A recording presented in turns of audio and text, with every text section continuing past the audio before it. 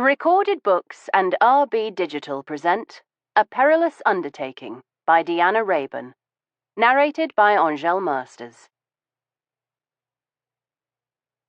I would earnestly warn you against trying to find out the reason for and explanation of everything. To try and find out the reason for everything is very dangerous and leads to nothing but disappointment and dissatisfaction, unsettling your mind and, in the end, making you miserable. Queen Victoria to her granddaughter, Princess Victoria of Hesse, 22nd August, 1883. Chapter 1. London, September 1887. For the love of all that is holy, Veronica, the object is to maim or kill, not tickle, Stoker informed me, clipping the words sharply as he handed me a knife. Do it again. I suppressed a sigh and took the knife, grasping it lightly as I had been taught. I faced the target, staring it down as if it were an approaching lion. You are thinking too much. Stoker folded his arms over the breadth of his chest and looked down his nose at me. The entire purpose of this exercise is to train you to react, not to think. When your life is in danger, your body must know what to do, because there is no time for your mind to engage. I turned to face him, not lowering the blade.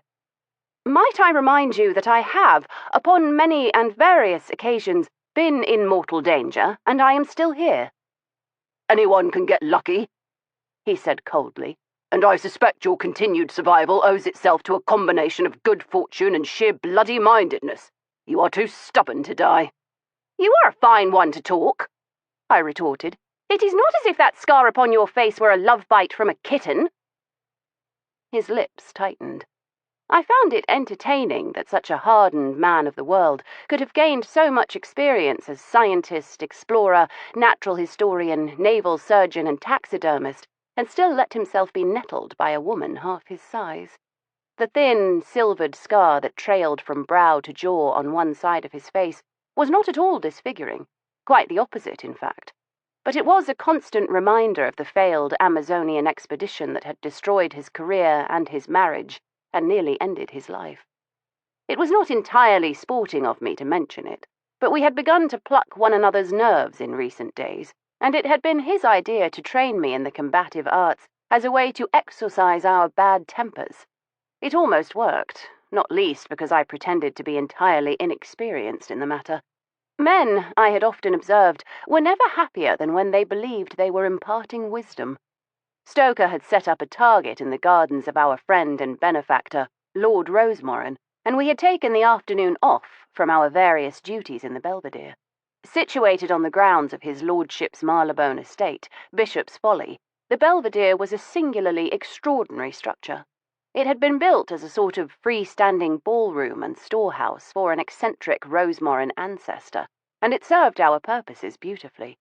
The Rosemorans were tireless collectors, and had stuffed their London mansion, Scottish shooting box, and Cornish country seat clear to the rafters with treasures of every description. Art, artefacts, natural history specimens, mementos, all of them had found their way into the grasping, aristocratic hands of the Rosemorans. After 4 generations of acquisition, the present Earl had decided the time had come to assemble a formal and permanent exhibition, and Stoker and I had been given the task of establishing the museum. The fact that we were somewhat qualified to undertake such a feat, and recently homeless as well as in need of employment, had spurred the Earl to make the thing official. The first order of business ought to have been a thorough inventory of all the Rosemorans had acquired. It would be tiresome, back-breaking, tedious work, but necessary. Before the first display cabinet was built, before the first exhibit could be sketched or the first tag penned, we must have a complete accounting of what we had to work with. So, naturally, we planned a trip instead. We had spent all of July and August of that year charting an expedition to the South Pacific, poring over maps and happily debating the relative merits of each location with regard to my interest in butterflies, and Stoker's rather less elevated interest in shooting things.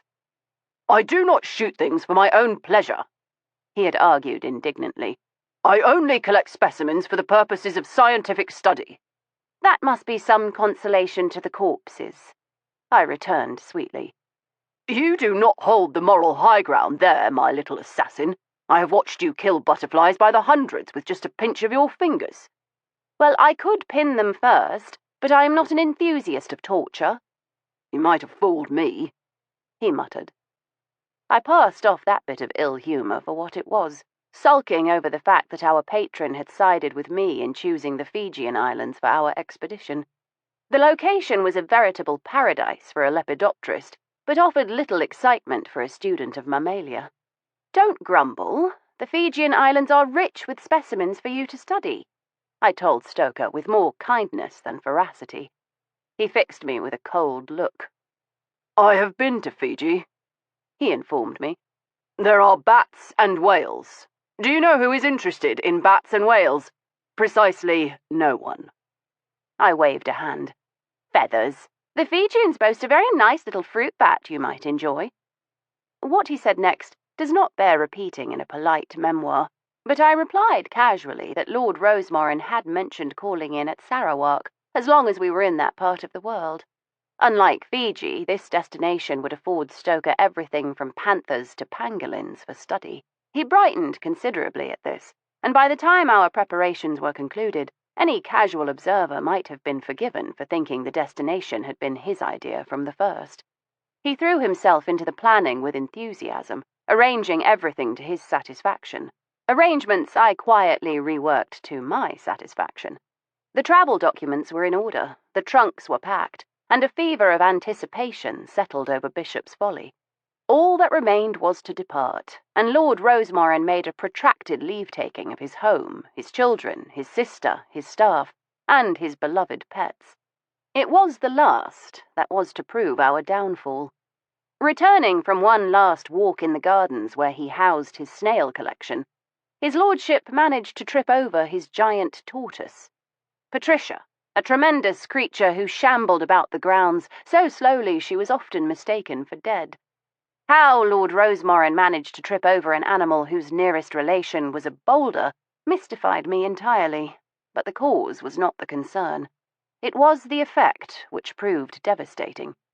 His lordship sustained a compound fracture of the thigh, a painful and thoroughly disgusting injury which Stoker assured me would take many months to heal. His experience as a naval surgeon's mate had qualified him to take one look at the protruding bone and turn to me with instructions to see to the unpacking. The Rosemoran Speedwell Templeton Vane expedition was officially cancelled. Whilst Stoker was extremely useful in a crisis, his medical expertise was soon usurped by that of his lordship's own physicians, and we were left cooling our heels in the Belvedere, sniping at one another in our frustration. We had each of us hoped to be shipboard once more, sea breezes blowing away the stultifying air of England as tropical climes beckoned with balmy winds and star-blazoned skies. Instead, we were cooped up like hapless chickens nesting on our disappointed hopes. Even the opportunity to clear out the Belvedere did not entirely restore our good humour, although I should point out that Stoker's fit of pique lasted far longer than mine. But then, in my experience, gentlemen are champion sulkers, so long as one doesn't call the behaviour by that name. It was in such a state of heightened irritation that he, mindful of our previous perilous encounters, took it upon himself to instruct me in the defensive arts. "Splendid idea," I had replied enthusiastically. "What shall we shoot?" "I am not giving you a firearm," he told me in a tone of flat refusal. "I do not like them. They are noisy, unreliable, and can be taken away and used against you." "So can a knife," I grumbled. He pretended not to hear as he extracted the blade he regularly carried in his boot. He erected a target, an old tailor's dummy unearthed from the Belvedere, and set about teaching me with maddening condescension how to murder it. "It is one smooth motion, Veronica," he said for the 100th time. "Keep your wrist straight, and think of the knife as an extension of your arm." "That is a singularly useless piece of instruction," I informed him, affecting a casual air as the knife bounced off the dummy's groin and flopped to the grass. Stoker retrieved it. "Try again," he ordered. I threw again, skimming the dummy's head as Stoker explained the desirability of various targets. The neck is nice and soft, but also narrow and unreliable. If you really want to hinder a man, throw for his thigh. A good hit to the meat of his leg will slow him down, and if you happen to nick the femoral artery, you will stop him for good. You could try for the stomach, but if he is a stout fellow, it will merely lodge in his fat and make him angry. He proceeded to lecture me for the next hour, about what I cannot say, for as I flung the knife with varying degrees of effort and success, I had leisure to be alone with my own thoughts. "Veronica," he said at last, as the knife sailed past the dummy altogether. "What the bollocking hell was that?" He fetched the knife and handed it back, suddenly blushing furiously. The cause of Stoker's distress was the unexpected appearance of his lordship's sister, Lady Cordelia Beauclair. I turned and waved the knife at her. "Forgive his language, Lady C. Stoker is in a terrible fuss. He has been sulking ever since his lordship broke his leg. How is the patient today?" Mindful of Stoker's baleful glance, I lowered the knife with exaggerated care. "A trifle feverish, but the doctor says he has the constitution of an ox, although you would never know it to look at him," she said with a smile. That much was true. His lordship resembled a librarian in the latter stages of anemia, pale and stooped from too many years poring over his books. But blood will tell, and Beauclair blood was hearty stuff. Lady C always looked the picture of health, from her English rose complexion to her slender figure. But as I assessed her, I noted an unaccustomed furrow to her brow, and her usually pink cheeks seemed lacking in colour. "You must be working yourself to death taking care of him as well as the house," I observed. She shook her head. "Things are a bit at 6s and 7s, she admitted. "The doctor has ordered trained nurses in to tend his lordship, and I am afraid Mrs. Bascom doesn't care for the extra work of looking after them." I was not surprised. His lordship's housekeeper put me in mind of unripe quinces, plump and sour. Lady C went on. "And of course it's time to pack the boys up for school, and the girls have a new governess to settle in." "For the moment," Stoker murmured. The Beauclair girls had a habit of driving away hapless governesses with well-timed hysterics or the odd spider in the bed. I rather thought it a pity that no one had told them about the efficacy of syrup of figs dribbled into the morning tea, but it was not my place to tutor them in misdemeanours. Lady Cordelia smiled her gentle smile. "For the moment," she agreed. "But everything seems in hand this afternoon, so much so that I have decided to pay a visit to the Curiosity Club." My ears pricked up. Known formally as the Hippolyta Club, it was an intriguing place, founded for the purposes of free discourse amongst accomplished ladies, without the strictures of society limiting their conversation. That might have been the raison d'être of the club, but like most high-minded institutions, it was entirely bound by its own set of Byzantine and impenetrable rules. Lady Cordelia had been admitted on the strength of a series of papers she had written on the subject of advanced mathematics, and it was good to see that her talents, frequently wasted in arguing with Mrs. Bascom about the grocer's bills, were once more carrying her into the circles where her intellect was most appreciated. Her own family thought of her as a sort of performer, conjuring numbers as a dancing bear waltzes to a tune. Her grave, calm eyes never belied the frustration she must have felt at being so frequently ignored or brushed aside, even by kindly and well-meaning hands. But I harboured outrage enough for both of us. Lady Cordelia gave me a benign look. "You have put on a brave face, but I know how disappointed you must be at not embarking upon the expedition," she began. "Not at all." I did not make a habit of lying, but it was not Lady C's fault the expedition had been beached, and she had never been anything other than gracious to me. I had sensed in her, if not a kindred spirit, at least a sympathetic one. "You lie very well," she said mildly. "But you are a world explorer, Miss Speedwell. I have heard you speak too eloquently of your travels not to understand how much you love the chase." "Well, perhaps," I temporized. She went on. I know you have much work to do here, but I thought you might like to visit the club, as my guest. A little change of scene to sweeten the mood," she added with a glance to Stoker. I pursed my lips. If you want to sweeten the mood, you would be far better placed taking him. But it is kind of you to offer. Yes, thank you. I would like to go. The little furrow between her brows smoothed, although if anything she seemed even less at ease than she had before I accepted. "Excellent. If you would like to collect your things, I will meet you in the drive." I blinked in surprise. Now? "Yes. I thought we could go for tea," she said. Her gaze drifted over my working costume. "Perhaps a change of attire?" she suggested gently. I glanced at the enormous canvas pinafore swathing me from collar to ankles.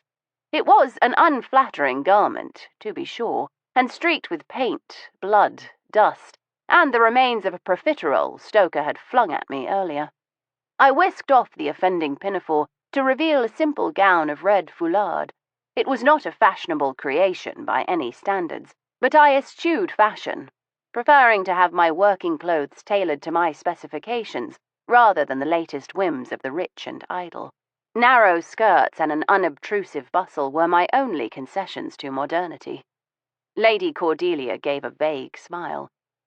"Very charming, I'm sure."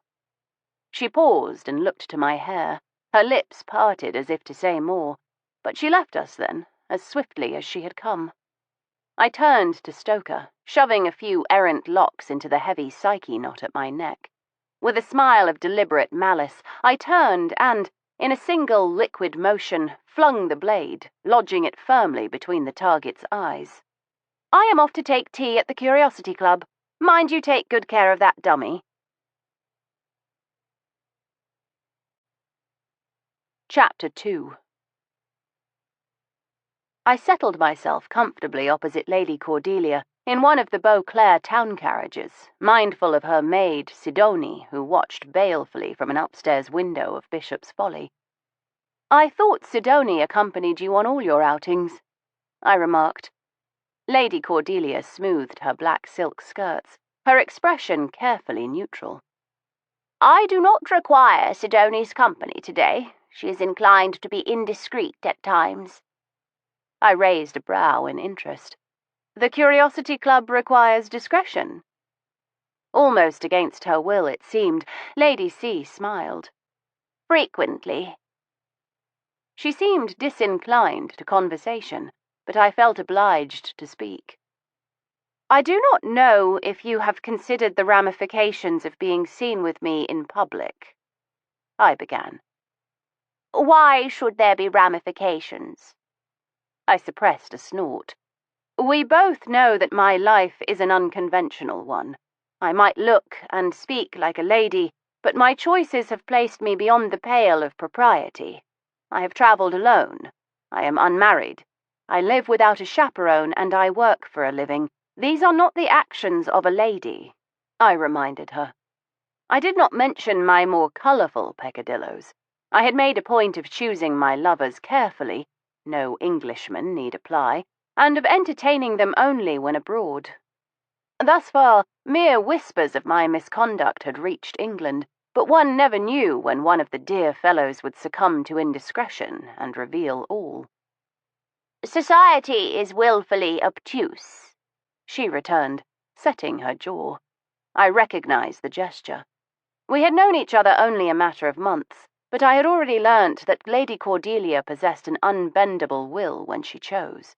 No doubt her elevated rank would protect her from the worst of the gossip. I settled myself more comfortably as the coachman manoeuvred his way through the darkening streets. A late summer storm had rolled in, blanketing the city with lowering cloud as sheets of rain began to fall, and when we reached the Curiosity Club, the windows glowed in welcome. It was an unassuming edifice, a tall and elegant house tucked in a row of other such buildings. It appeared to be a private residence, but just beneath the bell was a small scarlet plaque, bearing the name of the club and the legend Alice volat propiis. "She flies with her own wings," I translated. Lady Cordelia smiled. Fitting, don't you think? Before she could put a hand to the door, it swung back to reveal a portress dressed in scarlet plush, her head wrapped in a shawl of gold silk. Lady Cordelia, said the young woman solemnly. She was of African descent, with the innately elegant posture I had observed so often upon my travels to that continent, but her speech was London born and bred. Good afternoon, Hetty. This is my guest, Miss Speedwell. Hetty inclined her head. Welcome to the Hippolyta Club, Miss Speedwell. She turned back to Lady Cordelia as a page hurried forward to take our damp cloaks. She opened a thick leather book and proffered a pen to Lady Cordelia. Florrie will have your things dried and brushed before you leave. Lady Sundridge is awaiting you in the smoking room. I gave Lady C an inquiring glance, but she shook her head swiftly.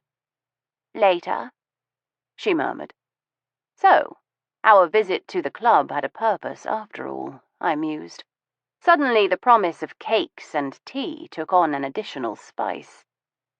The girl named Florrie whisked herself away with the brisk rustle of starched petticoats as Lady Cordelia took the pen and signed us in with a flourish. I glanced about, registering my first impression of the club. It was smaller than I had expected, intimate, and decorated with a restraint I found relaxing.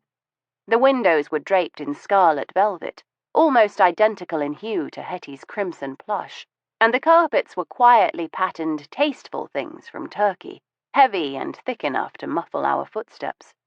The walls were closely hung with photographs and maps, charts and memorabilia, all celebrating the accomplishments of the members. The club was fitted with gas, but a quick glimpse through the arched doorway into a large parlour revealed a fireplace in which logs were merrily crackling away. I heard the muted buzz of female conversation, punctuated here and there by excited remarks or unrestrained laughter, and I tipped my head at the sound of it. Debate and lively discourse are encouraged at the Curiosity Club, Hetty told me with a smile. But in contrast to the warmth of Hetty's welcome, Lady Cordelia's mood seemed to have shifted. By the time she had guided me upstairs to the closed door bearing the inscription "Smoking Room," her usual calm had faltered, and the furrow had etched itself again between her brows. She tapped lightly, darting me an anxious look before the reply sounded, swift and peremptory. Come. Lady C opened the door upon a smallish, handsome room furnished in the same style as the hall downstairs. Framed maps hung upon the walls, books lined the shelves, and a table beneath the windows held celestial and terrestrial globes, interspersed with a selection of potted orchids. A few comfortable leather chairs, like those in gentlemen's clubs, had been installed, and one of these was occupied by a lady dressed in subdued but extremely expensive fashion. She rose slowly as we advanced, giving me a look of frank assessment. Lady C made the introductions. Lady Sundridge, may I present Miss Speedwell? Veronica, this is Lady Sundridge. For a long moment, Lady Sundridge said nothing. She merely stood in a state of composed stillness, like a figure in a tableau. But while her body was immobile, her gaze was rapacious, darting from my face to my hands and back again, as if searching for something. As my social superior, she held the advantage. It fell to her to acknowledge me, and as long as she was content to play the mute, so was I. I returned her stare coolly, noting her fine-boned face and a tall, slender frame that she carried to elegant effect. Her hands were loaded with jewels, the facets shimmering ceaselessly in the shifting firelight. She spoke at last. I know the hour dictates tea, but I had in mind something more bracing. She indicated a low table before the fire. There stood a bowl of hot punch, heavily infused with rum and spices, and I took the glass she offered. She watched me as I swallowed, nodding in approval. You are not shy of spirits. I am not shy of most things, Lady Sundridge. The beautiful eyes widened for an instant. I am glad to hear it. I asked Lady Cordelia to bring you to the club, so that I might have the pleasure of making your acquaintance.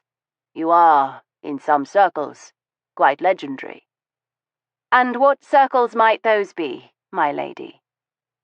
If my forthright approach surprised her, she mastered it swiftly. She gave a dismissive little shrug. "Lepidoptery, of course. I know you trade in butterflies and publish papers very quietly, but it is not difficult to pierce the veil of anonymity if one is determined." "And why should you be determined? Are you a collector?" She gave a low, throaty laugh. "Of many things, Miss Speedwell, but not butterflies, alas." "But of people, I imagine." She spread her hands. "You astonish me. You are taking my measure," she added.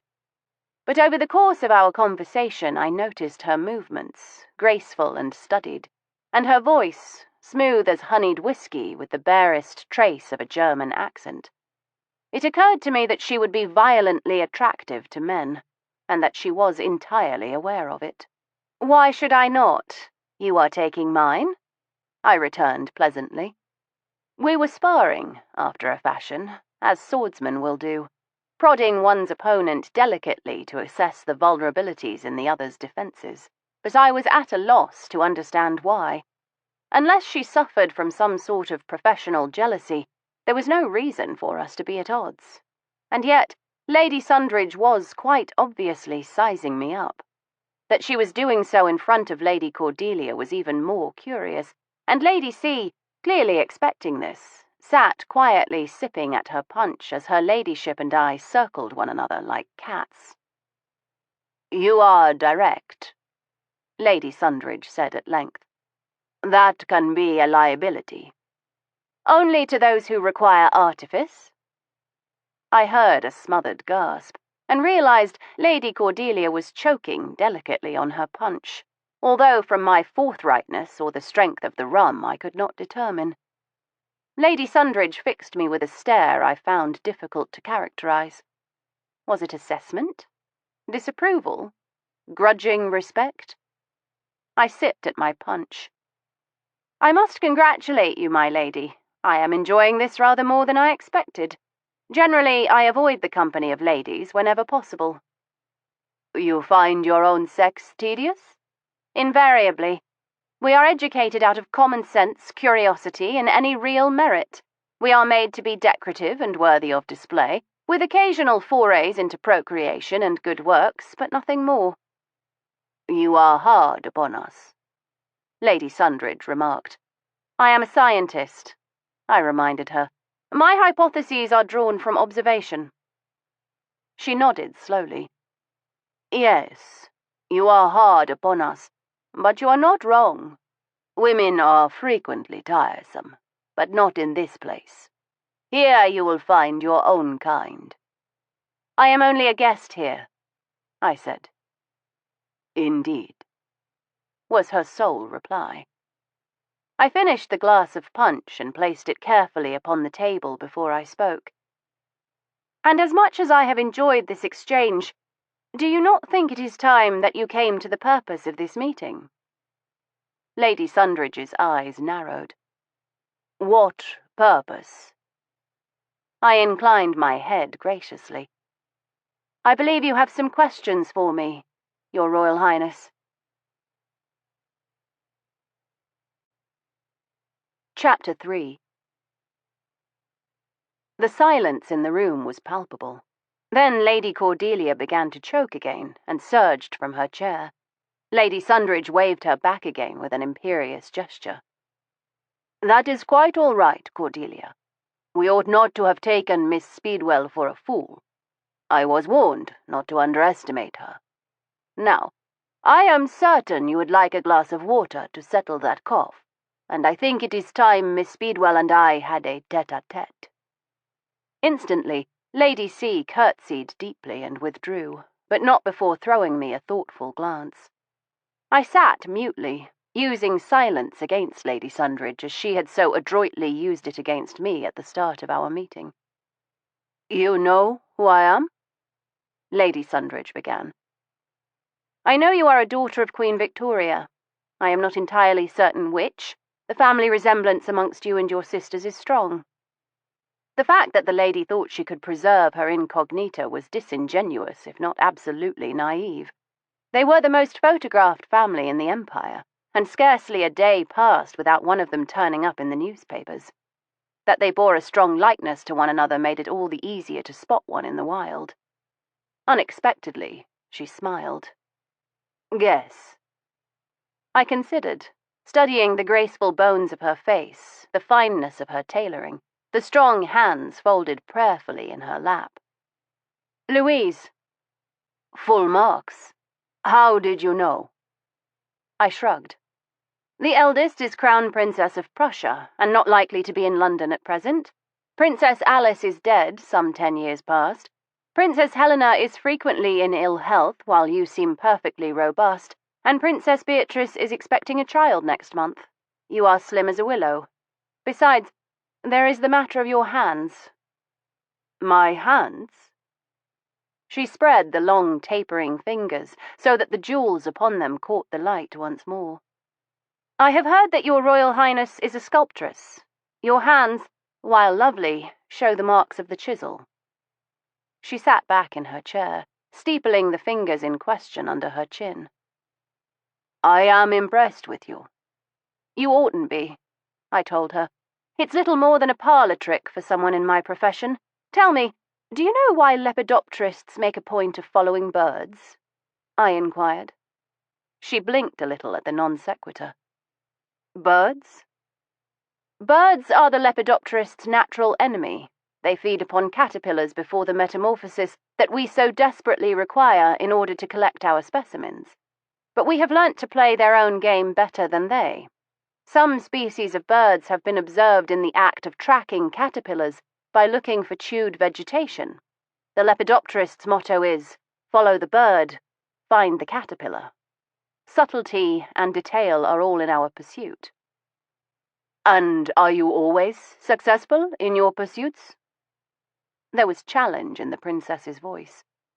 "Only a fool would claim perfect success, but I am better than most." "I am depending upon that," she said slowly.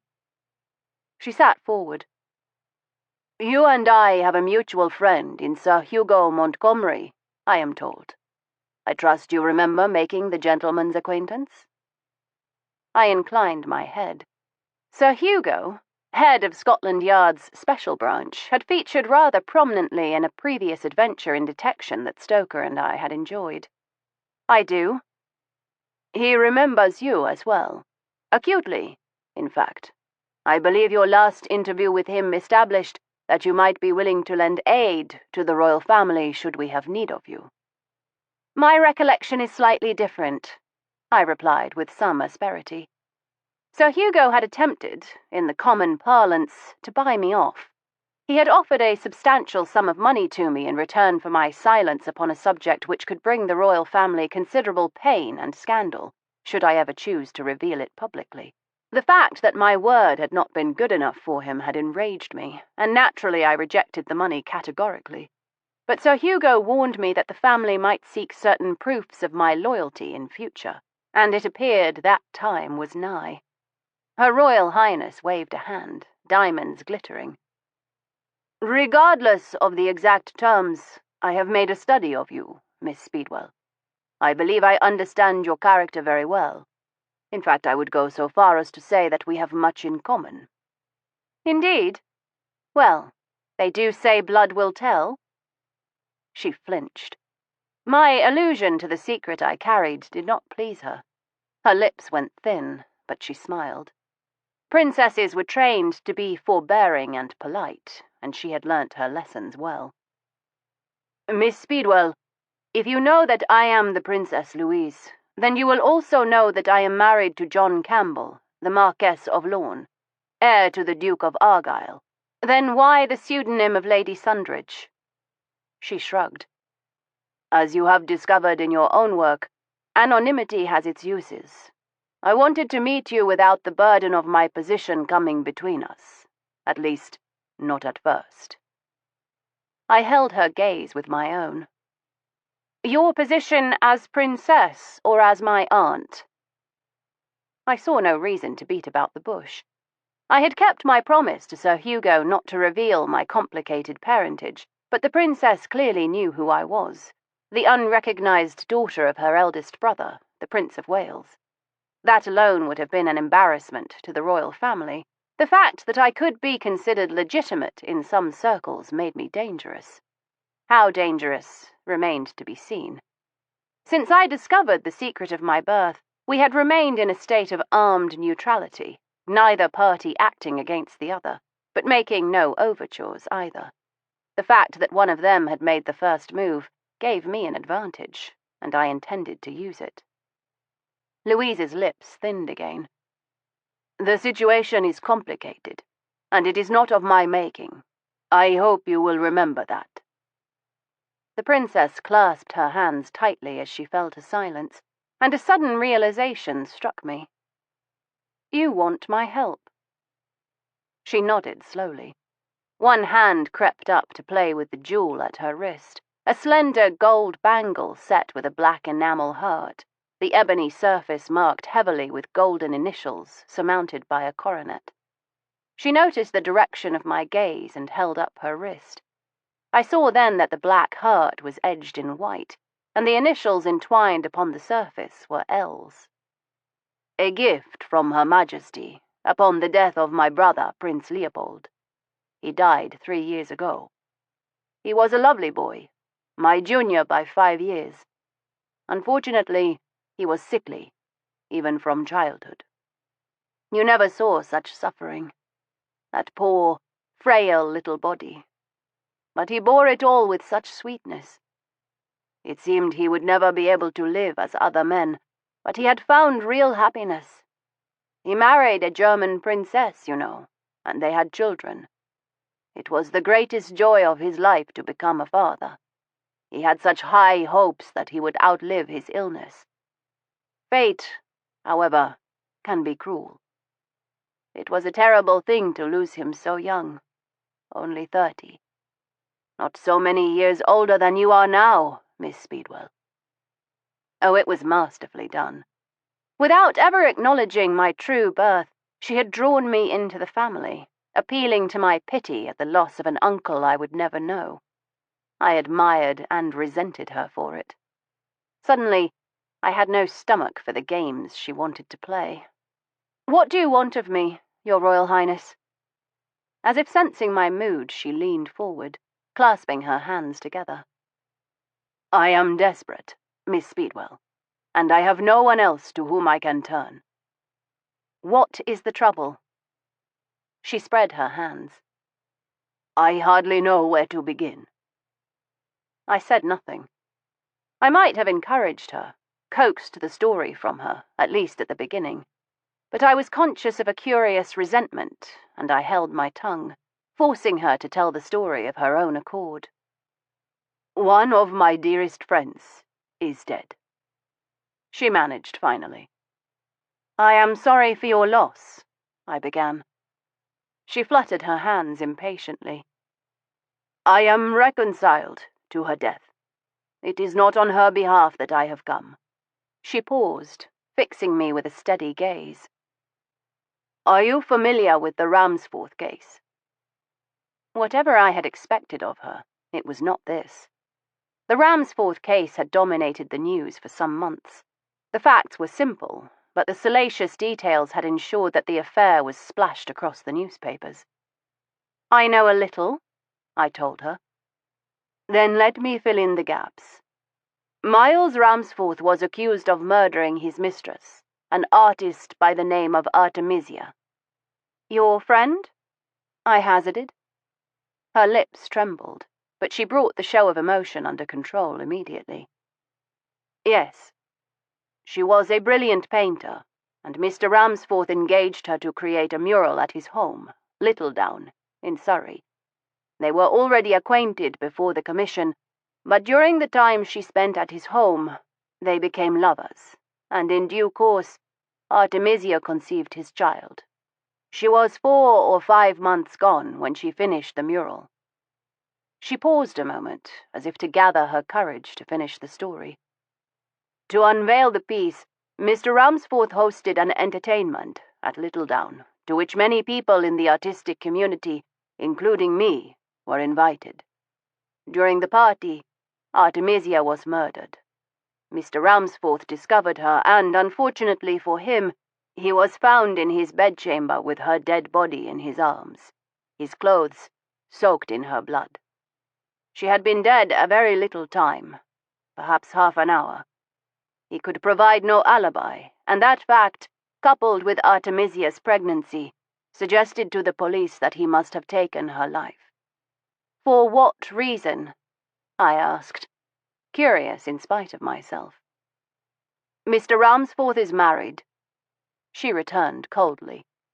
The police believe he wanted to rid himself of her and her child before his wife discovered the state of affairs. His defense was naturally hampered by his inability to explain his whereabouts during the time of the murder, and he was found guilty and sentenced to death. He will hang next week. I pursed my lips. An intriguing tale, to be certain, Your Royal Highness, but I fail to see what part I am to play. Miles Ramsforth did not murder Artemisia, she burst out, her iron control deserting her. She twisted her fingers together, the diamonds cutting into her flesh. How do you know? I cannot say, she replied, with a mulish set to her mouth. Lives would be ruined if I came forward. What is that against a man's very existence? I asked. I will not be the subject of impertinent questions, Miss Speedwell, she told me. I am the best judge of what must be done. And what must be done? You must find the murderer. I gaped at her, wondering for one moment which of us had gone mad. You cannot be serious. I am. A man's life, an innocent man's life, rests in your hands. It most certainly does not, I returned stoutly. If he has an alibi, let him explain himself. If he is truly innocent, then whatever horrors the truth will unleash, they cannot be worse than his death. You would not say that if you knew, she told me, sudden tears filling her eyes. I might have stood then and taken my leave of her, walking out of that room and her life as easily as I had come. I might have forgot what she asked of me and never thought of her again. But for those tears, her training, her royal blood, her position, all had failed her, and in that moment she was merely a woman who suffered. She stood on the edge of some unnameable abyss, and that I could understand. I had seen the abyss myself. Then tell me, I urged. I cannot, she said, shaking her head. Miss Speedwell, I know I have gone about this quite badly, but you must understand. I want justice for them both. Artemisia was my friend, as is Miles. She was no encumbrance to him. He loved her. But he would go to his grave rather than speak the truth and ruin more lives, and I must honor that. Can you not see the nobility in his sacrifice? I see the stupidity in it, I said, but my resolve was weakening. She must have sensed it, for she leaned forward suddenly, covering my hands with her own. They were strong, those sculptress's hands, and warm too. And as I stared down at them, I realized that for the first time within my memory, I was being touched by a woman of my own blood. I realized, too, that she understood exactly what she was doing, and that she meant to play upon my isolation, my otherness. They would never accept me as one of them, but she would dangle the possibility in front of me, as enticing as a lure to a rising carp, and possibly as fatal. Miss Speedwell, Veronica, she said softly, please do this for me. I have no right to command, so I beg instead. Sir Hugo will not listen to me. He knows the investigation was badly handled.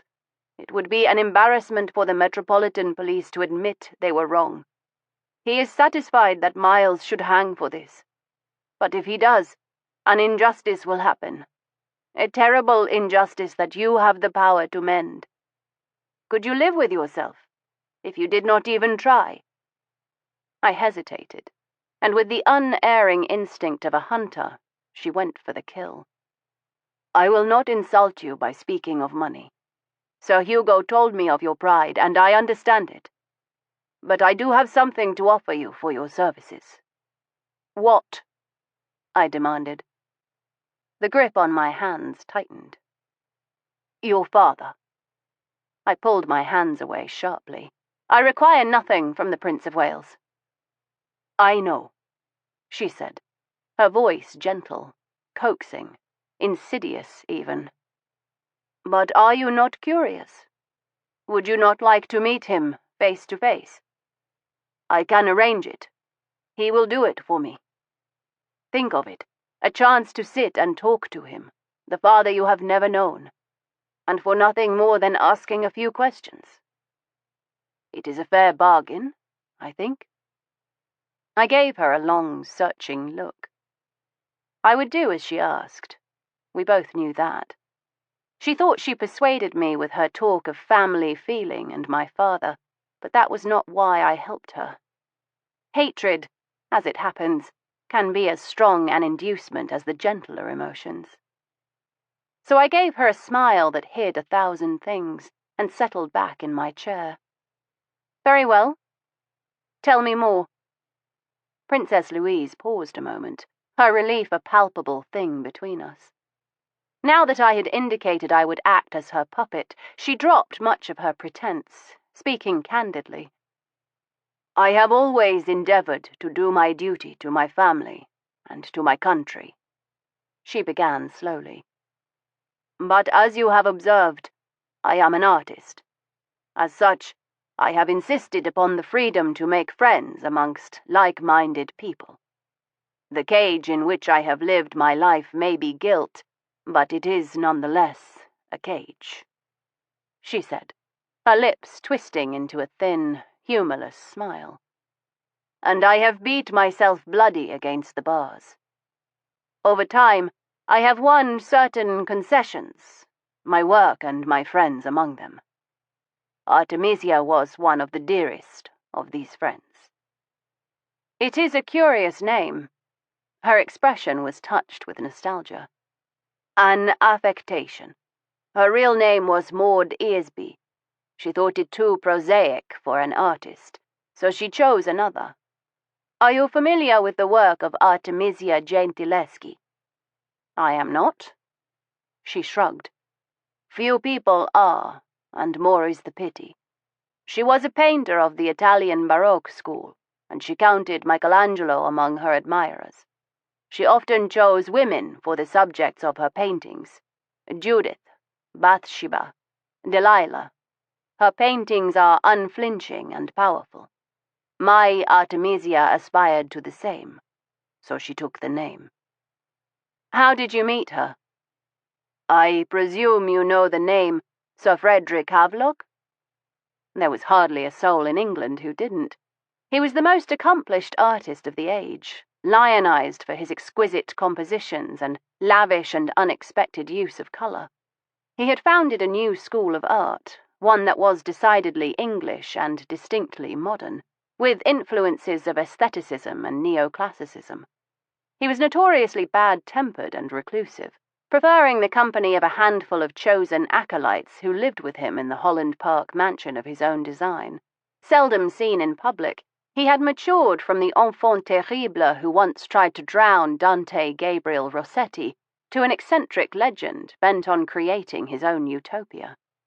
"He is almost as famous as your mother," I remarked rudely. Princess Louise overlooked the comment and went on. "Artemisia was one of Sir Frederick's protégés. She lived at Havelock House, and she met Miles Ramsforth at one of Sir Frederick's entertainments. The gentlemen are brothers-in-law, and Miles has always relied upon Sir Frederick to provide him with introductions to artists to whom he might offer patronage." "How exactly are the gentlemen connected?" Sir Frederick was married to Augusta Troyan, who died some years ago. Miles is married to her younger sister, Attilie. They are still quite close to Sir Frederick, even after Augusta Havelock's death. And it is because of his marriage to this Attilie that the police believe Miles was driven to kill Artemisia. She waved an impatient hand. And that is where they have the wrong of it. Attilie and Miles have a very sensible arrangement. Theirs is a friendship, a partnership of sorts. They married because Miles had an estate falling down about his ears and a bloodline that stretches back 800 years. Attilie brought him a biscuit manufacturing fortune that her uncle made. They have used her money and his connections to rebuild Littledown and travel the world, collecting art and antiquities.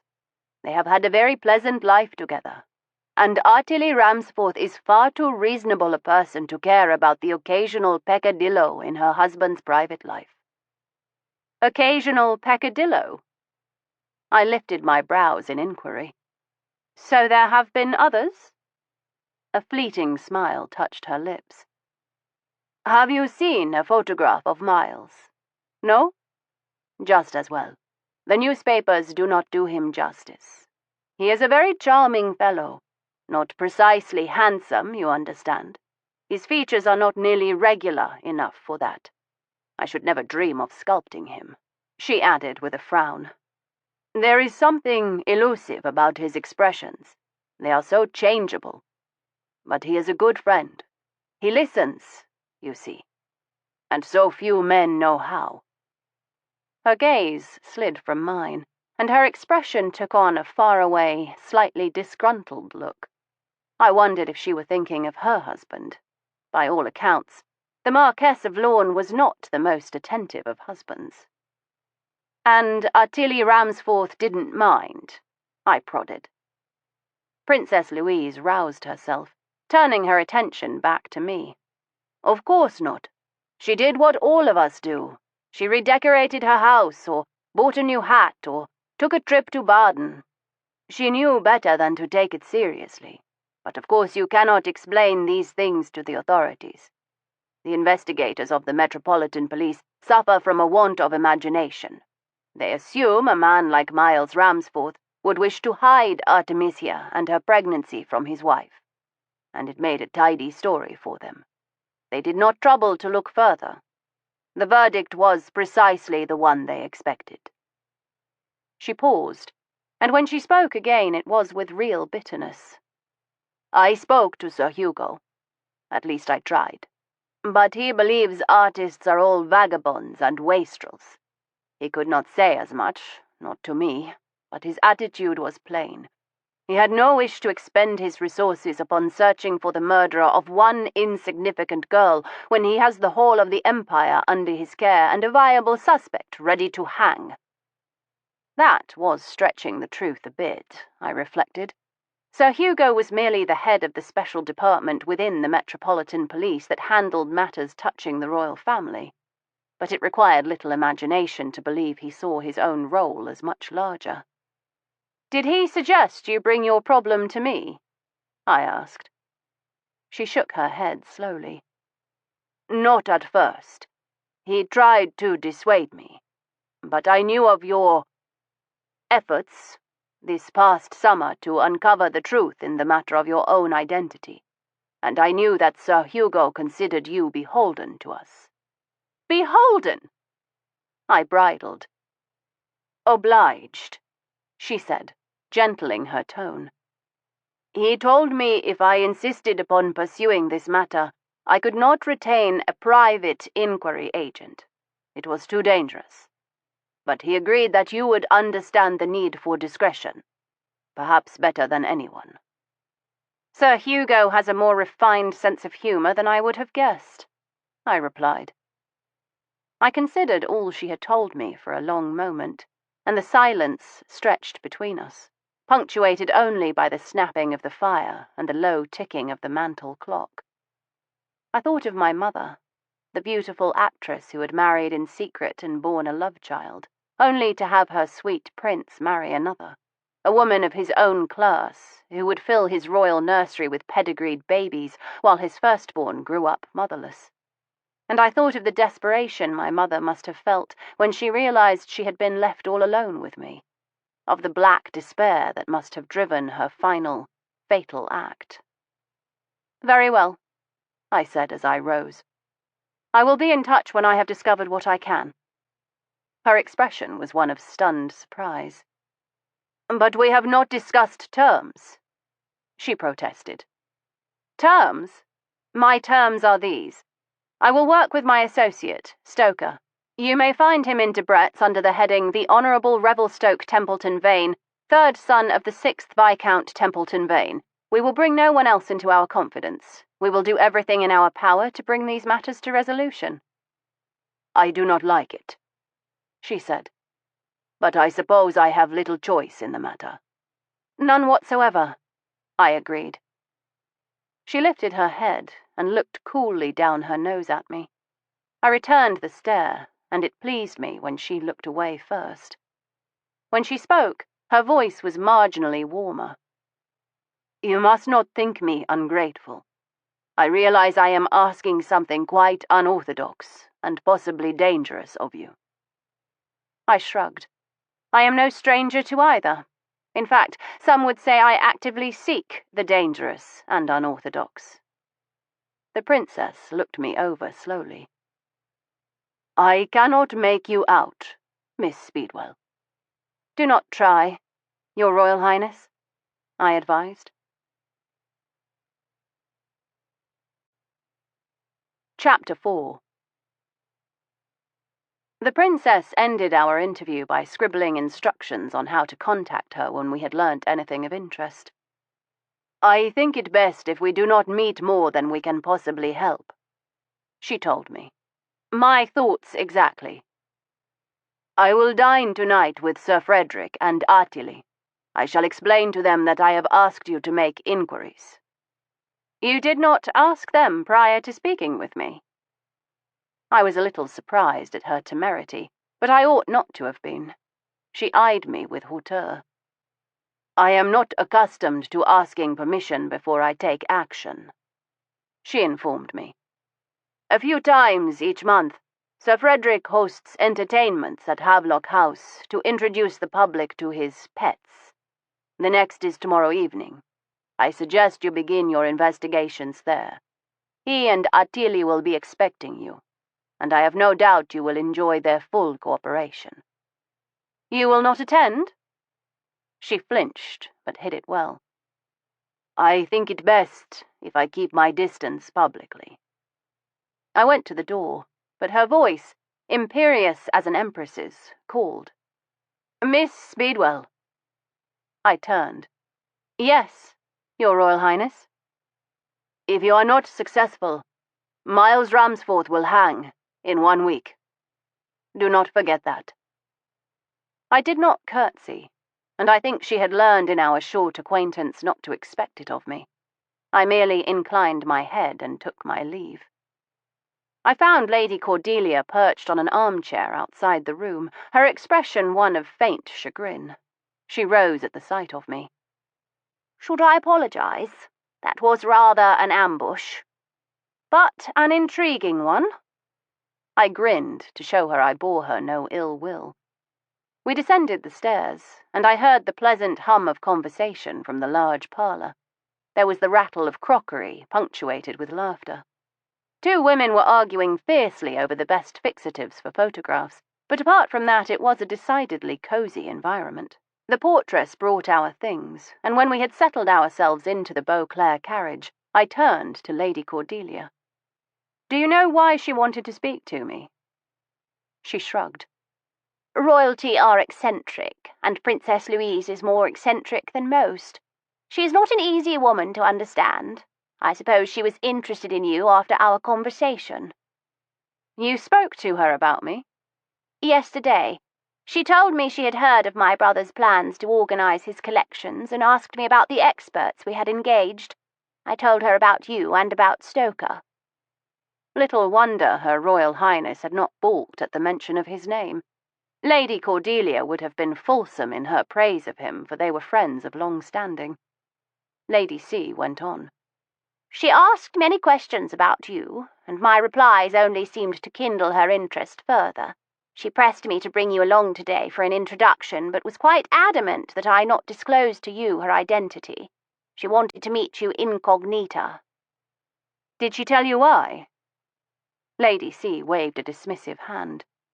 She often moves anonymously amongst her artist friends, a pointless affectation, really. Everyone ends up discovering who she is in the end, and those who don't, well, if she isn't treated with deference, she can be quite peremptory.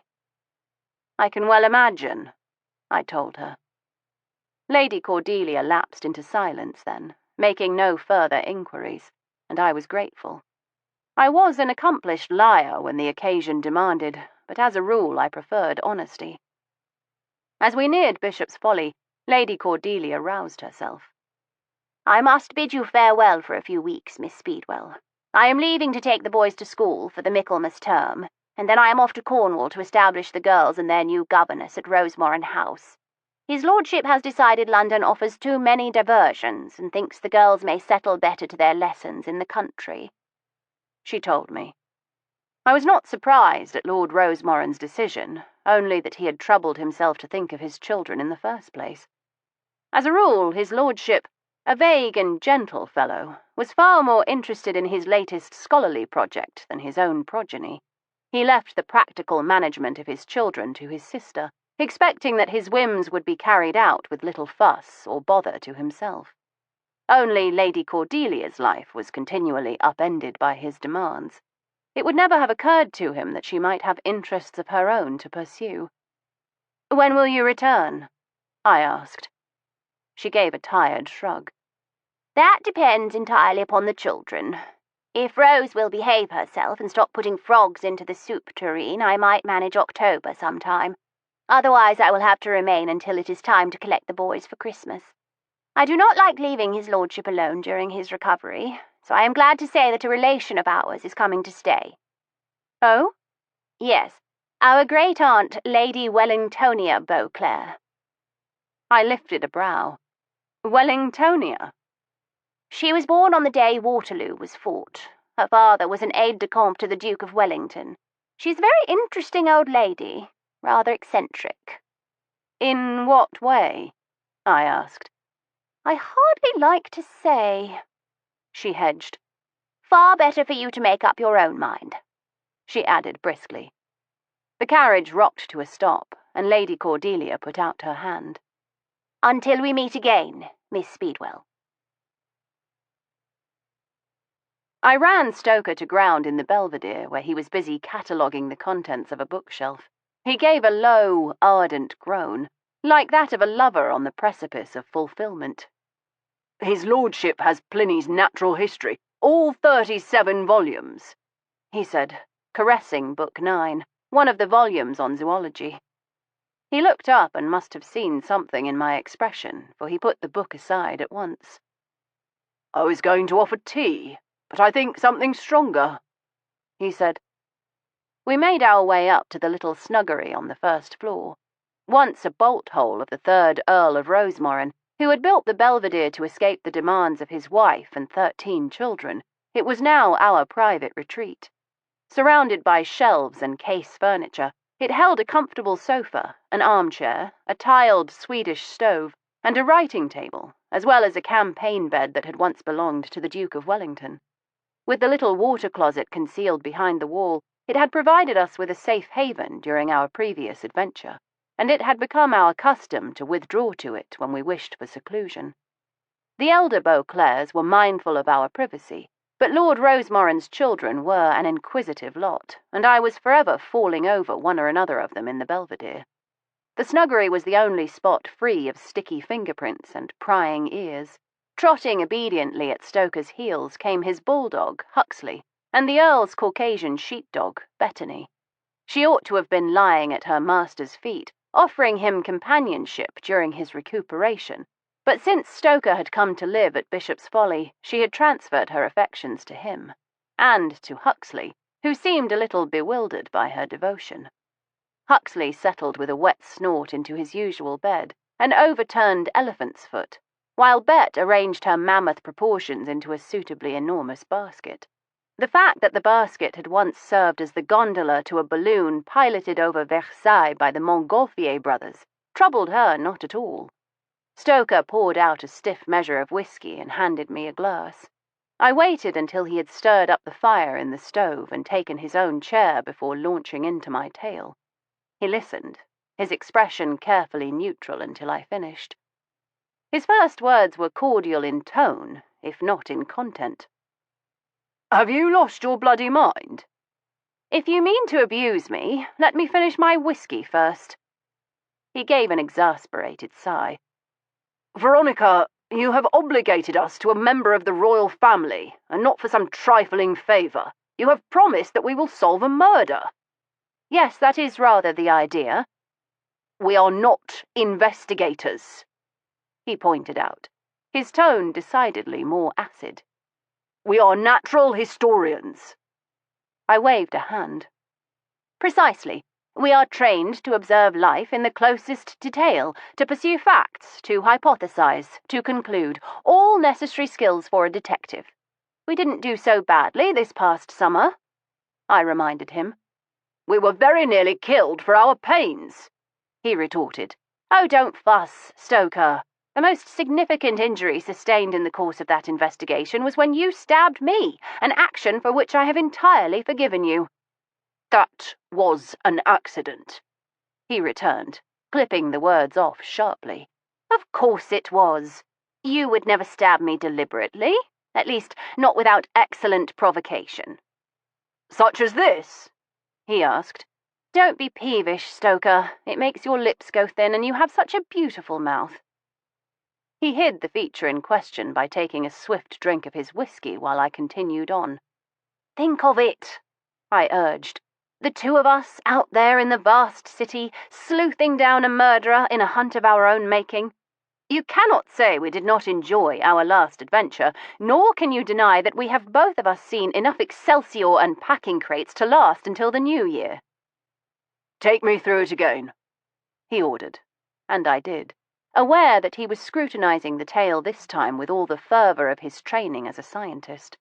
He closed his eyes and thrust his hands into his hair, tumbling the long dark locks through his fingers as he listened. When I finished, he shook his head, dropping his hands and reaching once more for his whiskey. I do not like it. Well, murder is generally regarded as disagreeable, I replied. I mean the whole affair.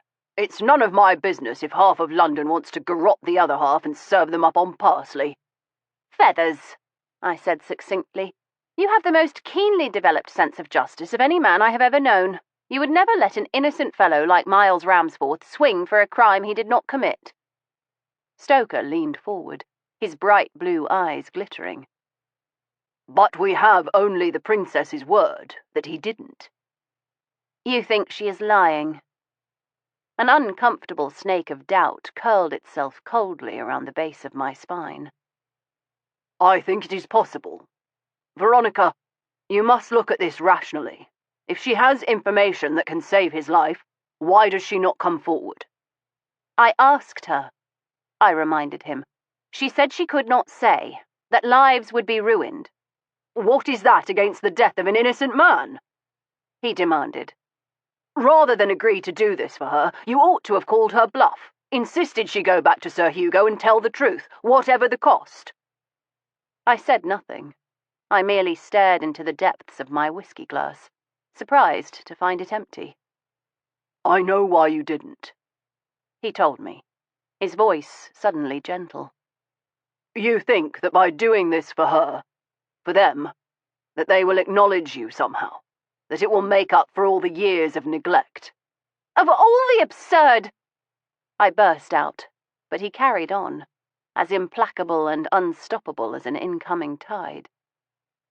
I understand that you believe you have something to prove to them, but you don't. You are worth 1,000 of them, Veronica, but they will never see it. If you set yourself up as their lackey because you want their approbation, it will not stop. This is a game you cannot win, so do not play it. Walk away now, before they've got under your skin," he warned. "Like your family have yours?" I shot back. I had not meant to say it, but once the words were there, hanging in the air between us like pieces of rotten fruit, I could not take back the stink of them. "What do you mean?" His voice was even and calm, and that is how I knew he was truly angry.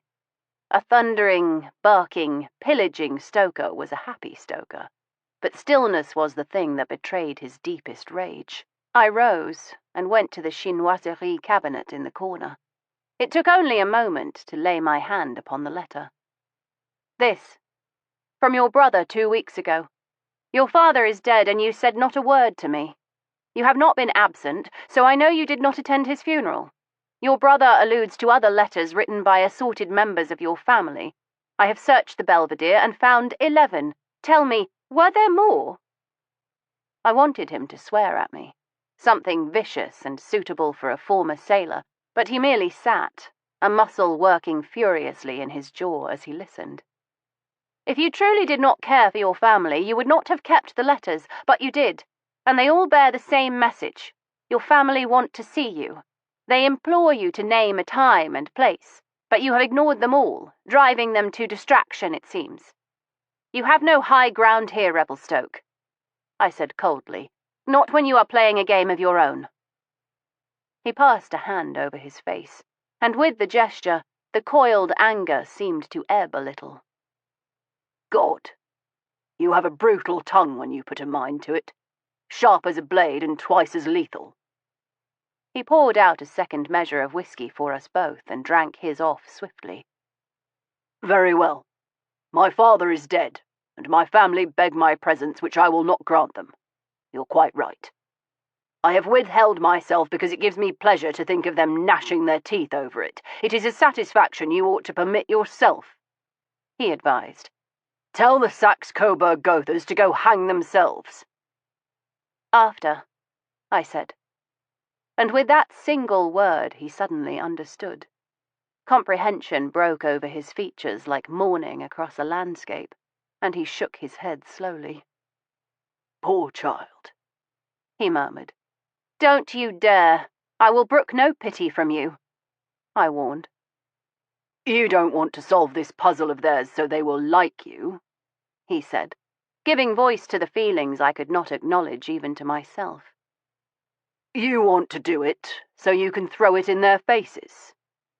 I drained my own whiskey, taking courage from the burn of it. "Something like that," I admitted finally. He considered this a long moment, then shrugged. "As good a motive as any. Besides, if you save a man's life and tell your family to go to the devil, it might improve that temper of yours. Don't think I haven't noticed the freight of anger you have been hauling about, and I understand it better than anyone. You have been in a foul mood ever since we discovered the truth about your parentage." "I have not. Besides, you only knew me for a few days before we learned the truth. How do you know what I am like? This might be my usual temper." He grinned, then settled to the particulars of our investigation.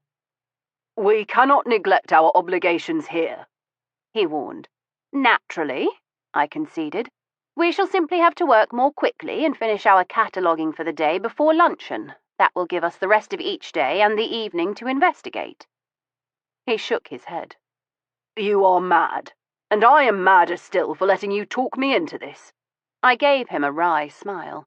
"We will be like Arcadia Brown and her faithful sidekick Garvin," I said, invoking our favourite literary detective.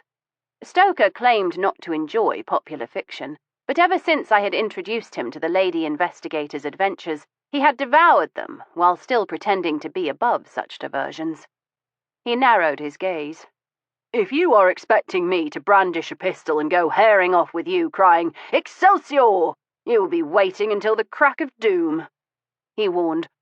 "I am only doing this because I know there is no point in attempting to talk you out of it, and you will need someone to watch your back with a murderer on the loose."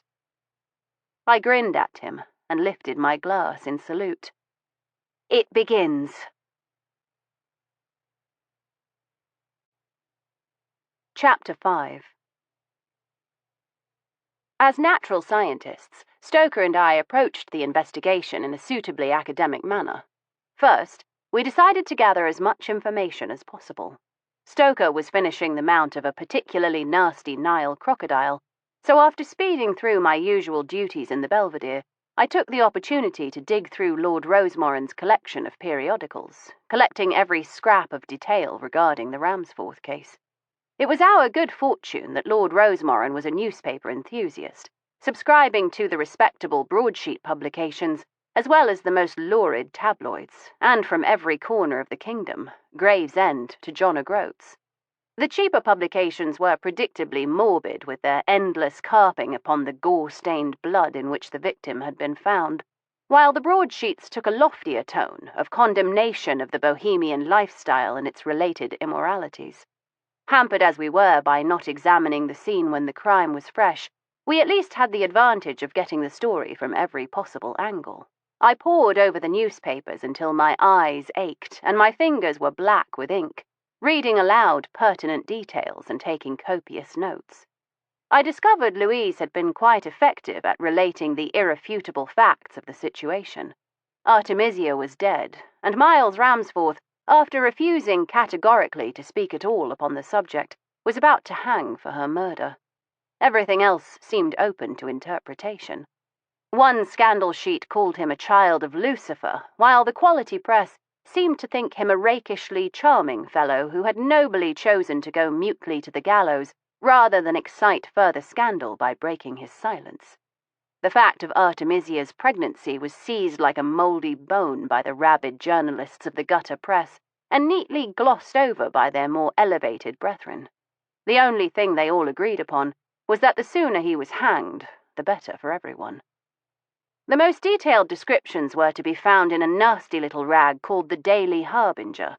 They had created a special issue with elaborate colour illustrations of the murder scene, and I waved it at Stoker. "Here is an excellent illustration of Miles Ramsforth. He looks quite respectable in the broadsheets, but the Harbinger makes him look utterly villainous. Still, I think he is rather handsome, or would be if it were not for that chin." Stoker came to look over my shoulder. "Weak," he agreed. "No doubt the reason for his mutton chops." He stroked his own jaw, looking quite satisfied, as well he might. I had seldom seen a more firmly set bone on any man. I turned the page to find a gruesome illustration of the murder scene, Miles Ramsforth's bedchamber. It might have been an elegant room under other circumstances. It was lavishly furnished in old Tudor oak, from the linen fold panelling to the four-poster bed hung with layers of deep crimson bed curtains. I imagined when they were drawn, the bed itself would be very cosy, a warm scarlet womb, perfect for snuggling into on cold nights. I peered closer. "Look how frightful! They've even managed to match the blood to the bed curtains," I said with a shudder at the puddle below the scarlet hangings. The edges of the pool were irregular, and a quick examination of the article explained. "It says the murderer must have trod in the blood at some point." "The murderer must have been dripping in the stuff," Stoker pointed out, as he returned to carefully fit an eyeball into his crocodile. He launched into a technical explanation of the velocity of the blood pumping from arterial vessels versus that of venous vessels. "I was standing next to a fellow who lost half his head to a cannonball during the Alexandria bombardment," he finished helpfully. "Looked as if we'd all been bathing in gore." "Apparently that is how the police ruled out any other possible murderers," I said, returning to the article. "They inspected everyone's clothes and shoes, guests, staff. It says that Artily Ramsforth, who might otherwise have been suspected, wore unblemished white without a speck of blood anywhere upon her person. Only Miles Ramsforth was drenched in the stuff." "If he didn't do the deed himself, how does he account for that?" I tossed the paper aside. "He said he trod in the blood when he found the body, and claimed his clothes became soiled because he was so shocked upon discovering her that he lifted her up." "A flimsy bit of flummery," Stoker countered, and I agreed. "Apparently that is when he stopped talking to the police. He gave them an initial statement claiming his innocence, then nothing more. He would not even help his solicitors, except to say that if they could not save him without his help, he did not deserve to be saved. A curious line to take when one's life is at stake, Stoker put in.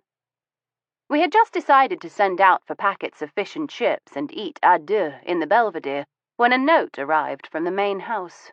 I opened it with begrimed fingers, cursing soundly as I read. What? Stoker demanded. I brandished the paper at him. Our presence is requested for a late supper. It seems Lady Wellingtonia has arrived earlier than expected and is quite eager to make my acquaintance. We are asked to come on the hour. Stoker glanced at the case clock and muttered something unprintable. We had scarcely a quarter of an hour to make ourselves presentable, but I always kept an extra frock close at hand, and a quick scrub in the water closet and a change into black silk effected a tremendous improvement. Stoker had no time to shave the whiskers that darkened his jaw, but he washed quickly and thrust his arms into an evening coat, snatching up a bit of discarded silk to fashion into a neckcloth as we hurried to the house. The dogs, accustomed to Stoker's habit of feeding them titbits from the table, scampered along behind us, charging off only at the last minute to chase a rabbit. The dinner gong was just sounding as we reached the drawing room, slightly out of breath and looking rather too bedraggled for a smart supper party. The room was quiet when we entered, the only sound the frantic chirps of Lady Cordelia's lovebirds from their cage in the corner. Thinking myself unobserved, I put my hand to my hair, tucking in an errant lock with a hairpin. Young woman, you look like a bacchante. Have you been getting up to mischief in the bushes? An elderly woman advanced from the shadows behind the birdcage. She came forward slowly, an ebony walking stick clutched in a gnarled hand, but I had the oddest sensation that she used it more to claim her territory than to support enfeebled legs. The question was clearly rhetorical, so I made no effort to answer it, merely standing with my hands still as she drew near, looking me up and down, running her gaze slowly from hem to head and back again. I took the opportunity to scrutinize her in return. She was taller than most of the Beauclairs, with a back that would have put a ramrod to shame for its straightness. She carried her chin high, and if age and a tendency to embonpoint had softened her features, it had not obscured her eyes. They were black and beautiful still, but as a hawk's are beautiful, watchful and unforgiving. The nose, too, was beakish, and the chin a trifle too sharp for handsomeness. She had clearly never been a beauty, but I could easily imagine her as a belle laide, demanding attention for her vitality alone. You have good posture, she said finally. That speaks to a sturdy constitution. Whoever brought you up knew what they were about. I was reared by my aunts, I told her, opting for the simpler, official version of the truth. One of them was kind, one was not. The one who was not fixed holly leaves to my collar to make me keep my chin up.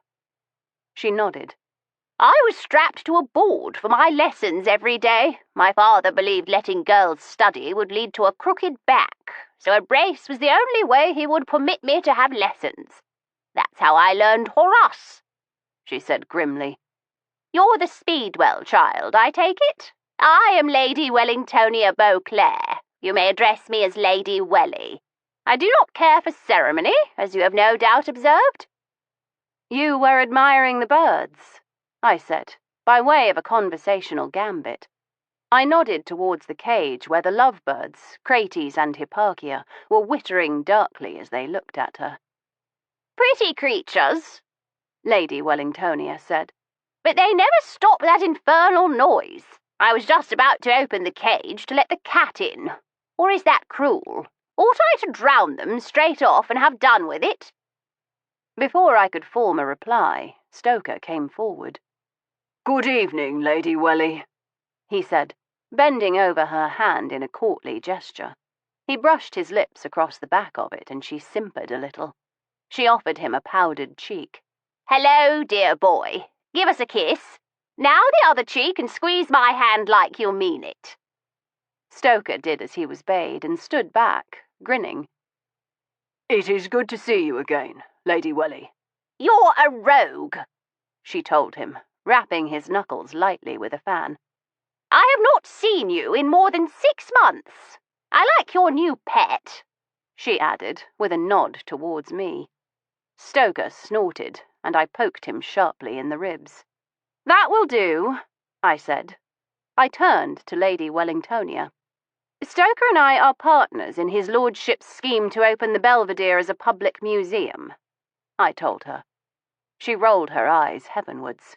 "A disgraceful notion. Who wants the public trampling through the gardens, leaving sweet papers and empty bottles and God only knows what other rubbish behind?" "You don't believe the public should have access to the accumulation of human knowledge? To the accomplishment of art and exploration?" A small smile played about her mouth. "You think the common man cares about such things? No, child. The common man cares about a full belly, warm feet, and a sound roof. But I like your idealism. It's charming, as long as you promise to lose it before you turn 30. A woman past 30 cannot afford ideals." "A cynical view, I think," I told her. She pulled a face. "Stoker, the child thinks me a cynic." Stoker gave her a bland look. "The child will think worse of you when she gets to know you." I gaped at the rudeness, but Lady Wellingtonia threw her head back and cackled. "We shall go into dinner now, because if I sit down in one of those ludicrous chairs, I might never get up again," she said, with a dark glance at the low armchairs. She turned to me. "In my day, chairs were not for comfort. They were to keep your bottom from touching the floor, and that is all. And be glad Cordelia is not here. She is a lovely girl, but she would swoon straight away if she heard me use the word bottom in polite company.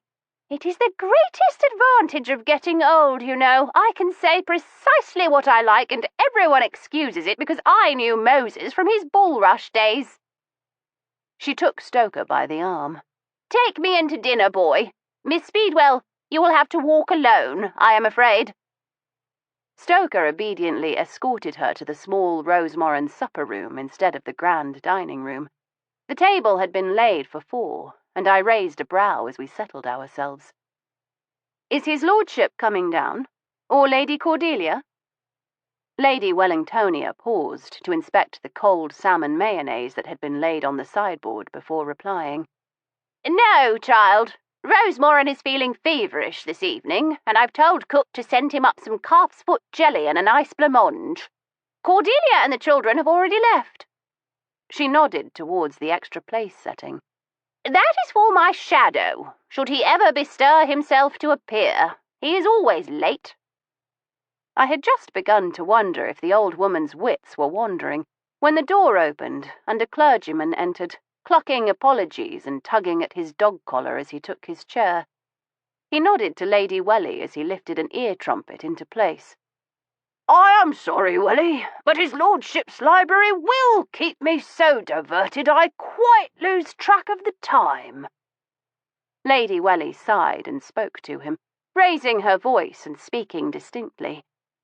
"Cecil, I have seen you lose track of time by comparing the length of your shoelaces. His lordship's library has nothing to do with it. You have no discipline." She chided, but there was a note of fondness in her voice. She waved her fork. "Introduce yourself to Miss Speedwell." The clergyman turned to me. "I am the Reverend Cecil Baring Ponsonby. Not a connection to the Bessborough Ponsonbys," he added firmly. I cudgelled my brain a moment before recalling that Ponsonby was the surname of the Earl of Bessborough's family, a clan noted for its eccentricity since the beginning of the century, when one of their young ladies became the mistress of Lord Byron and sent him her nether hairs in the post. "Cecil, you've been saying that since Lady Caroline Lamb was alive. No one cares," the lady told him firmly as she forked up a fresh bit of salmon. "Stoker, you remember Mr. Baring Ponsonby? He's still alive, as you can see." "Cecil," she called, raising her voice as he lifted his ear trumpet again. "This is Revelstoke Templeton Vane. You've met before, but you won't remember, so just nod to be polite. He's an honourable, you know, son of a viscount I never liked." The gentlemen exchanged cordial greetings, and Stoker turned to our hostess. "What brings you to Bishop's Folly this time, Lady Welly?" "We are supposed to be keeping Raybourn entertained, poor lad.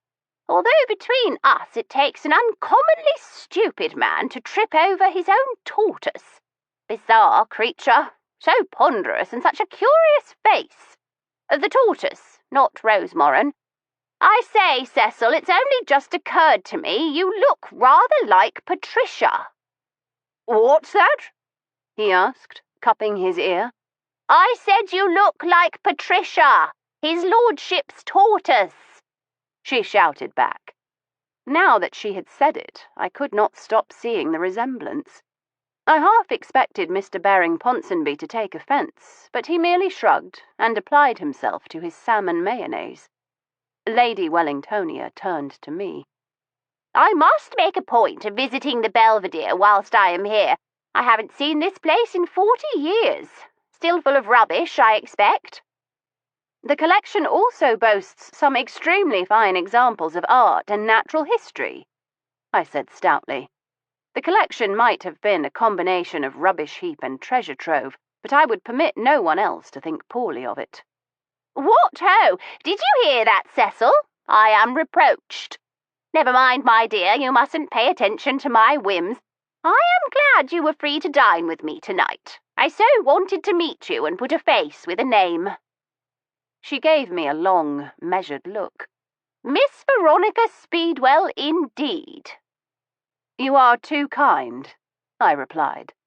She laughed, a great booming sound that seemed oddly incongruous coming from so elderly a person. "I am not kind. Ask anyone." "No, I imagine you are not. I was merely being polite," I told her. To my astonishment, she broke into a smile.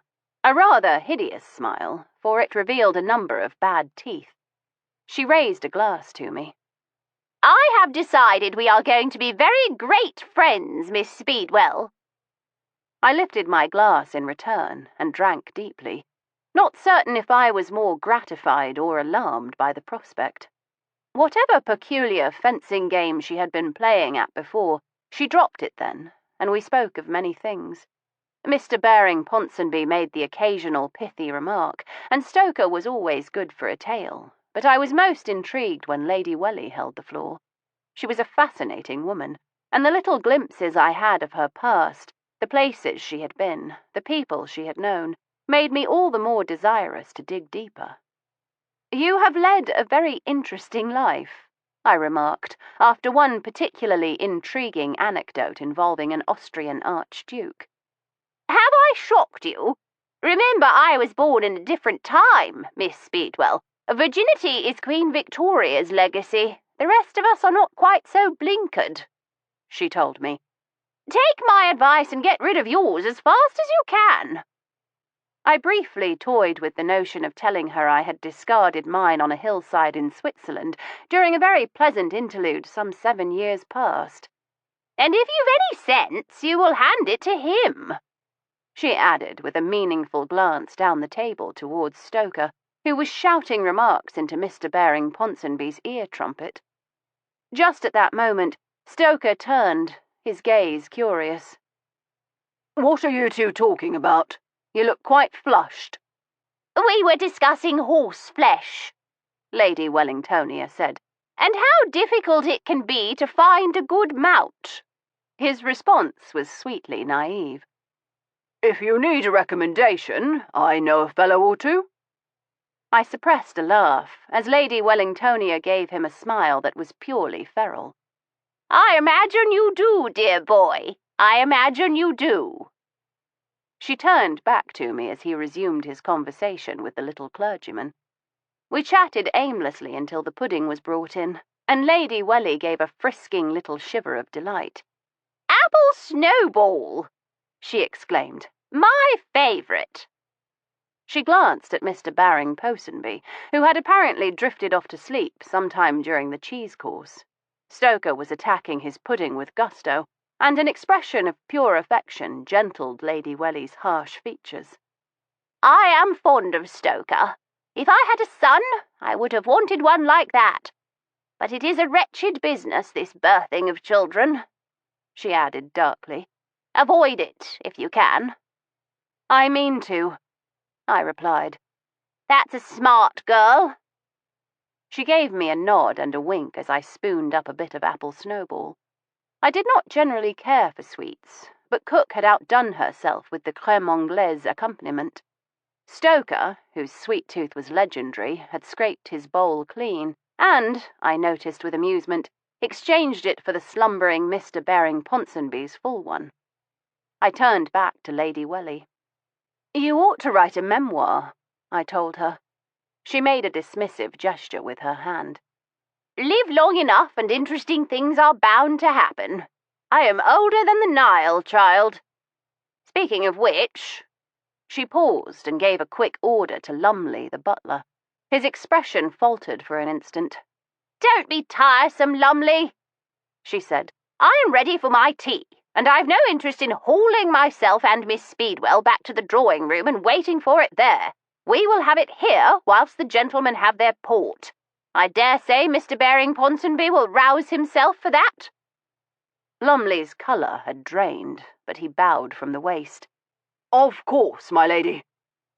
Lumley, like all superior servants, was a greater stickler for conformity than the family he served. To have Lady Wellingtonia chuck the tradition of ladies withdrawing after dinner must have shocked him as deeply as if we had all begun to disrobe and dance on the tabletop. But he was dutiful, and he appeared in due course with a decanter of port for the gentlemen and a tea service that I had never seen before. I caught my breath, and Lady Wellingtonia looked at me approvingly. "Thought you would like that. Wedgwood," she informed me, but it was no Wedgwood I had ever seen. Cast in a deep, dull crimson, the Rosso Antico set featured black scenes in stunning relief. And what scenes they were! Sphinxes alternated with stylized animals and great outspread wings in bands that circled each piece, the teapot crowned with a crocodile finial.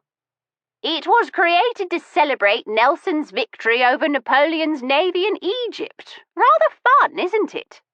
"It is splendid," I told her. We sipped at our tea, and she began to reminisce about the people she had known, never boasting, simply telling stories of the foibles that had amused her. I did not know what prompted me, but I found myself wondering if she might be useful in our current investigation. Mr. Baring Ponsonby had wakened with the introduction of the port, and he and Stoker were applying themselves to the judicious appreciation of his lordship's best tawny. "I wonder, Lady Wellingtonia, if you ever had occasion to meet with Sir Frederick Havelock?" "Freddie! I haven't seen him in years," she said, with a faraway look in her eye.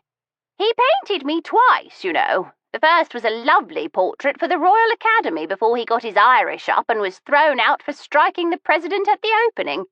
The fellow made a cutting remark about the composition, and Frederick never could take criticism. A bit like this one here," she said, nodding at Stoker. "Tilting at windmills. That is how he got himself thrown out of the Royal Museum of Natural History last year." I stared at Stoker. "You hit someone?" He shrugged and sipped at his wine. "No one who didn't deserve it." Lady Welly gave her cackling laugh. "I am a patroness of the place, which is a short way of saying I give them money so they invite me to all the openings.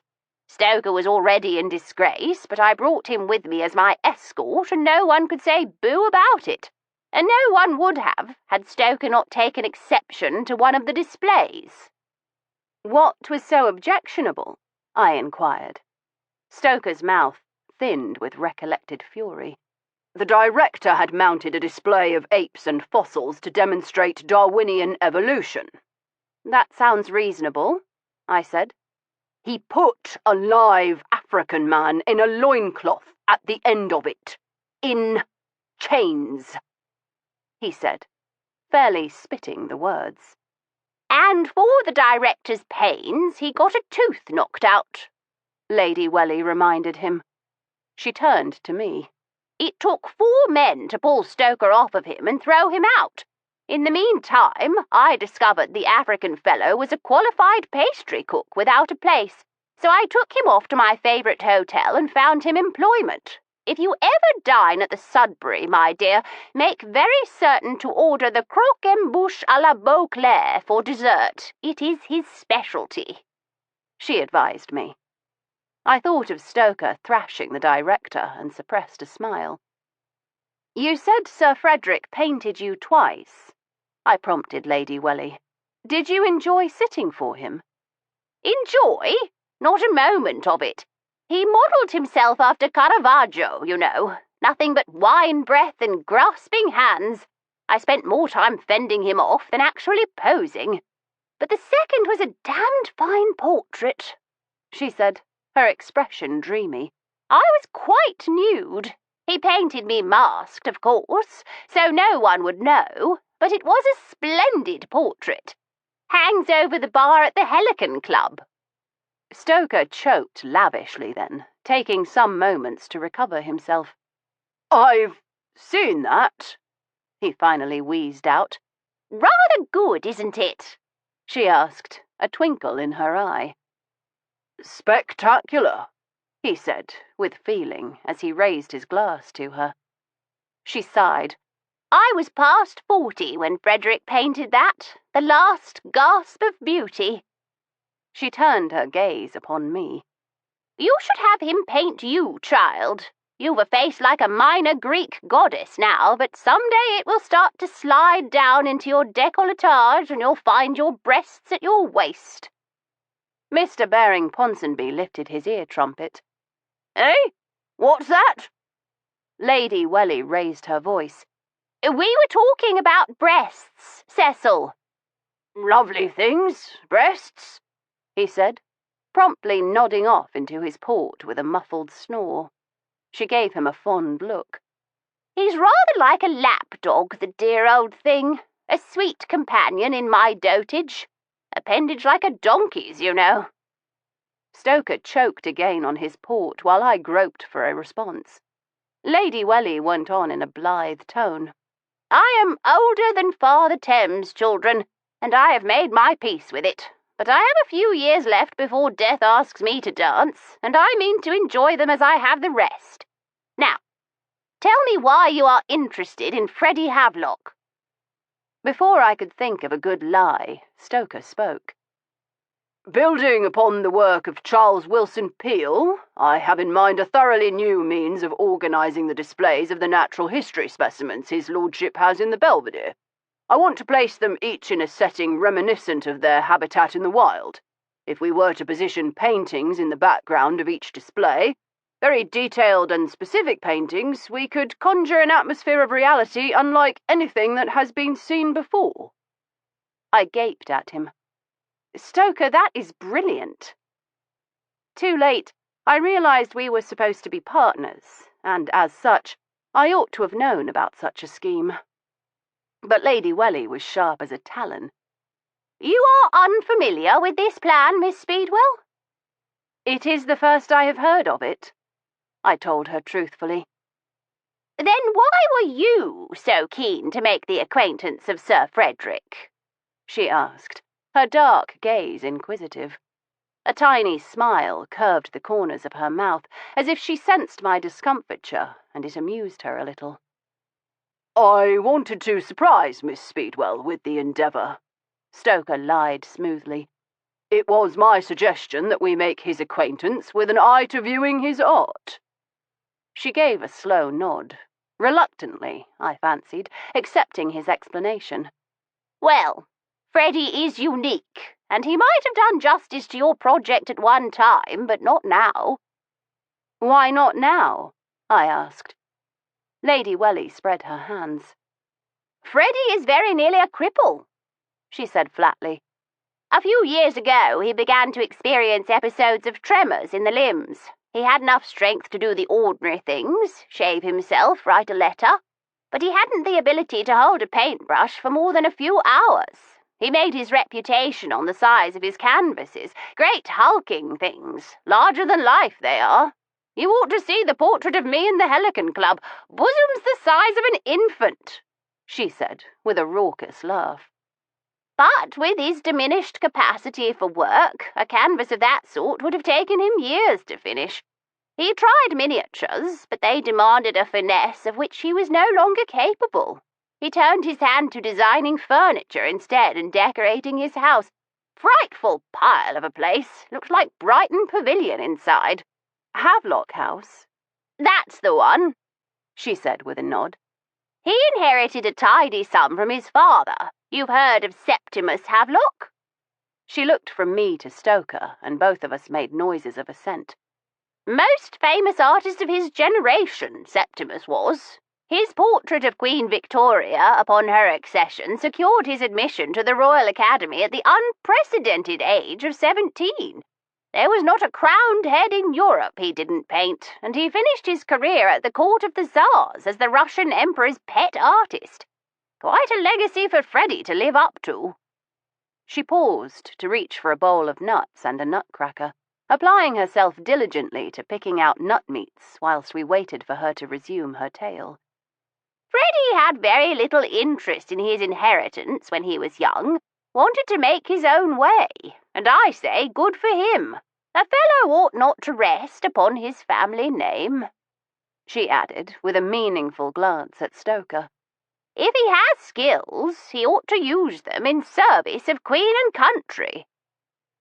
Stoker studied his fingernails and made no reply. Sir Frederick did establish himself, I reminded her. That he did, she agreed.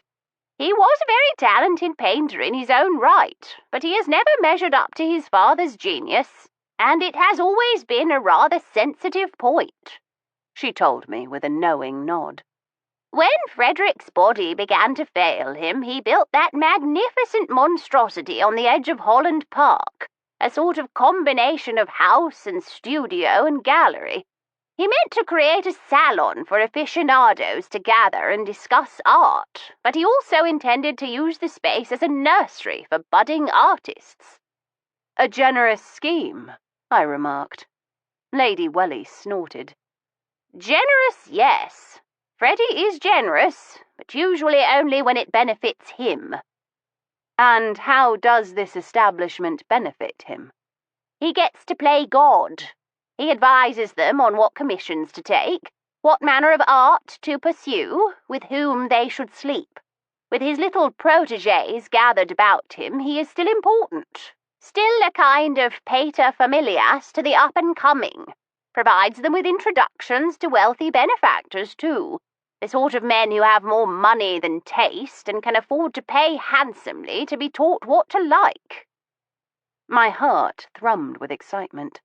I had wondered exactly how to guide Lady Welly onto the subject of Miles Ramsforth, but she had led us to the very edge of the story herself. I widened my eyes, adopting an innocent expression. Isn't Sir Frederick related to that poor Mr. Ramsforth? Lady Welly's dark eyes sharpened. Miles Ramsforth? Yes, he is. Odd to call him poor when he is a convicted murderer, child, she said mildly. Perhaps he is innocent, I offered. He has provided no alibi. Which rather points to his guilt, Lady Welly countered. But you are an optimist, I see, Miss Speedwell, a trait I have often observed amongst lepidopterists. I have pointed out that very thing to her, Stoker put in. Lady Welly was regarding me thoughtfully. Yes, the butterfly hunter likes the mazy chase of the beautiful, fluttering just out of reach. But it is a curious thing to hunt the butterfly instead of the tiger, she added in a low voice. You meet death with your own hands, do you not, Miss Speedwell? I wonder, would you stop at a butterfly? I put my hand to my teacup, wrapping my fingers carefully about the warm porcelain. Death is a necessary balance to life, Lady Wellingtonia. She gave her cackling laugh again. You needn't tell me, Miss Speedwell. I am nearer to it than you. Just then, Mr. Baring Ponsonby snored loudly, rousing himself again. Eh? What's that? Yes, I will have that pudding now, he said, rubbing his hands together. He looked down at his empty bowl, the merest trace of crème anglaise puddling in the bottom. I seem to have eaten it already. How disappointing. Stoker affected an angelic expression of innocence, and Lady Welly rose. Never mind, Cecil. You're too fat anyway. Stoker offered his arm to her, and Mr. Baring Ponsonby escorted me. The hour was late, the case clock in the hall chiming midnight midnight as we emerged from the little supper-room. I must thank you both for a most diverting evening, Lady Wellingtonia said. She presented Stoker with her cheek to kiss, but merely held out her hand to me. She wore old-fashioned mitts of lace, costly little scraps that neither veiled her aged hands nor warmed her, but were worn simply to demonstrate that she had money enough for fripperies. I touched the gnarled hand lightly, careful to avoid the fingers with their swollen joints. She wore heavy rings, set thickly with old, filthy diamonds. She gave me a slow nod. You must let me know how you make out with Freddie, she said, with an odd twinkle in her eye. He can't paint your little landscapes, but I dare say he knows someone who will.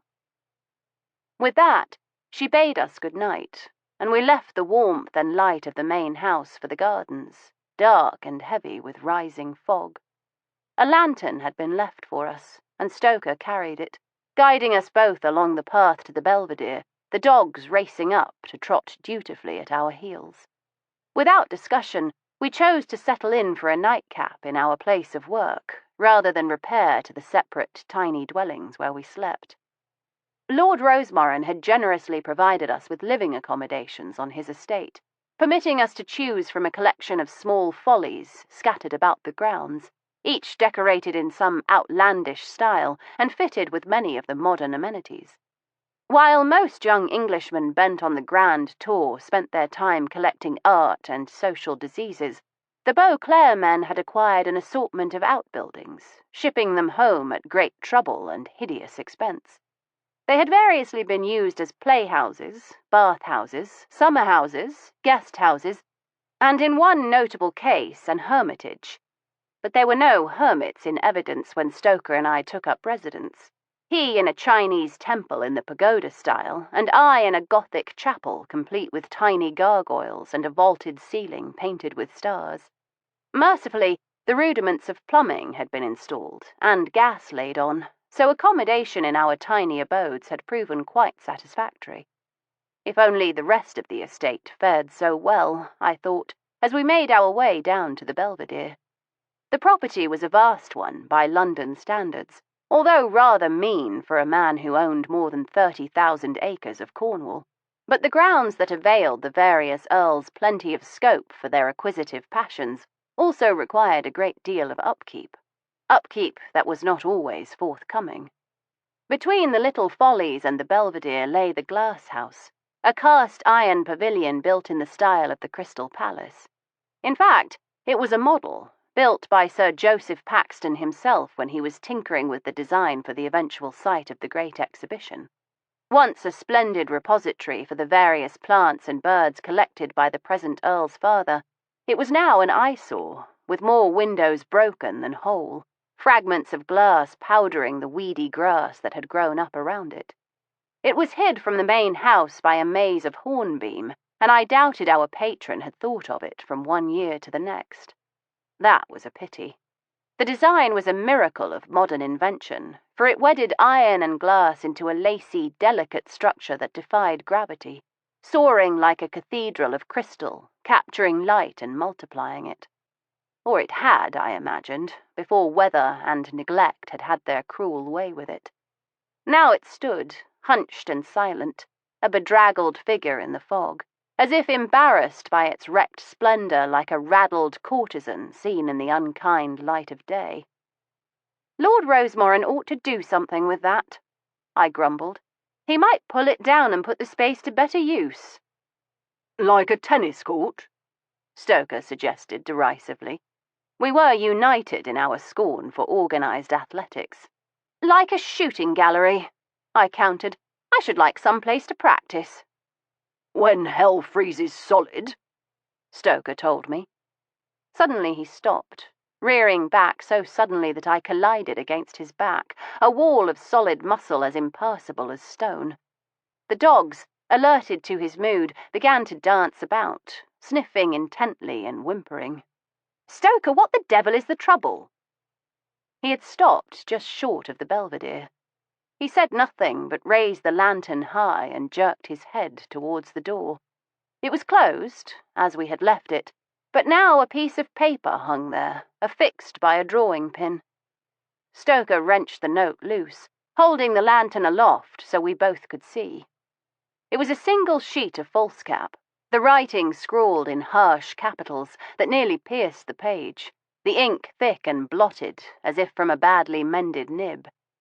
Keep out of this, or you will meet the same end. All at once the dogs, who had been circling and whining, charged past, flinging themselves into the depths of the garden, giving tongue like a pack of hounds hot upon a fox, as a shadow detached itself from behind the glass house and began to run, a black cloak billowing behind like the wings of a fallen angel. Instantly, Stoker started off after the dogs, reaching for the knife he kept in his boot. I picked up my skirts in both hands and ran after him, hurtling over hedges as we followed the sound of the dogs. Neither of us remembered the lantern, and in the darkness I tripped. Over the hapless Patricia, I noticed with some irritation, and by the time I had righted myself it was finished. Stoker had retrieved the dogs, and was returning, dripping wet from the fog and fairly vibrating with rage. "Did you find him?" "Gone," he said bitterly, and he tugged off his sodden coat and waistcoat. "He went clean through the gap in the east wall where the masonry is crumbling. It was all I could do to keep the dogs from following." "Useless creatures," I said, ushering them inside and fetching them each a marrow-bone for their troubles. "They might at least have provided us with a clue."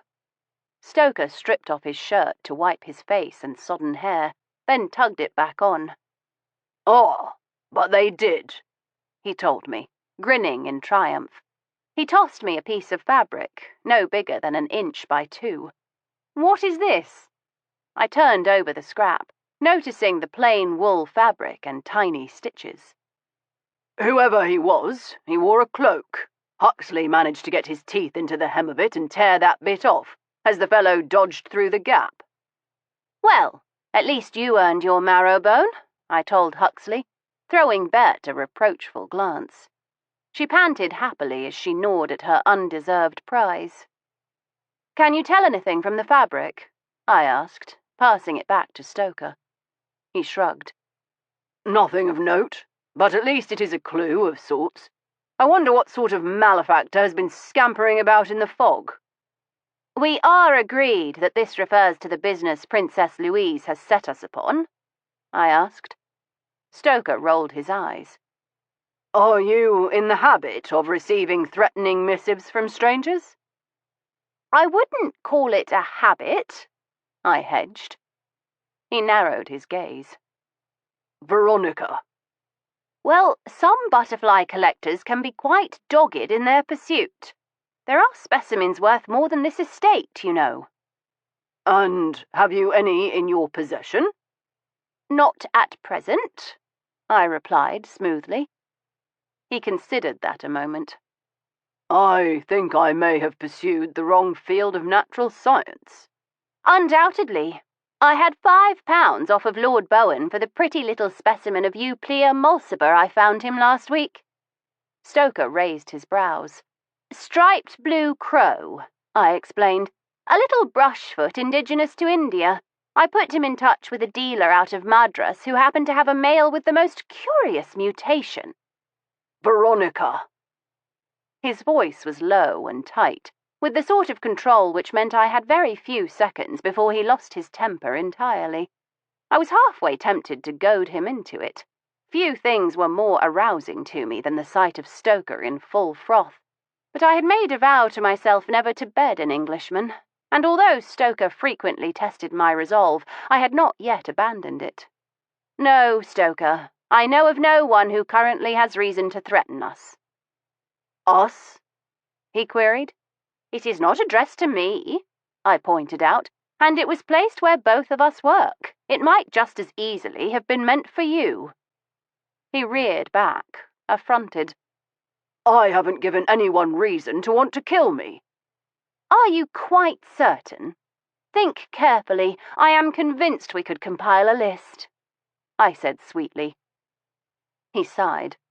I spent the better part of the afternoon wrestling with a recalcitrant crocodile, he informed me.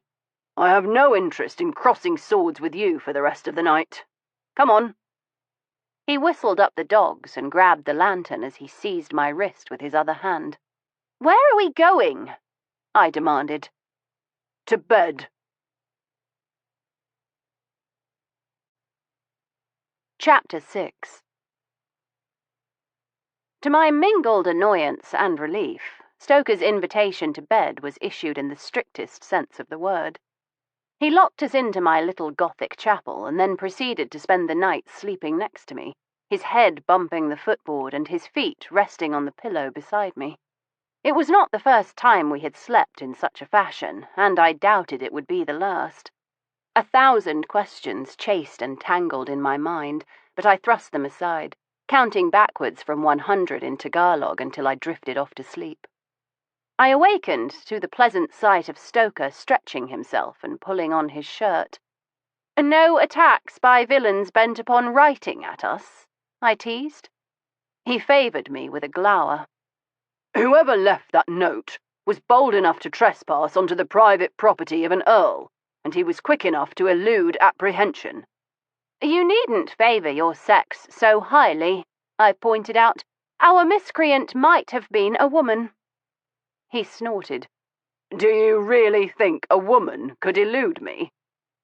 I looked him over from tumbled black hair to work-roughened hands to shoulders and thighs heavy with muscle. I cannot imagine the woman who would want to, I said, batting my lashes furiously. Stop flirting and take this seriously, he ordered.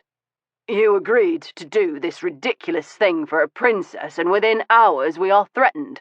Does that not put you off the whole business? No, I replied slowly. If anything, it has made me more determined than ever, for one simple reason. Bloody-minded stubbornness? He asked. I pulled a face. We have not lifted a finger to begin this investigation in earnest, and already we have a clue. Whoever wrote this has just given us the first solid proof that Miles Ramsforth is innocent. A slow smile spread across his face. True enough. And whoever it was is clearly panicked. But why? Because they know who actually killed Artemisia, I supplied. And they don't want the truth to come out. I will grant you that. The logic is solid. But why come after us? We haven't stirred any hornets' nests yet. I pondered a moment. Princess Louise did. She told me she intended to speak to Lady Ramsforth and Sir Frederick Havelock at dinner last night. She meant to smooth the way for us, prepare them we would be asking questions on her behalf. And someone didn't take it well, he finished. But his wife? His brother-in-law? Surely they would wish him to be exonerated. You forget Havelock House is the nexus of the entire affair. Miles Ramsforth was a patron of the place. The dead woman lived there. Presumably her friends and most intimate connections live there as well. And Lady Ramsforth has come there to live since her husband's arrest. Somehow, Frederick Havelock's little commune is where the answers may be found. And someone there wants sleeping dogs left to lie, Stoker remarked. I smiled. I can think of no finer beginning to an investigation than being threatened with bodily injury, I told him. Arcadia Brown could ask for no better. I would have liked to have begun our inquiry at the scene of the crime, the Ramsforth estate at Littledown, but permission would have to be granted from Lady Ramsforth, and I must confess to a singular curiosity about that lady. I spent the day unpacking a selection of crates from the 3rd Earl's expedition to the Himalayas, while Stoker energetically buffed his crocodile. After waiting as late as I dared, I lured Stoker from his work with the promise of a ham roll and a cold beef pie sent down from the Folly kitchens, before sending him off to neaten himself into something approaching respectability for the entertainment at Havelock House. Shortly after the hour struck 8, we were in a hired hansom, trotting briskly towards Holland Park. Stoker was in a predictably difficult mood. He had finally made significant progress with his crocodile, and I had dragged him away from it on what might well prove a fool's errand. I knew he did not approve of my determination to see this thing through to the end, but it was a mark of his loyalty that he was at my side, grumble though he might. They'll be nothing but a heap of bored aristocrats and aspiring Bohemians, and I am not certain which is the most tiresome, he warned me. Both kinds are prone to making wild pronouncements simply for the purpose of shocking other people, and neither have the moral courage of a mouse. In spite of his ill temper, Stoker was fairly vibrating with impatience as we approached Havelock House, quivering with the pent energy of a hound before a hunt. He might cavil at my penchant for involving us in investigations, but he was every bit as enthusiastic about the pursuit as I was. Yet even he paused on the doorstep, rocking back upon his heels as he considered Havelock House. "It is a monstrosity," he breathed. "A very grand monstrosity." He was not wrong. In Frederick Havelock's entry in Notable Britons, there had been a paragraph describing the building of the place, an enterprise that had taken him the better part of a decade, and the entirety of his father's fortune. At first glance, it seemed a fairly plain and functional dwelling of red brick and Bath stone facings, dotted here and there with mullioned windows in the Tudor style. But a closer look revealed unexpected embellishments. There were balconies and crenellations, and, looming over the east facade, a tower surmounted by a pointed roof, the witch's hat of the sort so often favoured by whimsical French architects.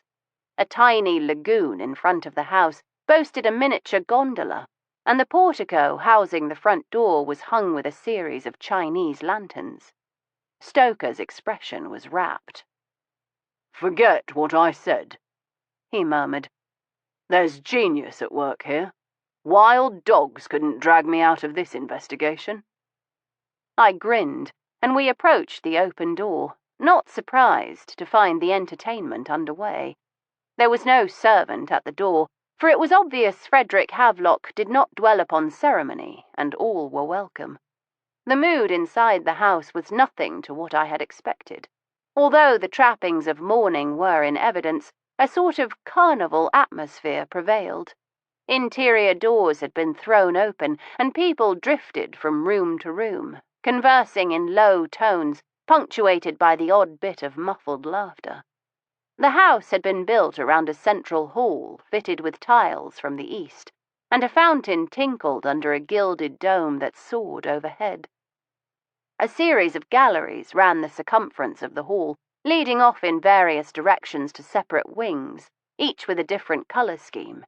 Here Pompeian red, there genuine green.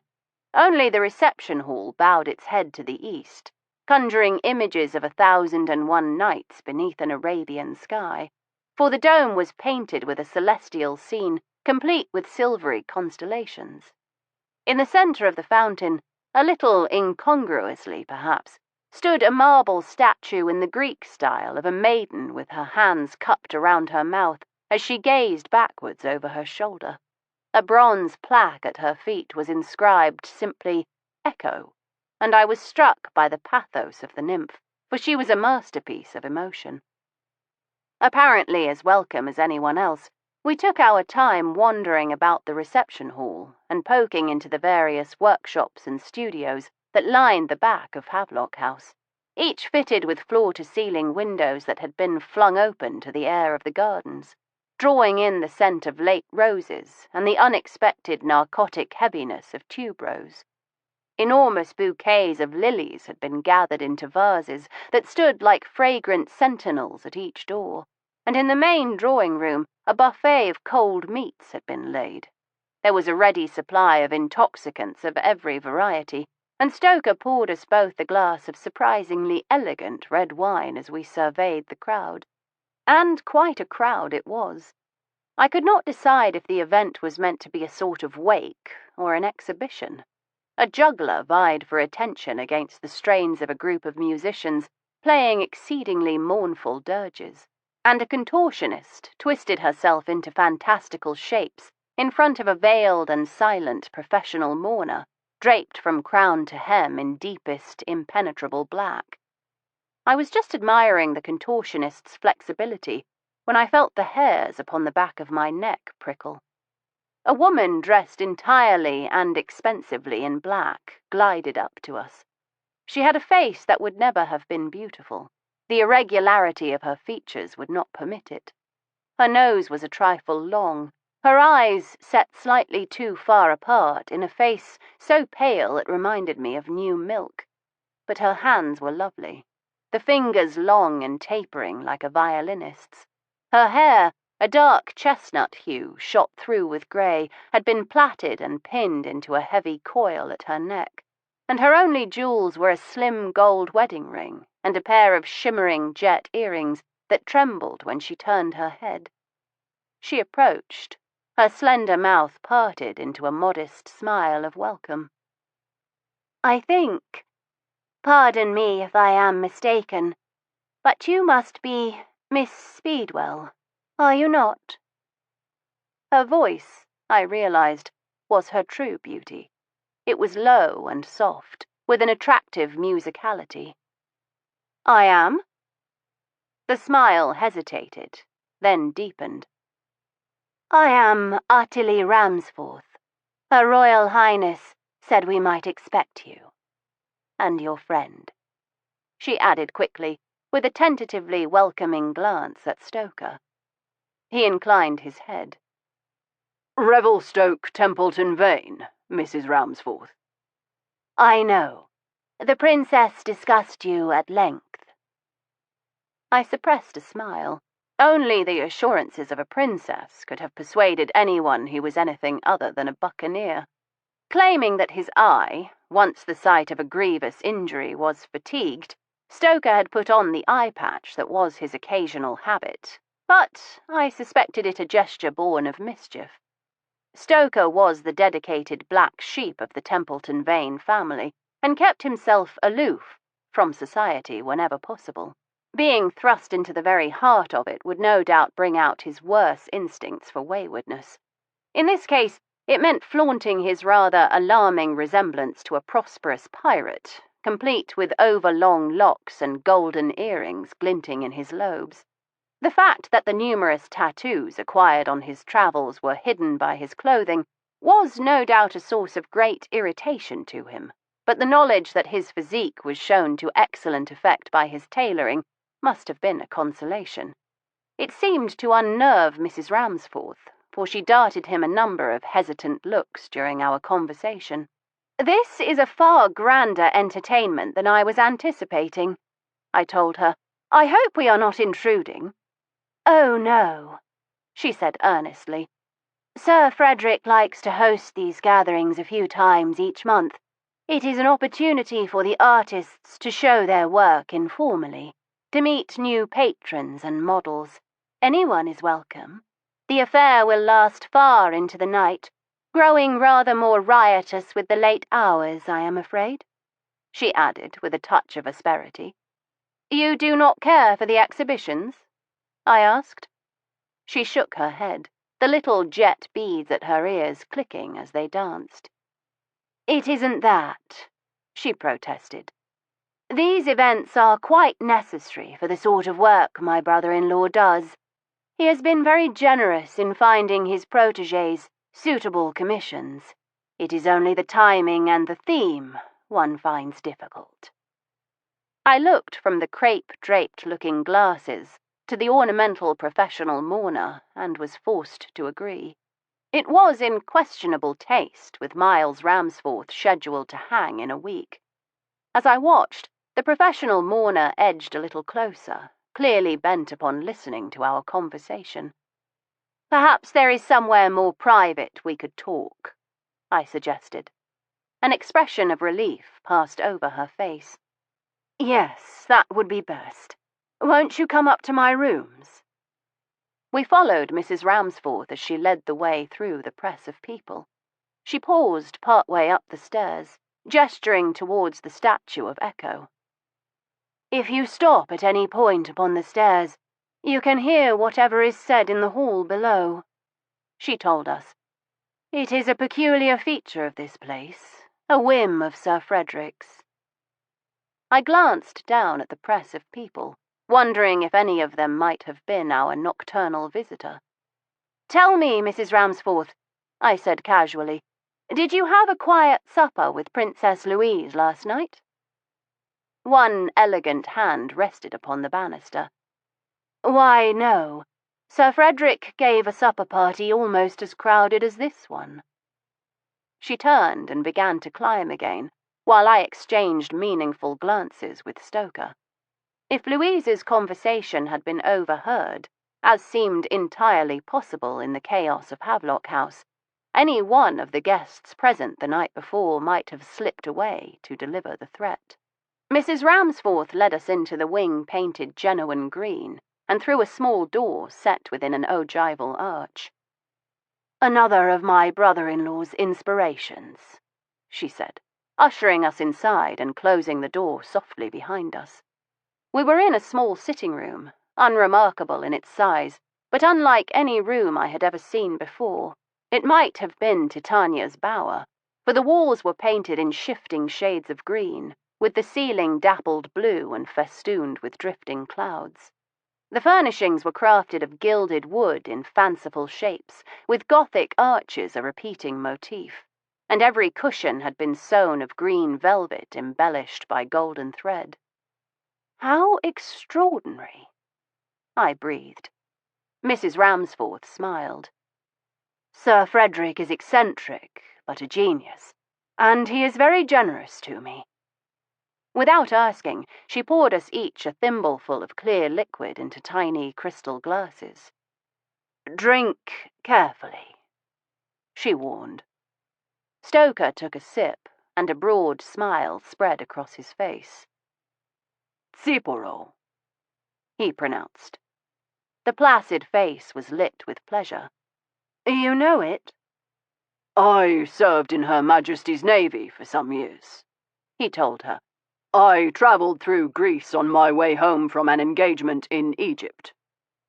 I sipped cautiously.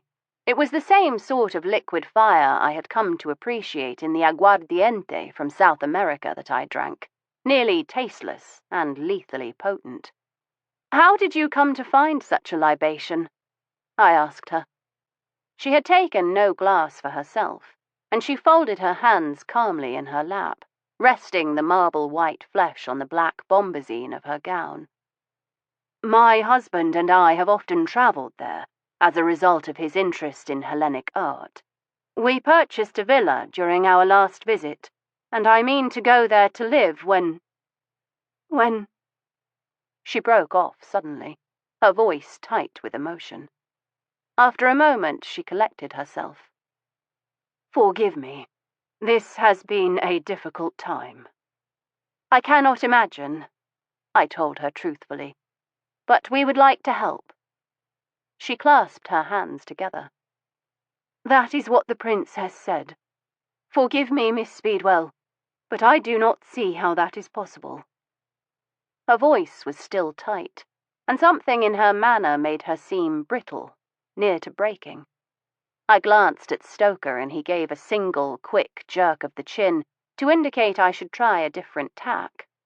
Of the two of us, Stoker had far more experience talking his way around the fairer sex, so I obliged. "It is indeed generous of Sir Frederick to invite you to reside here, as it is generous of him to let his protégés live here, and well." She brightened noticeably at the change in subject, her hands relaxing immediately. "He is the most open-handed gentleman you would ever encounter," she said, with a firmness I had not yet seen in her. And this is where the unfortunate young woman, Artemisia, I believe was her name, this is where she lived as well? Yes. Tell me about her, I invited. She was silent a moment, then shook her head slowly. I am not certain of how to put her into words. She was not what I would call beautiful, but she was striking. Very tall, statuesque, she added. She had masses of hair. It was red, which they say is unlucky, but she wore it loose and it was so pretty. She always gave the impression of great vitality, for she took a keen interest in things. Her expression dimmed. She was a gifted artist, Miss Speedwell, a very gifted artist. Her specialty was murals. She had just completed one at Littledown for us when she trailed off, then seemed to gather new strength, speaking more decisively. She had many talents, and her death was shocking. I imagine it was particularly so for Sir Frederick, I said with a deliberate blandness. She took my meaning and gave me a sharp look. You must not think there was anything untoward between them. Frederick has always had an eye for young women, but he confines himself to dallying with the models. He would never interfere with an artist. He believes affairs of the heart can blunt one's ambitions, drive away the muse, as he would say. And he never thought to drive away the muse from Artemisia, a striking-looking young woman living under his own roof? I pressed. She shook her head, the jet beads clacking furiously. No, he would not. Besides, his health would not permit. That is to say, she said with a blushing glance at Stoker, he faces limitations in his pursuits. Since Artemisia's death, he has been confined to a bath chair. I sometimes wonder. Her voice trailed off, and Stoker leaned forward, his gaze awash with sympathy. Yes? He asked, in a far gentler voice than he ever used to me. What do you wonder, Mrs. Ramsforth? Artemisia looked a little like my sister, Augusta. I know it sounds fanciful, but I sometimes wondered if Sir Frederick's fondness for her was that he saw an echo of the woman he loved. When did your sister die? I asked. The question seemed to jar her a little. She had edged forward towards Stoker like a flower to the sun, but the sound of my voice caused her to withdraw a little. A decade ago, in childbirth, she said, her demeanour brittle once more. Did the child survive? No, none of hers did. Neither did mine, she answered shortly. Our family are not blessed with fecundity, Miss Speedwell. I flicked a glance to Stoker.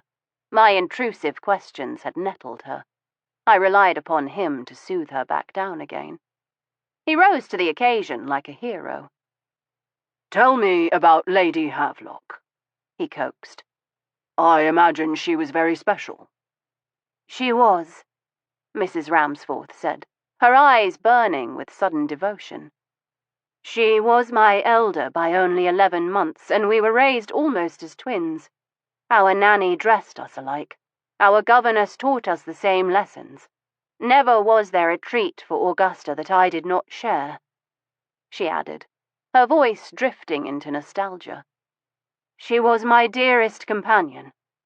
To lose her was unthinkable. She paused then, clasping her hands together almost convulsively. Of course it was worse for Sir Frederick. She was his wife, and he did love her dearly for all their quarrels. They quarrelled? Stoker prompted. A fleeting smile touched her thin lips. Constantly. They fought about money, about his paramours, but nothing truly divided them. They were the most devoted couple you could imagine. They throve on the fighting, you see. They were passionate. She coloured again at the last word, as if embarrassed to think of the other ways in which they might have been passionate. I do not know how I would have managed when she died, if it had not been for my husband," she went on. "He was a solace in your grief?" Stoker suggested gently. "He took me out of myself," she explained. "He would not let me sit and brood. He made me travel. We spent 2 years in Greece, scrambling over rocks and ruins, learning the language and chasing myths. It was highly therapeutic. That is why now—" She broke off, swallowing hard. "That is why now I am planning to return there. It is what he wants." "Mr. Ramsforth has told you this?" I put in. She shied like a spooked horse. "I have not seen my husband in some weeks," she admitted. "He will no longer permit me to visit him. He sent word through his solicitor that I should quit England to escape the scandal. I resisted as long as I could, but now, as the end grows near—" She broke off again, clasping a hand to her mouth. Instantly, Stoker was on his knees in front of her, offering one of his enormous scarlet handkerchiefs. She took it, pressing it to her mouth as her shoulders shook silently. After a long moment, she made to return it, but he pressed it back into her hands, clasping them with his. "Forgive the liberty, Mrs. Ramsforth," he said finally, releasing them and resuming his seat. "I never was able to resist a lady in distress." I narrowly managed not to roll my eyes at that piece of fiction, but Mrs. Ramsforth swallowed it whole and favoured him with a smile of arresting sweetness. Stoker pressed his advantage. "Mrs. Ramsforth, we have no wish to grieve you, but we do very much want to get to the bottom of this." "The bottom of this?" She looked from Stoker to me with an expression of such naked anguish that I caught my breath. "Have you not grasped the truth yet, Mr. Templeton Vane? You cannot grieve me further, for I have made my peace with the worst of it." "The worst of it?" Stoker echoed. "You have come here because you wish to prove that my husband is innocent. But that is impossible." I gaped at her. "Mrs. Ramsforth, do you mean to say—" "Yes, Miss Speedwell." She cut in with more firmness than she had yet demonstrated. "He murdered Artemisia, and very soon he will hang for it." Chapter 7. A palpable silence filled the room after Artily Ramsforth's statement. It was left to me to break it. "But Princess Louise," I began. "Her Royal Highness is a loyal friend, to me and to my husband," Mrs. Ramsforth said calmly. "She wishes to believe he is innocent because she cannot countenance that anyone for whom she cares would be capable of such an atrocity." "But you think he is?" Stoker put in with lightning swiftness. Artily Ramsforth inclined her head. "Mr. Templeton Vane, I have known my husband for many years, since long before our marriage. I have known him as a boy and as a man, and I can tell you that, God forgive me, I have seen weakness in him. You cannot know how it pains me to tell the truth, but I cannot lie. I have protected him from misdeeds in the past. Harmless things," she said, waving a hand as I would have interrupted. "Indiscretions that would only burden a wife. He was frequently unfaithful, and that was something I was perfectly happy to accept." "Happy?" I exclaimed. I could not imagine any woman being content to have the man she loved warming another's bed. Her smile was fatigued, and it was the fatigue born of years. "You have never been married, Miss Speedwell. You do not yet know what it means to love someone more than yourself. I have no pride left, no delicacy. I cannot afford it. So I will tell you the truth. I wanted his happiness above all things. Unfortunately, My disappointed hopes of motherhood meant that I was unable to accommodate him in the marriage bed," she added, with a studied avoidance of Stoker's gaze. "His friendships with other women were passing infatuations. Only I mattered to him, and a woman may forgive quite a lot when she is the queen of her husband's heart. I ruled alone there." "Even when Artemisia caught his eye?" I asked. I hated the question, but it must be posed, and to her credit she did not flinch. She spoke calmly and with perfect conviction. "Artemisia was a lovely girl, but she was merely the latest in a long line. Miles admired her for her talent, and he was diverted by a pretty face. He would have tired of her in the end, as he did all the others." "But there was a child," Stoker put in quietly. "There was," she acknowledged. "And we would have done right by her and the babe. They would have been cared for, as a gentleman's mistake ought to be." "Then what happened?" I demanded. "Why would he have killed Artemisia?" "I don't know," she whispered, her lips tight. "I wish I did. Was it a passing madness? Was it some silly game gone awry? A prank got out of hand? If only he would say." "But he will not," I reminded her. "No, he will not," she burst out. "And that is why I have to think it is possible that he is guilty." She drew in a deep, shaking breath. "He always confessed his peccadillos to me. We used to laugh about them. He was like a naughty child seeking absolution. He never felt truly at peace until he told me whatever he had done, but he will not speak of this. He will go to his death with it on his conscience, and I cannot absolve him of that. Only God can." "What if there is nothing to absolve?" I asked. She took another breath, and the smile trembling on her lips turned sweetly seraphic. She rose, and I realized our interview with her was at an end. "Is it possible for us to visit Littledown?" Stoker asked. "Seeing where it all happened might be beneficial." "Of course.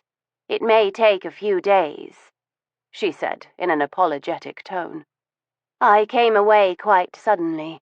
The newspaper men were such a frightful nuisance, and then the Gawkers began to arrive. All those strangers pressed against the gates. A few of them even made it inside the grounds and came right up against the windows. I was terribly upset."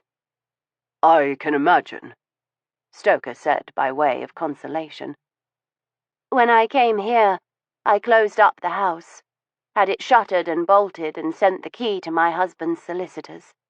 They have set a watchman at the place, only an elderly local man and his dog, but it is better than leaving the estate unattended.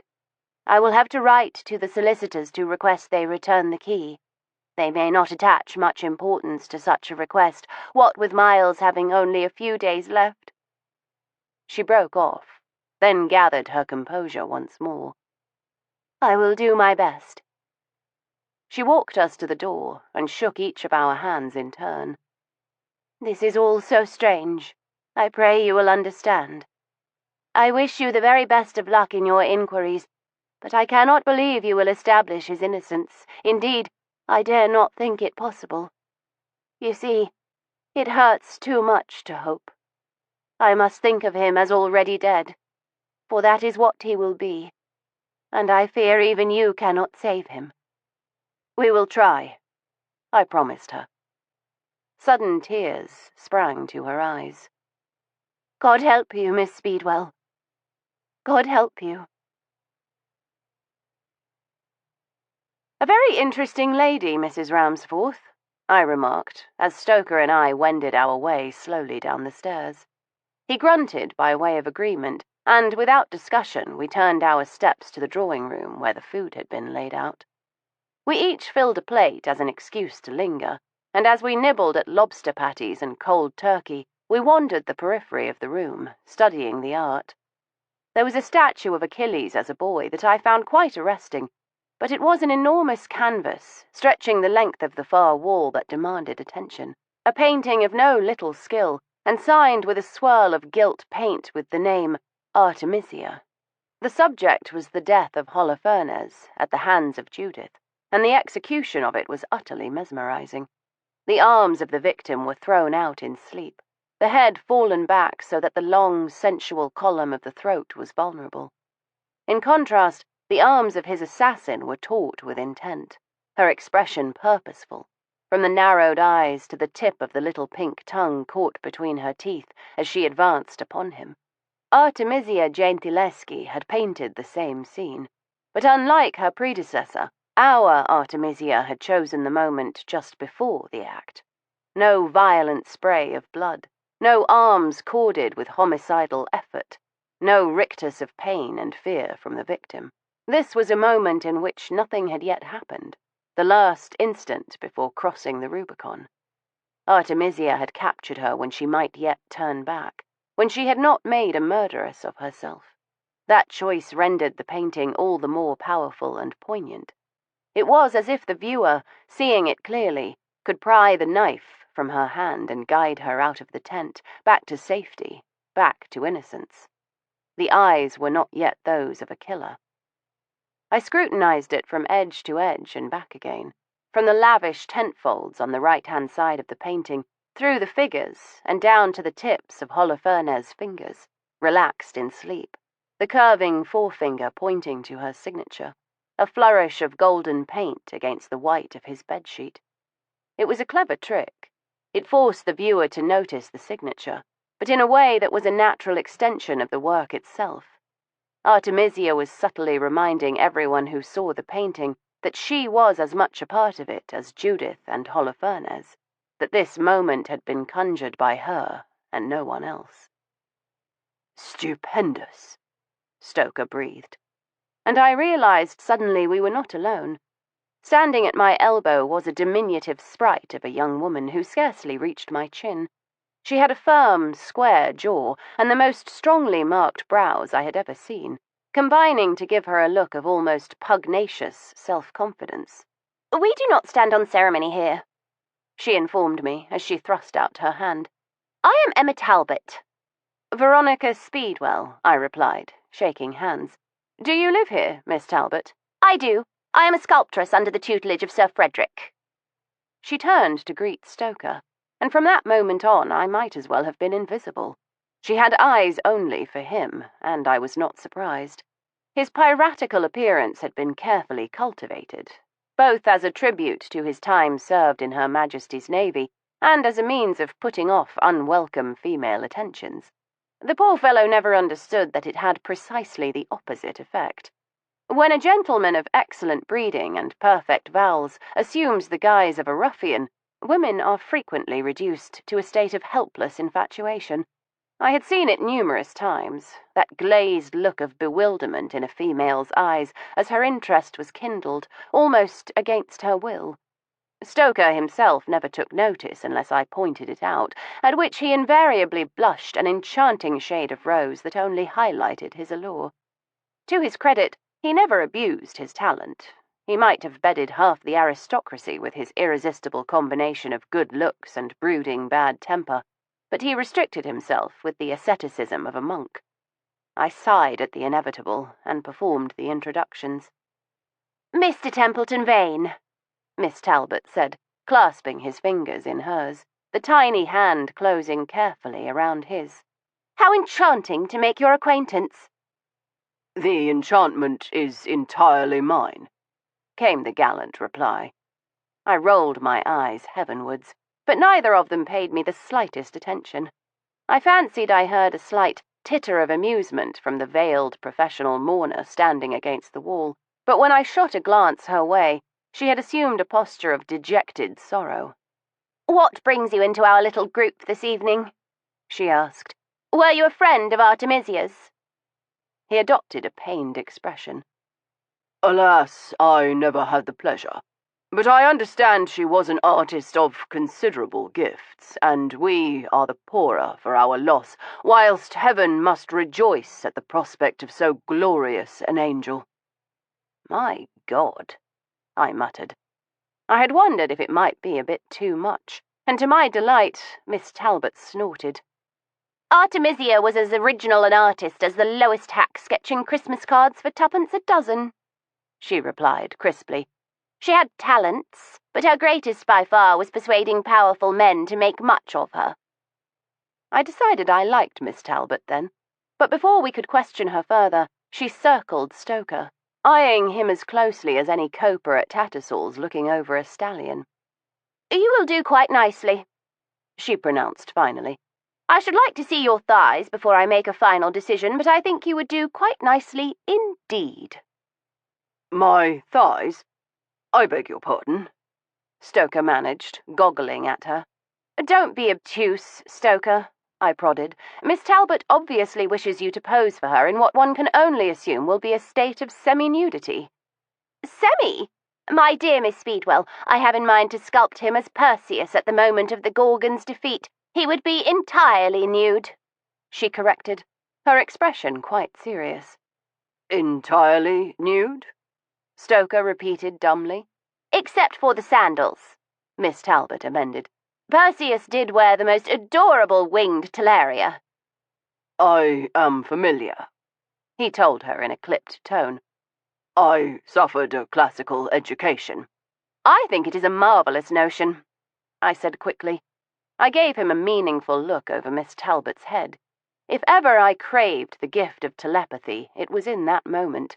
If we were to poke about Havelock House, how much better to have the added excuse of a modelling engagement from one of the artists.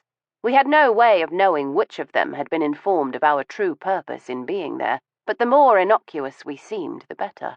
Before Stoker could reply, the air was rent with a wail that would have done a banshee credit.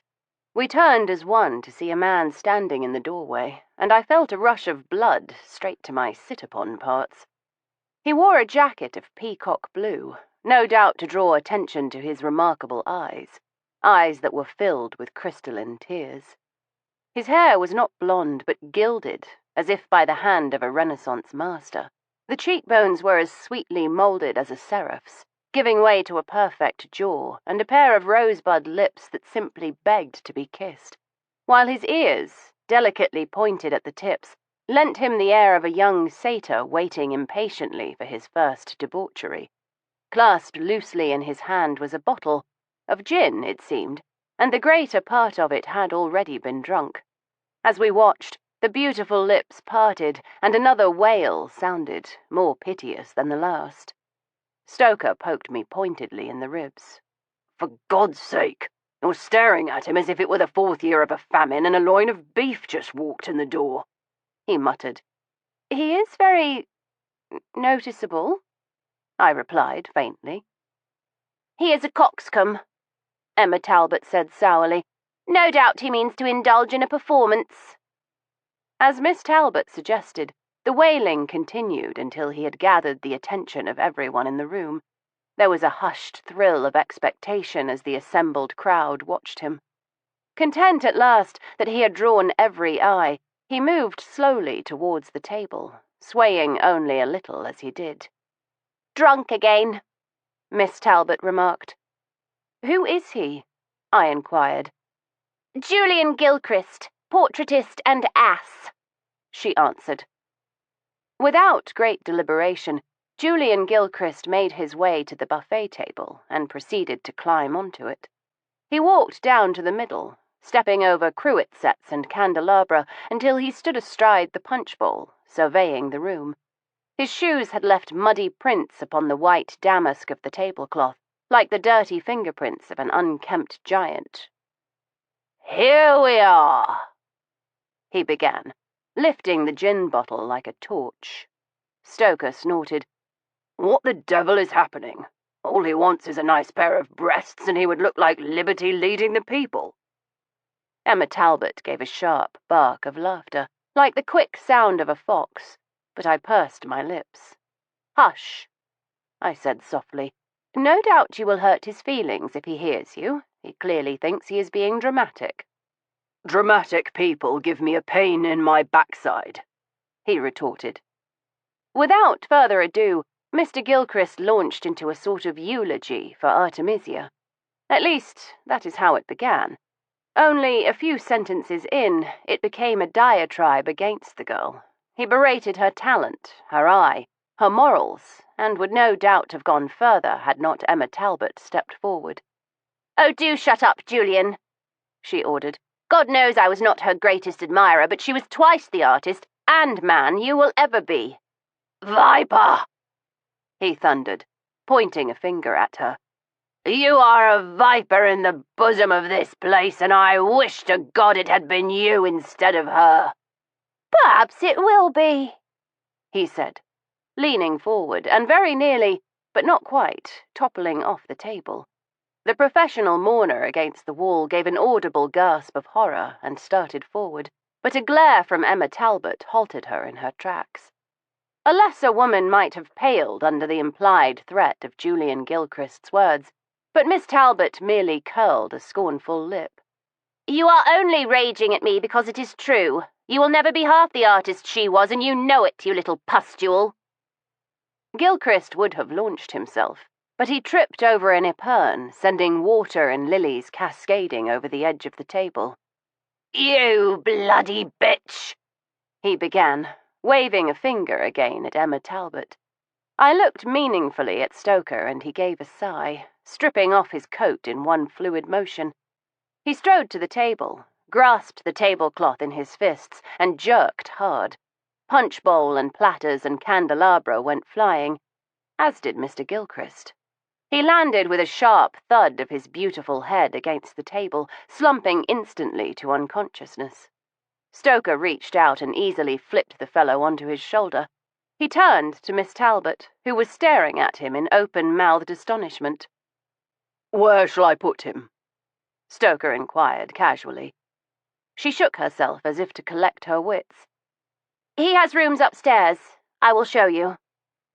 She hurried out, beckoning to Stoker to follow, and he did, Mr. Gilchrist's head lolling behind. It was the professional mourner who broke the silence. "Now this is turning into a jolly party," she said, casting back her thick veil to reveal a wide smile. She gave me a wink. "I'm Cherry, the maid here. Come on then, miss. It's time you met the master." Chapter 8. As we crossed into the reception hall, she fanned her face with the edge of her veil, scattering little pearls of perspiration from her hairline. "It's fair smothering under this lot," she complained. "But the master asked special, said it would give the affair a bit of what's the word? Sounds like gravy." "Gravitas?" I suggested. "That's the one. He likes an atmosphere, the master does," she told me with a fond smile. "And when he does a thing, he does it right. Hired this from Bunter and Weedman," she added, with a gesture that encompassed her ensemble. I had not heard of the establishment, but it required little imagination to understand that it was one of the enormous warehouses of doleful apparel that had sprung up in the wake of the violent mourning the Queen had displayed upon the death of her husband. Prince Albert might have been dead for a quarter of a century, but the industry of death showed no sign of slowing. The maid guided me past the statue of Echo, where a gentleman in a bath chair waited, a tiny smile tugging at his lips. She fell back a respectful distance as my host beckoned to me. As promised, Frederick Havelock was a force of nature, even in his state of infirmity. His hands were gnarled as old oak, but his entire manner was one of great vitality only lightly subdued.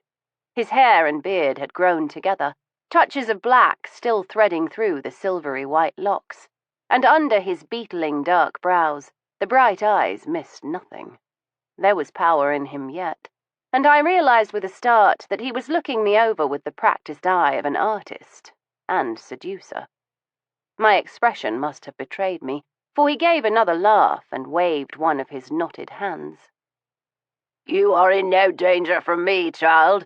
I haven't been able to defile a woman properly for years, but I can still appreciate the master's hand at work in the sculpting of a comely face," he added gallantly. "If I were able, I would strip you naked and pose you as Galatea just sprung to life under my knowing hands. If you were able, I would let you. He laughed again and waved me to a cushion perched on the edge of the fountain. After Mr. Gilchrist's theatrics, the rest of the party seemed to disperse to the smaller rooms, leaving us alone in the reception hall. Tell me your name, child. Veronica Speedwell. You are Louise's friend, he said with a nod. She warned us you would come poking about into this business with Miles Ramsforth. Are you that rarest of birds, a lady detective? I am not. I am a lepidopterist by trade. What ho! An educated female. Now that is an interesting creature. As is the artistic male, I replied. I presume you know who I am? His bright eyes twinkled a little, and I could easily see him coming of age in the glamorous, feckless court of the Tsars. He must have broken dozens of hearts in his day, for even now he reminded me of nothing so much as a magnificently grizzled old lion. He might be winding down, but life was not yet finished with him. I do. You are my host. He raised his hands in mock horror. Child, never call me such. Makes me sound like a sacrament. You may call me Frederick, he said, with the air of one bestowing a singular honour. I wondered if he would be as quick to treat a male guest with such intimacy, but it did not matter. Like Stoker, I was not above using whatever advantages nature had given me. And you may call me Miss Speedwell, I said primly. He burst out laughing and nodded towards his pretty echo. Do you see that little nymph? I sculpted her over the course of 2 months in the winter of 1859. It was bitterly cold that year, nothing to do but stay inside and make mischief. I don't remember, I said, with a glance from under my lashes. I was not yet born. Oh, the cruelty, he chided. He reached out and patted my hand. Don't draw away, child. I only hold hands these days, but it gives me comfort. He turned them over, scrutinizing my palms carefully. You work with these hands? Lepidoptery is an exacting business. As is art, he told me, still holding my hands in his withered ones. He nodded again towards Echo. I knew when I sculpted her I wanted a very special setting for my pretty jewel. I could not imagine how the thing was to be done, for I had conceived of the impossible, to put my little Echo in a room that would actually echo. I carted her around for years until I happened to be in St. Paul's one day, sulking at God. And then I had it. A whispering gallery, he said, gesturing expansively towards the circular hall that surrounded us. It is how I hear many things I am not meant to hear, he confided. He raised his ruined hands for my inspection. I cannot make art these days, so I am forced to other occupations, mostly gossip and meddling. I shrugged. In pre-literate societies, gossip is the only means of transmitting vital news and information. And this lot is barely lettered, he told me. But they are my little lambs, and their shepherd loves them dearly.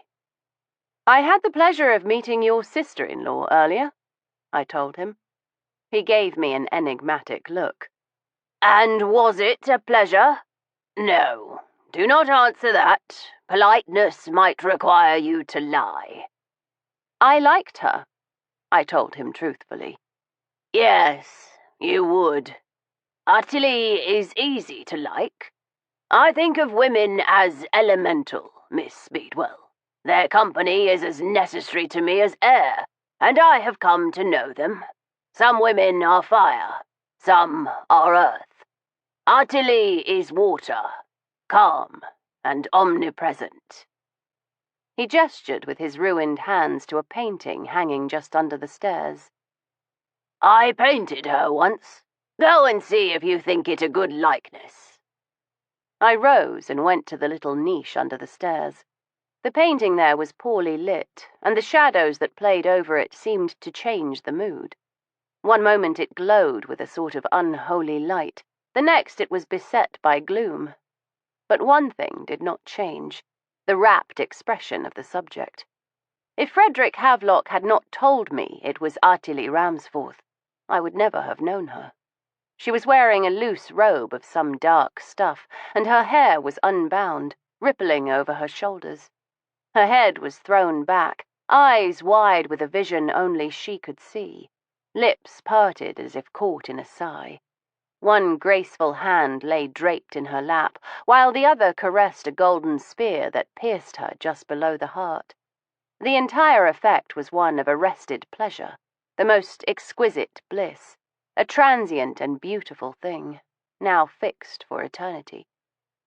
I returned to my perch on the edge of the fountain. "What did you think of it?" he demanded, watching me closely. It is hard to say. It reminded me of one of my butterflies, something that is beautiful for only a moment. You have pinned her up for display as I might pin one of my beauties. He gave me a slow nod of approval. Yes, yes, that is the essence of painting, child. To capture something utterly temporary and conjure permanence. That is the gift of the artist. I glanced again to the painting. Perhaps, too, the gift of the artist is to see what others do not. I should never have imagined Mrs. Ramsforth could look so... He grinned. Exactly. I was inspired by Bernini's sculpture of Saint Teresa. That moment of exquisite ecstasy when she is lanced by the divine spear. It was heady stuff for a young artist. I would never have connected it with Artemisia myself, but for a look I saw in her one day. She was newly betrothed to Miles Ramsforth. They had known each other since childhood, you understand. The match was a good one. The Troyan property had been entailed in the male line, so neither my wife nor her sister inherited the land. But the estate marched next to Littledown, the Ramsforth seat. It was a splendid house in its day, and Miles needed Troyan money to rebuild it. He also needed someone calm and settled to rein him in. Artemisia seemed the perfect choice. Augusta and I thought she would be the frost to his fire. And was she? I asked. He pursed his lips. Not as I had expected. During the party announcing their engagement, they slipped away for a moment, stealing a kiss in the garden or some such.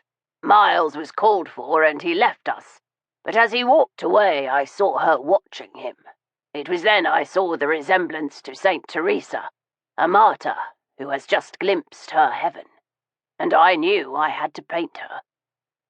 He fell silent, no doubt reminiscing, until I ventured a question. This must be a difficult time for her. He nodded. Yes, she is bearing up well, but I expect once it is finished and she has got right away to Greece, she will have the most marvellous crack-up. I wish I could say Miles Ramsforth was worth the grief she will feel, but I shall not pay you the insult of lying. This will ruin her life, and it will be one more bit of carnage to his credit. He finished bitterly. You do not care for him? He shook his head, tossing his lion's mane. I would rather set my beard afire than spend an hour in conversation with the fellow, he told me. We were friendly once, but I tired of him and his ways. He is the most childlike grown man you could ever meet. His enthusiasms are exhausting, and he is optimistic to the point of stupidity, always bounding from project to project. Candide would have thought him too much. He likes to be the centre of attention, forever bouncing around like a jackanapes. I could hardly point out that a craving for the limelight was clearly a quality he shared with his brother-in-law, so I said nothing. Frederick Havelock's expression sharpened. Did you ever meet Artemisia? I did not have the pleasure, but I saw some of her work tonight. A tragic loss. She was a genius. he said simply. She did not know it yet. It doesn't do to tell them too soon what they are capable of. If they are gifted, they will wreck themselves trying to make success happen. If they aren't gifted, you stifle the spirit when they might have had one good work in them. It was a surprisingly perspicacious speech from an old roue. I regarded him with fresh appreciation. You must be an excellent mentor. Mentor? Do you know your Greek history, child? When Odysseus left for the Trojan War, he gave the care of his son Telemachus to his friend Mentor, who governed the boy wisely and well. I recited. And no doubt had a good sniff around Penelope's skirts as well, he finished. No doubt, I agreed with a smile. He regarded me from under the heavy brows.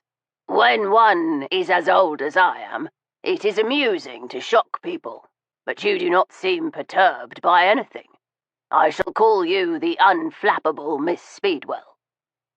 I am shocked by murder, I said simply.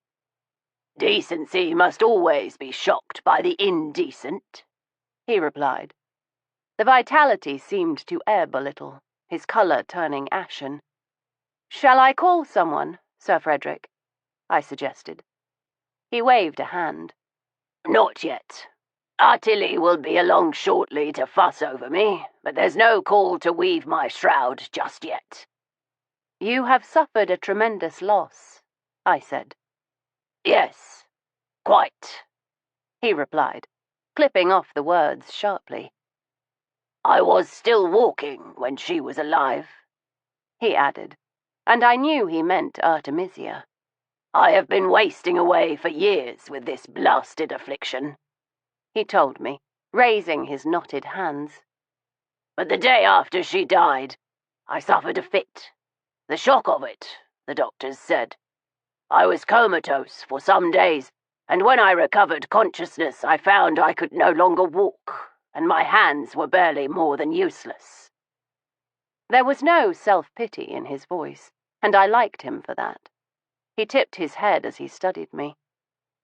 I do not regret the feebleness of my hands. I have worked hard to conquer my regrets. But there are moments still when I curse God that I can no longer paint. Seeing your face is one of those moments, he said. Such colouring is rare. I have only seen violet eyes once before, and I have never painted them. I would not have got them right. But dear God, I should have liked to have tried. You are very kind, Sir Frederick. A flicker of animation kindled in his face. You were supposed to call me Frederick, he reminded me. I smiled. And you must call me Veronica. Veronica Speedwell. Ah, someone has a sense of humour, he observed. The fact that my name was a botanical pun frequently amused those who understood it. He patted my hand. You are a kindly creature. I do not expect you will discover anything about this business with Artemisia, but it is good of you to indulge Louise and poke about. You do not think Mr. Ramsforth is innocent? He considered that a long moment, and when he spoke, he measured his words carefully. I do not think you will be successful in your quest to exonerate him. That is not the same thing, I pointed out. You might be too clever for your own good, he said, giving me a penetrating look. Whatever you do, be careful. Murder is a dangerous business, sweet Veronica, and shadows are all around. Chapter 9. I rose from my seat at the edge of the fountain as Stoker approached with Miss Talbot. Splendid news, Sir Frederick, she said, coming to stand by her mentor. This is Mr. Templeton Vane, and he has agreed to pose for me. He will complete my gallery of Greek heroes with his Perseus. Sir Frederick gave Stoker a long look. How wonderful, my dear. I hope he will be able to accommodate you while he undertakes the rest of his obligations here at Havelock House. Emma Talbot's expression was mystified. Obligations? Yes, child, Sir Frederick said calmly. He is here with Miss Speedwell to ask questions about Artemisia's death. They believe they can exonerate Miles Ramsforth. I had heard of the blood draining from one's face, but I had never actually witnessed the phenomenon. All the colour faded from Miss Talbot's visage, even her lips went white, and she seemed to have lost the power of speech. Miss Talbot, I asked, are you quite well? She gave a sharp, angry shake of the head. Exonerate Miles Ramsforth? It is not possible, she breathed. Her small hands were curled into fists at her sides, and she looked at us with the ferocity of a cornered animal. This is the first you have heard of it? Stoker inquired, doubtless thinking of Princess Louise and her announcement at the previous evening's supper. No, I was there when the princess told us. I thought she was exaggerating, she said flatly. It cannot be done. Her grey eyes flashed with something like contempt. If you wish to pose for me, you are welcome at any time. Otherwise you ought to go. You should leave this place and forget what you have been asked to do. It is impossible, she finished, turning upon her heel and leaving. That was rather a dramatic exit, I remarked. Sir Frederick was smiling a secretive half-smile. I do love to rile them up. It makes them indiscreet, he said, by way of explanation. He gave his hands an admiring glance. They are not good for much these days, but they can still jerk the strings of the puppets. He beckoned to Cherry, moving towards us in her funereal garb. About time, she grumbled. Mrs. Ramsforth said I was to put you to bed, she told her master. He waved a vague hand. Put me to bed? That makes me sound like a lettuce. Lettuce or no, bed is where you're bound, she told him, giving me a wink. I will go, but in good time. First, I wish you to take Miss Speedwell and Mr. Templeton Vane to Artemisia's rooms. Her face took on a shuttered look. Those rooms are locked. For which we have a key, he replied firmly. Go, girl. She did not like it, but she did as she was bade, retrieving a key from somewhere in the domestic offices and returning to guide us up the staircase. It wound around the dome, forming a sort of gallery in places, each tiled in a different pattern of blues and golds. She led us to the floor above Artemisia Ramsforth's rooms and down a corridor painted in Venetian red. Here, she said, putting the key to a lock and flinging open the door. We haven't been inside since she was buried, she told us. Stoker and I moved slowly over the threshold, but the girl lingered in the corridor. Are you afraid to come in? I asked. She hesitated. They do say that those that have been murdered don't rest easy, she admitted. I reckon if she has come back, Miss Artemisia would come back here. Why not Littledown? Stoker inquired. Surely she would visit the scene of her death. Cherry gave a shudder. I don't know about that. I do know she was happy here. Was she? The question was a rhetorical one on my part, and the girl took it for such. She lingered outside the door, darting glances at Stoker. Apparently Miss Talbot was not the only one who found him interesting. I jerked my head towards the door as I moved further into the room, and he obliged, finding a coin and slipping it into the girl's palm. Thank you for acting as our guide, Stoker said, flashing her a devilish grin. Oh, she murmured. She looked up at him, pointing with a tentative finger to his eye patch. I know it's not my place, sir, but I am ever so curious. What happened to your eye? Did you lose it in a sword fight? Stoker was sweetly patient with the girl.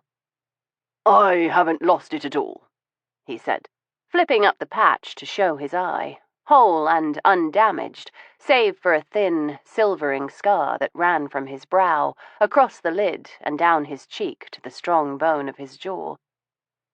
"Then why do you wear that?" she asked, moving forward half a step. Because, although the eye itself has healed, it is prone to fatigue. If I am too long about the fine details my work requires, its strength is taxed. It must be rested, and the patch does that." "Fancy that," she said in a breathy voice. Stoker did not move towards her, but his voice was warm and intimate, coaxing even. "Now that I have answered your questions, perhaps you will be good enough to answer mine." "Oh, anything, sir," she replied. "Thank you. I think you are a smart girl, Cherry, and a sharp one, too. I imagine little happens in this house that gets past you." She gave him a narrow look. "Nor does it get beyond me. Thank you for the coin, sir," she said, bobbing a hasty curtsy and taking her leave. I threw him a repressive glance. "You are losing your touch if you can't pry a little indiscreet information out of a girl like that," I told him. He shrugged and closed the door so we should not be disturbed. Without discussion, we took the opportunity to separate. We might both claim the general occupation of natural historian, but our fields were rather different. Whereas I focused upon the intricate empire of lepidoptery, his specialty was taxidermy, the creation of animal mounts that resurrected dead specimens to a semblance of life. Both required a keen eye for detail, as well as a certain creativity of thought. Our talents complemented each other perfectly. The first room was a workroom of sorts, Artemisia's studio, stacked with canvases in various stages of completion, books on art, paints, brushes, and odd props. Enormous north-facing windows, now shuttered, must have provided her with excellent light, and even with the flickering illumination of candles, Sir Frederick had not troubled to have the highest floor fitted with gas. It was easy to see why her paintings had garnered such acclaim. She favoured grand pictures, with the figures painted larger than life, the colours astonishingly brilliant. Stoker stepped to the nearest, a study of Delilah holding the shorn locks of Samson, whilst I slipped through the half-closed door into the next room. This must have been her living quarters, for the chamber was fitted with a table and chairs, and a single armchair drawn close to the fire. A worn but colourful rug warmed the bare boards of the floor, and an assortment of tiny cushions, each sewn from a scrap of brilliant silk, were heaped in the chair. Across the mantel marched a collection of items: framed photographs, little china animals, and papier-mâché boxes. The walls were covered in bright, rose-patterned wallpaper, and nearly every square inch had been hung with art, from sketches held lightly in place with drawing pins, to paintings properly framed in gilded wood. Even the scrubbed table was covered in a cloth knitted of riotous stripes of red and green and violet. Behind a decoupaged screen, I found a washstand and a narrow bed made up with Irish linen. I went to the washstand and examined the few articles there. They were laid out in good order: a tooth mug with brush and powder, a hand glass, a few pots of unguents and powders, and a green glass bottle with a chemist's label pasted on the front. "What the devil is this?" I asked, picking it up and holding it to the light. It was nearly empty, just a few drops of some greenish, milky fluid left in the bottom. The label had been wetted at some point, for it had peeled away from the bottle, leaving only the start of a name and the date. Maud Earsby,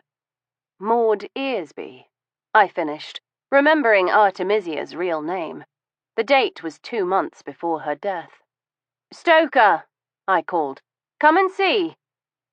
He appeared in the doorway, carrying a sketchbook. I brandished the bottle at him. "What do you know of this? The label is missing." He uncorked and gave a deep sniff, tipping his head as he considered the odour. He turned the bottle up, coaxing a pearly drop or two onto his finger. He gave it a tentative lick, holding it on his palate a long moment before swallowing. "Raspberry leaf," he pronounced finally. With a few other things I can't quite identify. Raspberry leaf? For what purpose? It strengthens the womb. It is given to women who are in danger of miscarrying, so they can retain the child, he explained. I blinked at him. She was unmarried and expecting a child by her married lover. Most women in those circumstances would welcome a miscarriage, but she took steps to prevent one? He shrugged. Perhaps she wanted a babe. Many women feel the need for a child, he pointed out, tactfully avoiding my own disinclination for the event.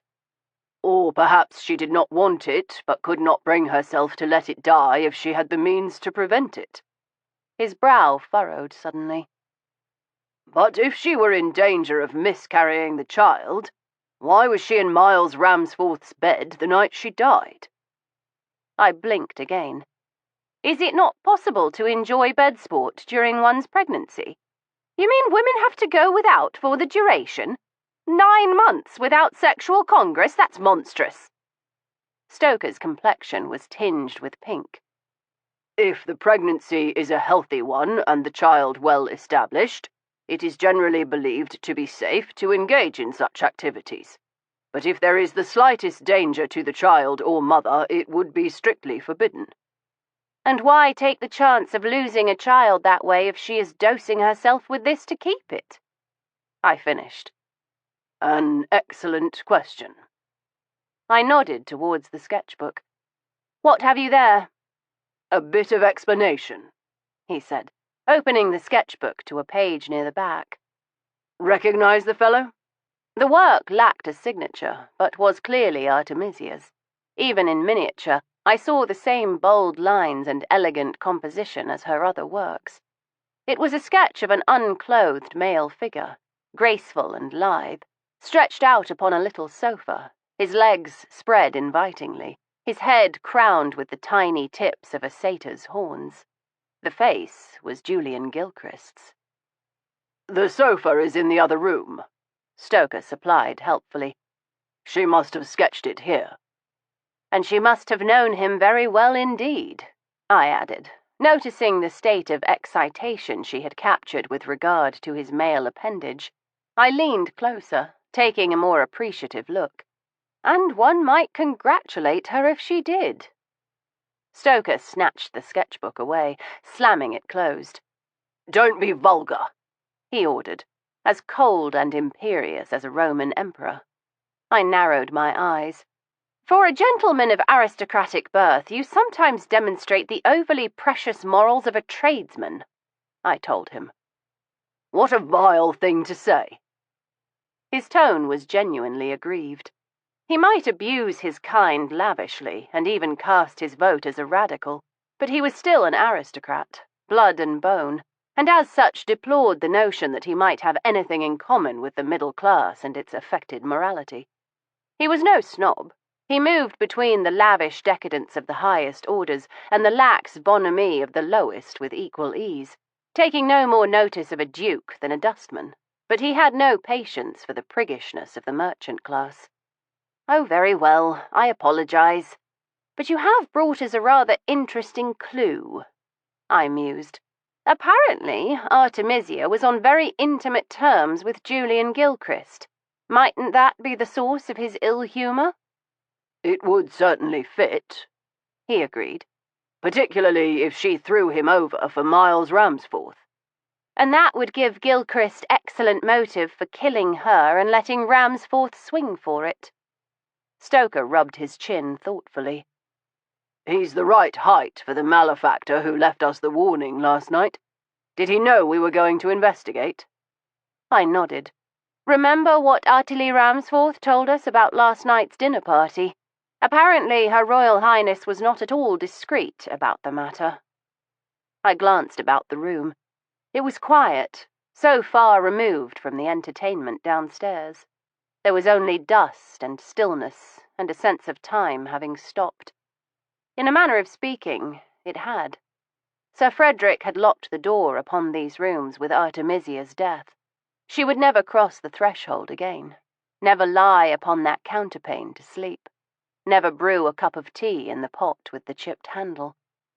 A slow breath of cold air swept across the nape of my neck, soft as a fingertip. I resisted the impulse to shudder, but Stoker must have seen something. "What is it?" he asked softly. "Do you believe in ghosts?" His expression was grim. "With the life I have led, I cannot afford to." Chapter 10.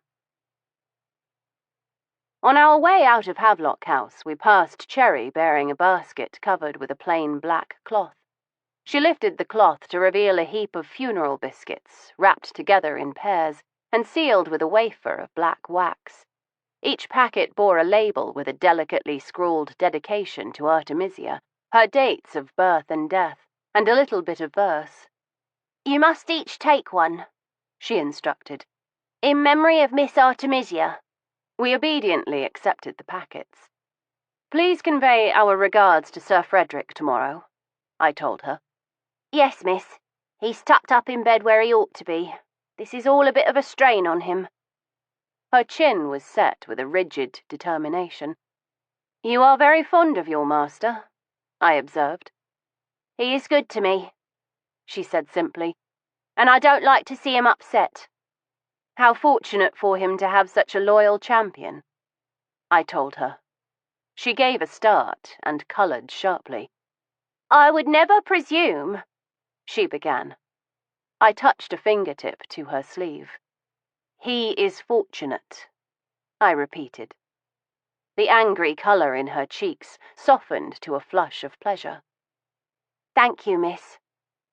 Stoker put his hand to the small of my back as he guided me out the door. "What was that all about?" "I have a feeling Cherry could prove useful to us before this business is finished. One of us has to cultivate her, and I suspect you are too modest to exert yourself to seduce her." He blanched. "One of these days, that tongue is going to cut someone, Veronica." "I sincerely hope so." The next morning I appeared at the Belvedere bright and early. I left Stoker slumbering in my bed after another chaste and pointless night. No further threat had appeared, but we had enjoyed a late drink together. A fresh batch of aguardiente had arrived from my friend in South America, and a smoke. I had finally persuaded Stoker away from his filthy cigars, preferring the fruitier aroma of my own slender cigarillos. He ate his pack of funeral biscuits, crunching through the aniseed wafers as we considered suspects and batted around theories. But in the end, there was simply not enough information to permit the drawing of any conclusions. Although we had formed impressions of the various players in our little drama, it was far too soon to theorize properly, and this lack of focus left me feeling tetchy and a little irritable. The trouble was, we had no clear direction on how to proceed. I hoped a perusal of the morning's newspapers might offer a spark of inspiration, so I took myself down to the Belvedere earlier than was my custom. The hall boy, George, a sturdy lad of some 11 or 12 years, had already carried down the copy of the Daily Harbinger, and I had almost finished reading the last page when Stoker appeared, soaked to the skin. The skies had opened, the rain teemed, and the gardens were awash. He towelled his hair and lit the stoves, while I wiped the dogs and gave them a horse's femur to gnaw companionably upon. "Bloody hell! This hump is the work of a ham-fisted amateur." Having finished his crocodile, Stoker's newest task was the repair of the mount of an imperfectly taxidermied camel, and he swore lavishly as he inspected it carefully. "Just look at the shape of it," he demanded. "You'll not find that in nature. It looks more like a dowager duchess than a Bactrian." I made soothing sounds as I returned to my newspaper. Stoker finished pulling the stitches from the hide and carefully peeled it away from the stuffing. Instantly, a wave of noxious odour rolled out, a combination of mould, dust, and something far worse. "Good God, Stoker, what is that?" I demanded, covering my nose with a handkerchief. He reached into the decaying sawdust of the humps to retrieve a nest of small corpses. "Mice, I think." He tossed them onto the fire and I threw in a handful of dried lavender for good measure. I had learnt through experience that Stoker's experiments were invariably odoriferous. He returned to his humps, lifting out a few more indelicacies as he cleaned the thing down to the bones. It was an old-fashioned mount, with the animal's skins stretched to cover the sawdust stuffing secured over the bones. In recent years, natural historians had come to favour sculpted armatures of metal or wood in place of the skeleton, leaving the bones to be displayed separately.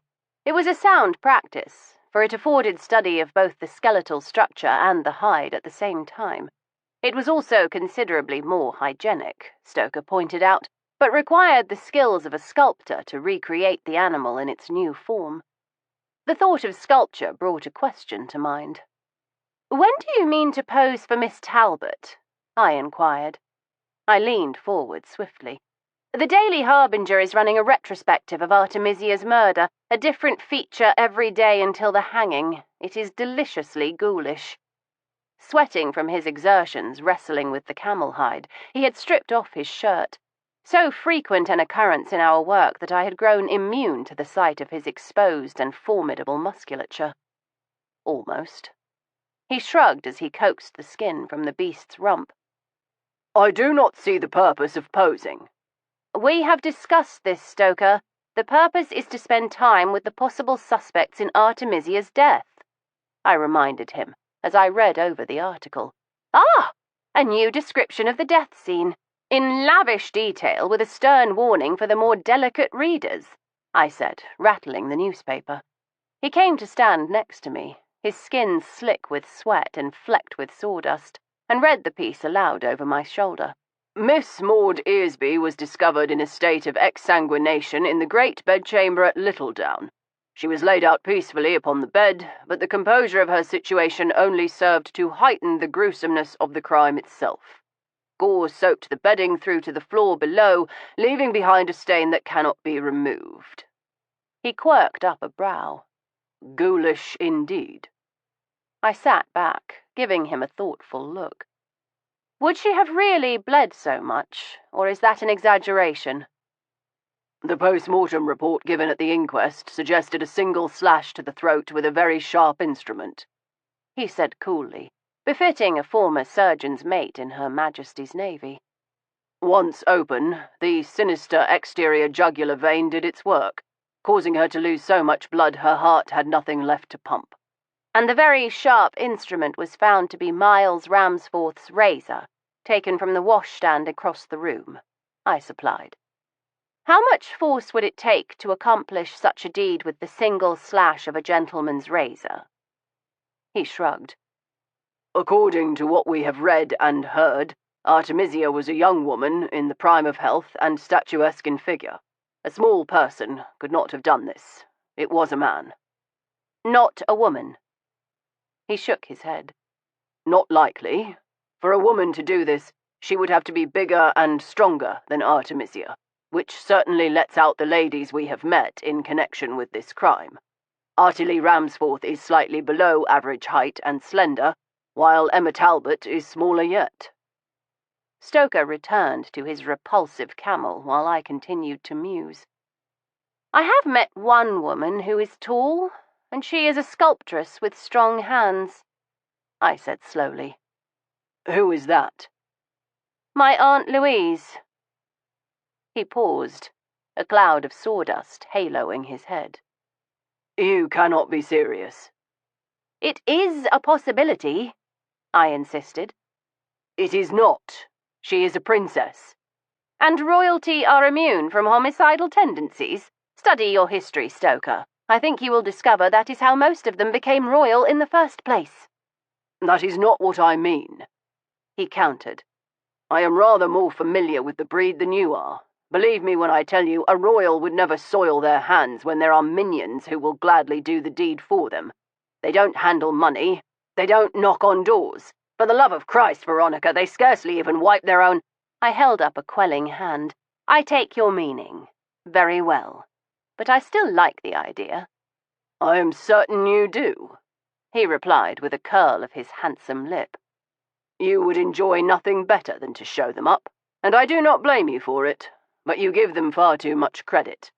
They have not the wit or subtlety or strength of character to accomplish a murder. Perhaps. I steepled my fingers under my chin. Whom do you like as our murderer? Julian Gilchrist, he said, slanting me a wicked glance. You are only saying that because you concussed him. Perhaps you ought to send him a nice basket of fruit by way of apology. Apology? The bastard came to when I went to put him down and tried to bite me. Unsporting, I'd call that, he said, his tone a trifle hurt. He was heavily intoxicated, I reminded him. Just then George, the hall boy, appeared. Hello again, miss. First post, he said, as he handed over a stack of envelopes. I gave them a cursory glance as he went to observe Stoker. That's a silly-looking horse, sir, if I do say it, George observed. Stoker said something unintelligible. His head was firmly lodged inside the camel's rump as he excavated piles of sawdust. It is not a horse, George, I said absently. The domestic horse is Equus ferus caballus. The specimen into which Mr. Templeton Vane has currently thrust his head is Camellus bactrianus, the Bactrian camel. It is native to the steppes of Central Asia. The boy stared goggle-eyed at the thing until I offered him a bit of honeycomb from Stoker's dwindling supply, and he scampered off, sucking happily as I riffled through the post. There were advertisements and bills and 1 or 2 professional journals of little interest to either of us. The quarterly report of the Society for the Protection of Lesser Marsh Beetles was of no consequence, and I tossed it into the basket of discarded papers we kept for starting fires.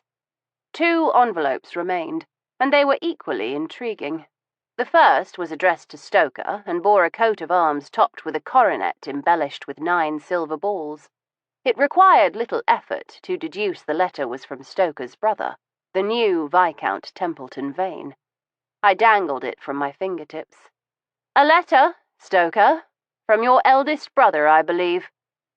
He said something mercifully muffled by the sawdust of the Bactrian, but I caught enough to know he did credit to the reputation of naval men for fluency in the art of the profane. What did you say? I called sweetly. It sounded like something about ducks. He pulled his head from the camel's backside, showering sawdust to the floor. His long black locks were liberally powdered with the stuff, and I felt the urge to laugh. I smothered it as soon as I saw his expression. He was white-lipped with anger, and plucked the letter from my hand without a word. He did not open it, merely consigned it to the fire, and turned back to his camel. I opened the second letter as it was addressed to both of us. I needn't have bothered to read it. I knew what it was going to say as soon as I saw Sir Hugo Montgomery's name. Stoker, do stop fondling that camel and go make yourself presentable. We have been summoned to Scotland Yard. We said little as we made our way to the headquarters of the Metropolitan Police, and less still as we waited for Sir Hugo. I had expected the head of Special Branch to leave us cooling our heels for quite a while, but it was a matter of mere moments before his junior, the charmingly ambitious Inspector Mornaday, was sent to fetch us. Miss Speedwell, he said, coming forward with a broad smile. I did not think to meet you again so soon. The last time I saw you, you were preparing to leave for the South Pacific. I gave him a thin smile of my own. Plans, unfortunately, have changed. I am in London for the foreseeable future. His brows lifted in interest. Really? If that is the case, perhaps we have been summoned to see Sir Hugo, Stoker put in flatly. Mornaday gave him a cool nod. Templeton Vane, always a pleasure. He rested his merry, dark gaze upon me, barely suppressing a smile. Sir Hugo is ready for you. We followed him up a flight of stairs and through corridors that twisted and turned. In spite of his elevated status as the head of Special Branch, Sir Hugo preferred to keep an inconspicuous presence at the Yard. I am surprised at Sir Hugo taking the time to see us, I told Mornaday. I expect he is quite busy. Quite. The syllable was clipped, But Mornaday tossed a grin over his shoulder. But you ought to know that he would never dare leave you waiting out there amongst the rabble. He is afraid of what you might say. I snorted. Sir Hugo made no secret of his wariness where I was concerned. It still troubled him that I had refused a generous payment from the royal family to keep the truth of my birth secret. To me it stank of bribery, and I would not have a penny from them. But to Sir Hugo it meant trusting me to keep my promise that I would never reveal it myself. Mornaday brought us to Sir Hugo's door and scratched lightly. "Come!" Sir Hugo barked. Mornaday opened the door for us and closed it quietly behind us. I fancied he would stay outside until our interview was concluded, playing Cerberus at the door to bar interruptions, as much to preserve our privacy as to keep our visit as discreet as possible. Sir Hugo was sitting behind his slender Regency writing desk, a graceful piece of furniture, curiously at odds with the power of his position. He rose as we entered, fixing me with a stern eye. "Miss Speedwell, I would be lying if I said this was an unmitigated pleasure. Templeton Vane," he added, inclining his head to Stoker. He gestured to the chairs opposite his desk, and we seated ourselves. "I will not offer refreshment," Sir Hugo informed us, "because I do not wish to prolong this meeting." I gave him a look of gentle reproof. That is decidedly unfriendly on your part, considering how cooperative I have been. His brows darted upwards. "Cooperative? You have never once done a single thing that I asked. How precisely do you imagine that I would ever characterize you as cooperative?" "I may do things in my own fashion, Sir Hugo, but our aims are not incompatible," I reminded him gently. He sighed. "That may be true, and you have managed not to flog your story to the newspapers, so I suppose I ought to be grateful for that much. Now then, I presume you know why I wish to see you today?" "I cannot imagine," I said, widening my eyes for emphasis. "Stoker, have we engaged in any felonious activity recently? Have we robbed a bank? Kidnapped a countess?" I oughtn't to have teased Sir Hugo. He was clearly in no mood for it.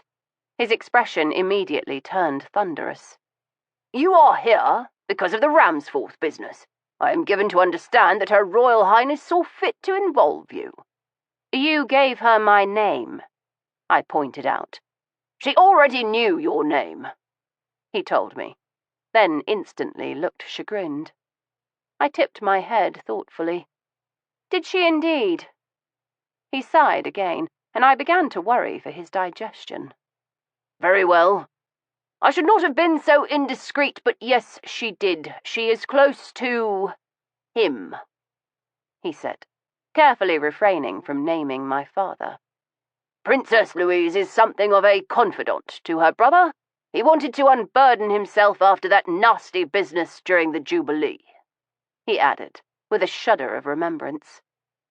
"I can understand that," I said, although I most certainly did not. If my father wanted to unburden himself about that nasty business, then I was the most logical candidate. But he had made no effort to reach out to me, and I hoped he understood I would never presume to make the first move. My pride was worth more to me than a prince's acknowledgement. "In any event, he was most impressed with your own role in the affair. And yours," he added, gathering Stoker with a glance. "No doubt his feelings made an impression on the princess when he discussed the matter with her. When this dreadful affair transpired and Her Royal Highness became convinced of Ramsforth's innocence, she asked me about you. I was bound to tell her the truth, although I did not precisely encourage her to approach you," he finished. "Well, she did, and I wondered if you would be kind enough to share any information you might have about Artemisia's death, anything that mightn't have made it into the newspapers." He was too self-possessed to gape, but his nostrils flared, and he made an obvious effort to hold on to his temper. "No. Everything of relevance is in the newspapers because the newspapers reported the correct verdict. Murder at the hands of Miles Ramsforth. Nothing else matters. It is unpalatable, and the princess does not want to believe it, but there it is." "And you are content that you are going to hang the right man?" I asked. I am. The words were clipped and cold. The Yard has investigated the matter thoroughly. I canted my head. Did they? To my astonishment, Sir Hugo softened a little. Not as thoroughly as I would have liked, if you must know. He paused, and I gave him a brightly attentive look, encouraging him to go on. He puffed out a sigh. This estate, Littledown, it is buried in the countryside, one of those odd little corners of the home counties where nothing of note ever happens. The local constable was summoned when the murder was discovered. He is an elderly fellow, quite elderly, in fact. He has no experience of murder, and it rather got the better of him. Somehow, he let the reporters in, and they trampled all over the scene like a pack of rabid wolves. There was virtually nothing left to examine. That is why the newspaper illustrations were so detailed. They were not working from descriptions, I worked out. They had actually been in the room. For hours, he lamented. I have already seen to it that the constable in question has been forcibly retired, but if word got out that the poor old devil mishandled things so badly he would lose his pension. It seems rather hard to drive a man to the workhouse simply because he found himself out of his depth, he added. He seemed uncomfortable at being found to have a compassionate side, so I let it go. But you must admit, I began reasonably, if the murder could not be properly investigated, it is wrong to hang Miles Ramsforth. He recovered his usual sternness, pointing a hectoring finger at me. It matters not one jot. Miles Ramsforth has no alibi. The princess seems quite persuaded, I began. The princess is rather accustomed to getting her own way, he replied sharply. He clamped his mouth shut, grinding his teeth together. After a moment, he spoke, his voice calm and his manner controlled. Miss Speedwell, I understand Her Royal Highness rather better than you. After all, it has been the task of this office to ensure her safety and that of the entire family for quite some time. Princess Louise can be highly strung, nervy, even. You sound as if you were describing a horse, Stoker put in. A fleeting smile touched Sir Hugo's lips. Your father used to race horses, Templeton Vane. I am certain you understand what anxious bloodstock is like.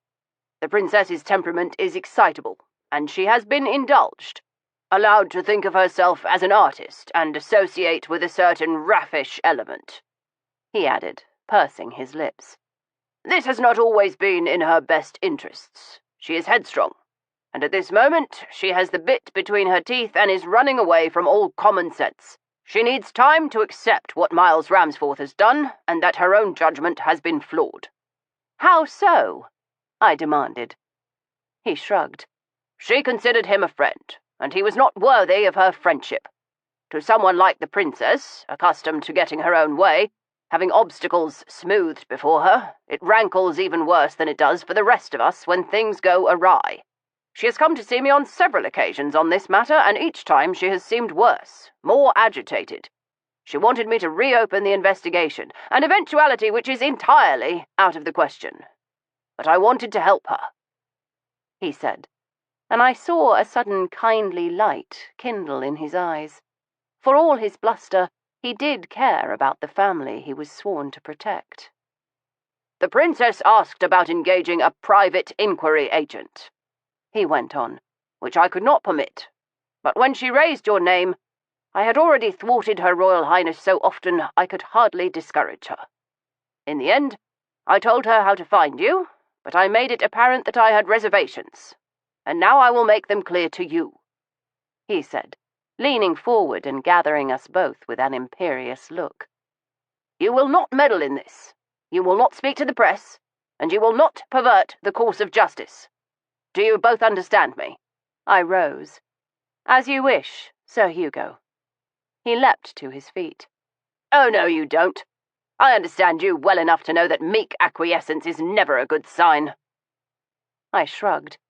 And I understand men well enough to know that it is seldom profitable to argue with one who has made up his mind. If you choose to pursue this, I can have you stopped, he said, lowering his head like a bull. "You can try," I said quietly. He turned to Stoker. "Can you not talk sense into her?" Stoker gave him a pitying glance. "If you wanted her to leave this alone, you should have ordered her to investigate, and then offered to pay her." We left Sir Hugo sputtering. Mornaday escorted us out Sir Hugo's private entrance, giving me a wink as he closed the door behind us. "I don't like that fellow," Stoker said, as we emerged onto the pavement. The morning rain had subsided to low, threatening cloud. "Which one, Sir Hugo or Mornaday?" "Take your pick." He rummaged absently in his pockets for something sweet. He turned up a twist of peppermint humbugs, tearing open the packet and crunching happily into one.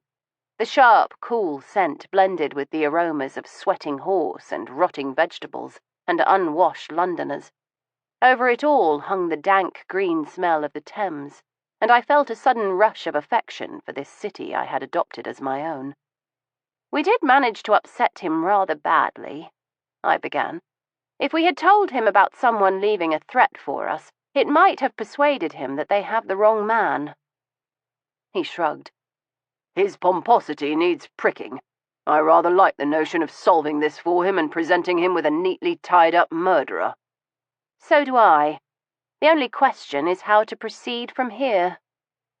I cudgelled my brain as we walked, mulling over the various casebooks of Arcadia Brown and considering what our next move might be. Chapter 11. We arrived back at Bishop's Folly in good time, intending to take tea before settling back to work. But just as we reached the Belvedere, we heard a low groaning sound from just under the shrubbery. I looked at Stoker. "It is Patricia again." "Blast that animal," Stoker said bitterly, but he accompanied me nonetheless to where the giant tortoise was upended beneath the shrubs, moaning. "How does she do this?" he demanded. In fact, there was no simple explanation. A creature of Patricia's size ought not to have been able to maneuver herself onto her back with such astonishing regularity. The fact that, once there, she was utterly incapable of righting herself without assistance did not dissuade her in the slightest, and the fact that female giant tortoises were believed to be mute did not prevent her from giving loud, relentless voice to her distress. "We cannot leave her," I reminded him. "Even if it weren't unkind, his lordship is very fond of the old girl." I used the word old advisedly. Patricia had been brought from the Galapagos archipelago by Darwin himself some 50 years previously.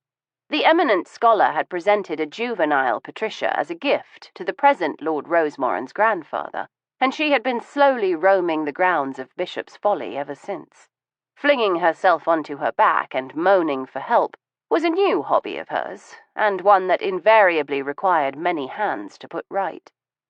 Stoker stripped off his coat while I attempted to leverage the beast, but we managed only to rock her a bit. "I shall try from the other side. You keep her steady," Stoker instructed as he disappeared into the shrubbery.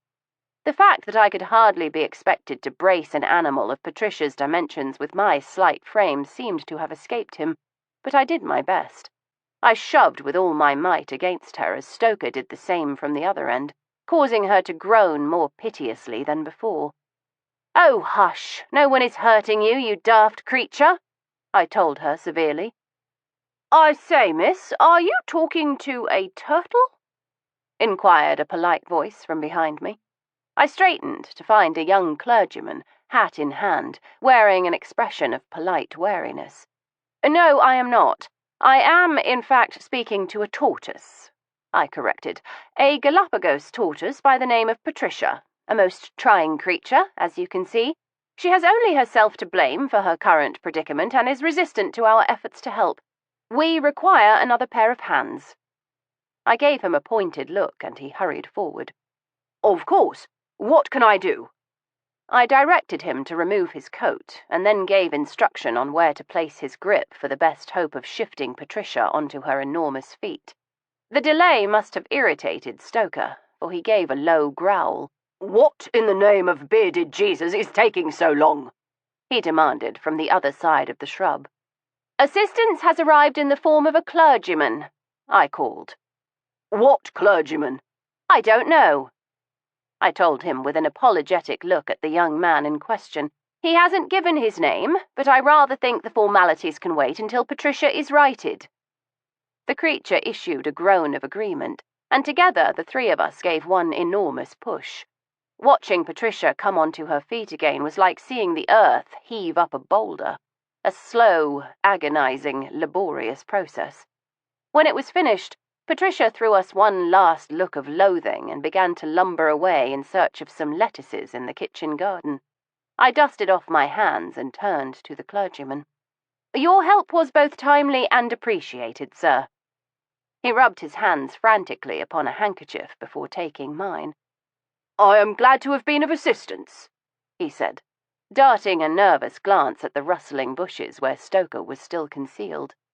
The fellow made no move to tell his name, holding himself warily as Stoker emerged from the shrubbery, his hair lavishly disarranged and littered with leaves and twigs.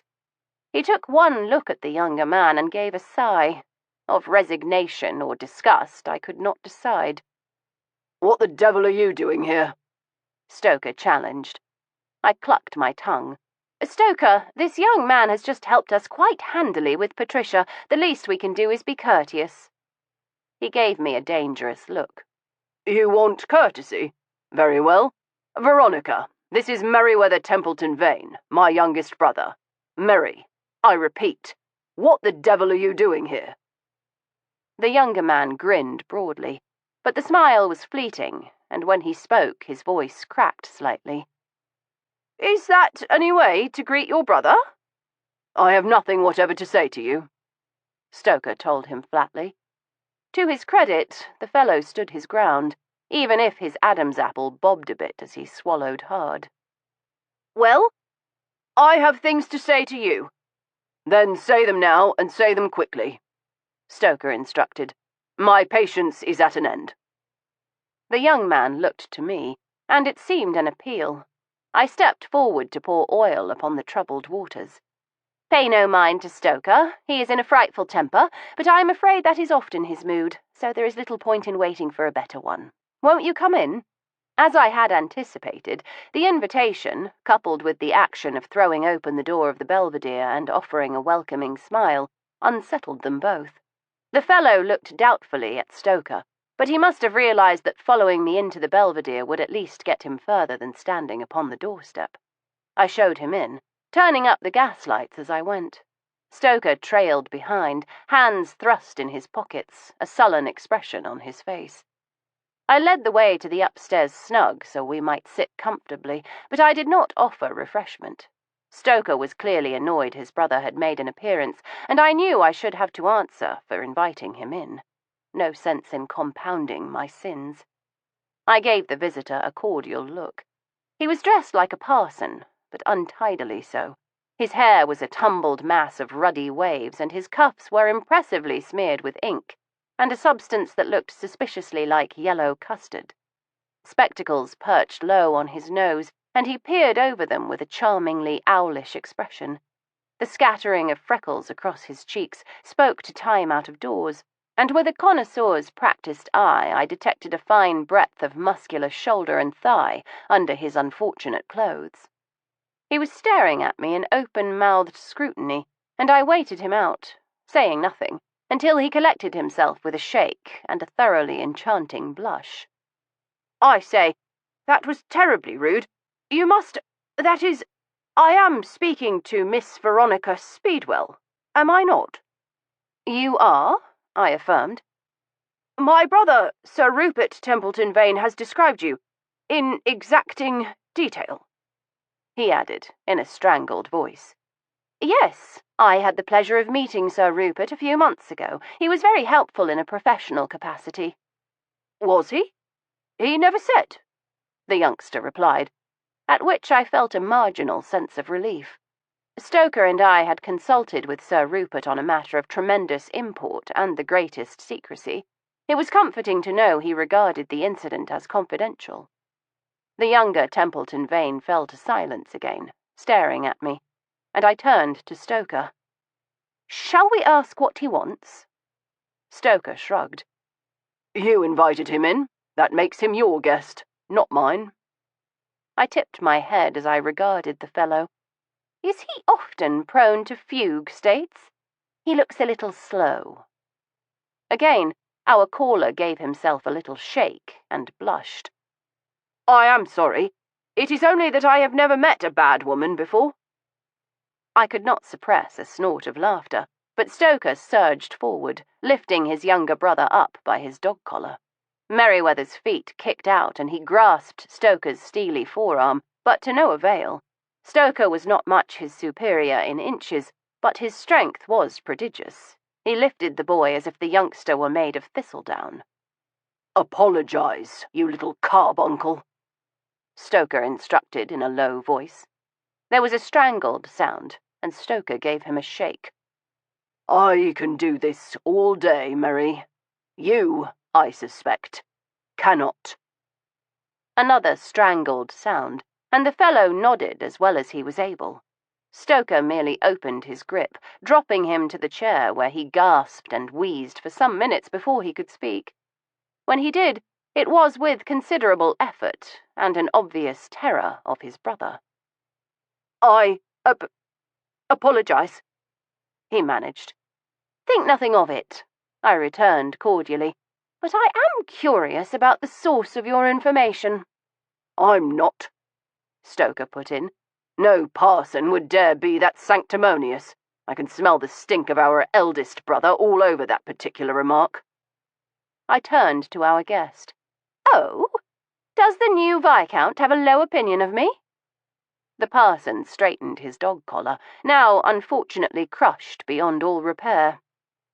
"Tiberius, Lord Templeton Vane now, has a curious sense of humour, I am afraid."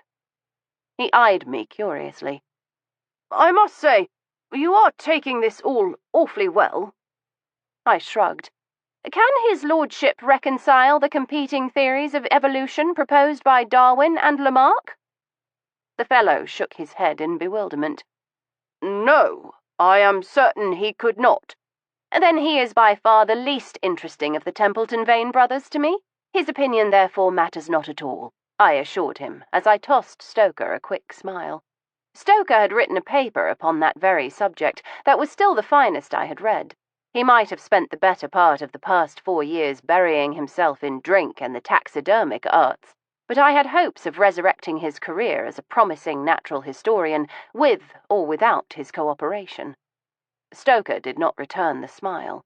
He was too busy staring at his younger brother with an expression that would have given Medusa pause. The boy noticed and swallowed hard. At this rate, he would break his Adam's apple altogether. I sighed. "Stoker, do stop looming over him. You have obviously given him a fright. Now, promise you won't abuse him any more on my behalf."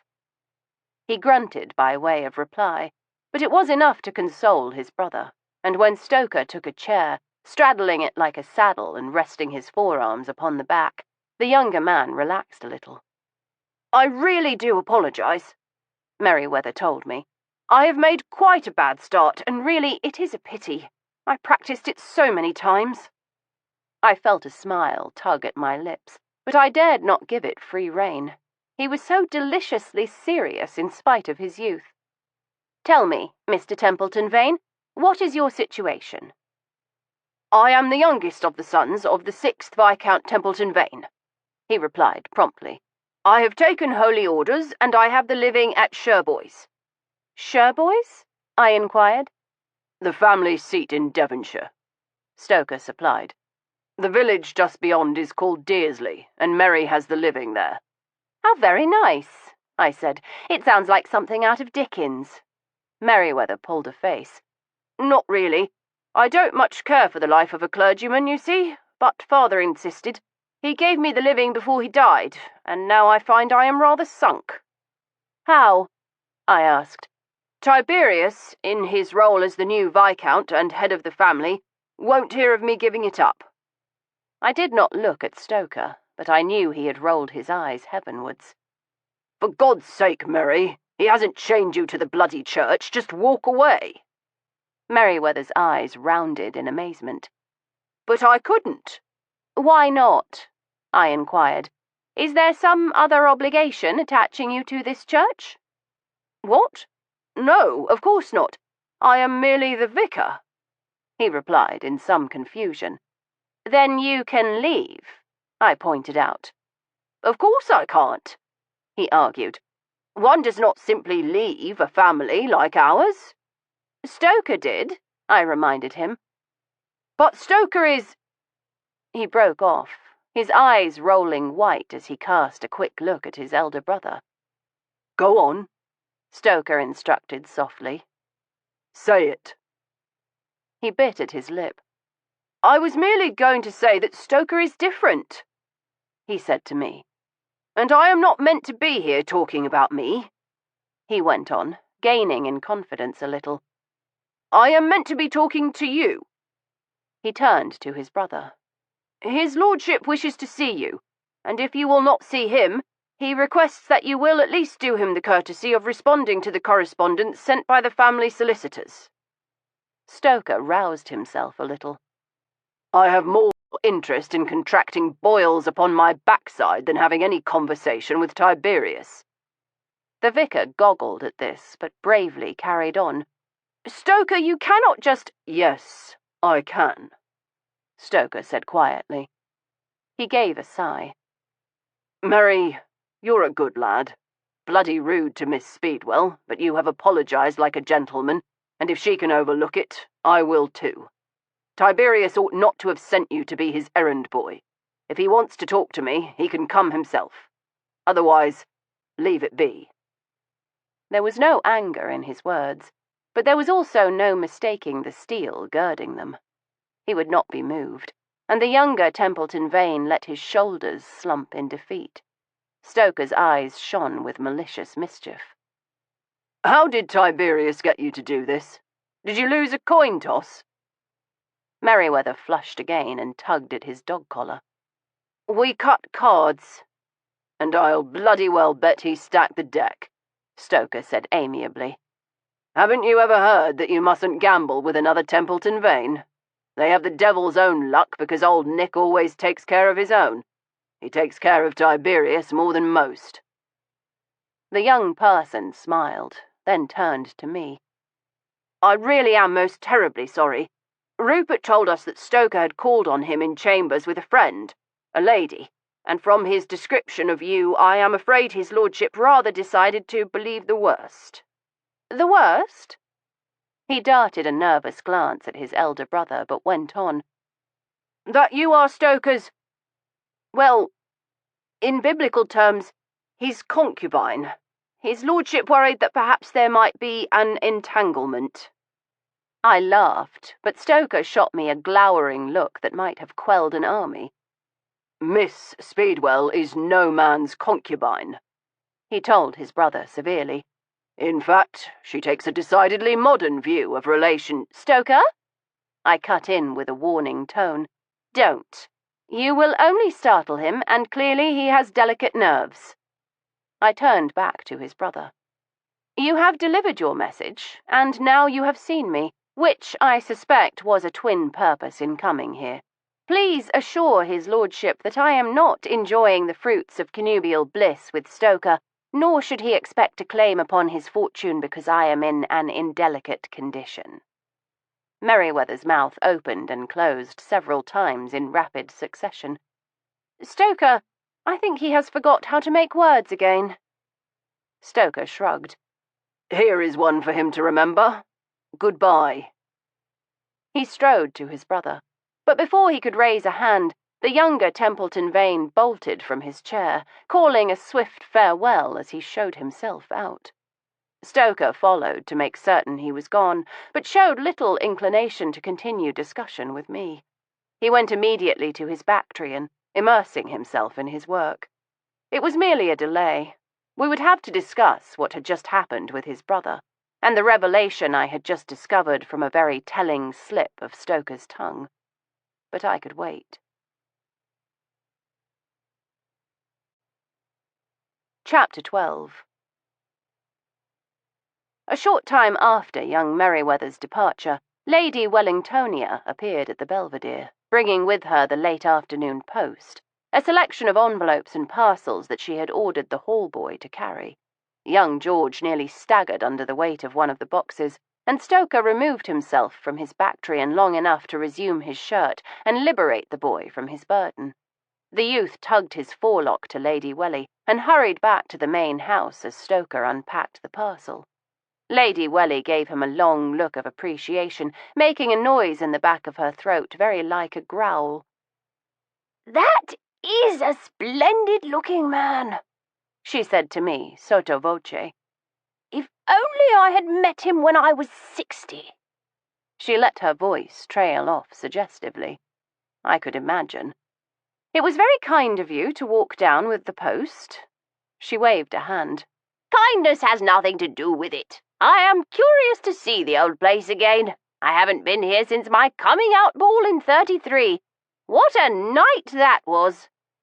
She looked about, clearly in a nostalgic mood. She lifted her walking stick to indicate the upper gallery. "Is there still a camp bed up in the snug?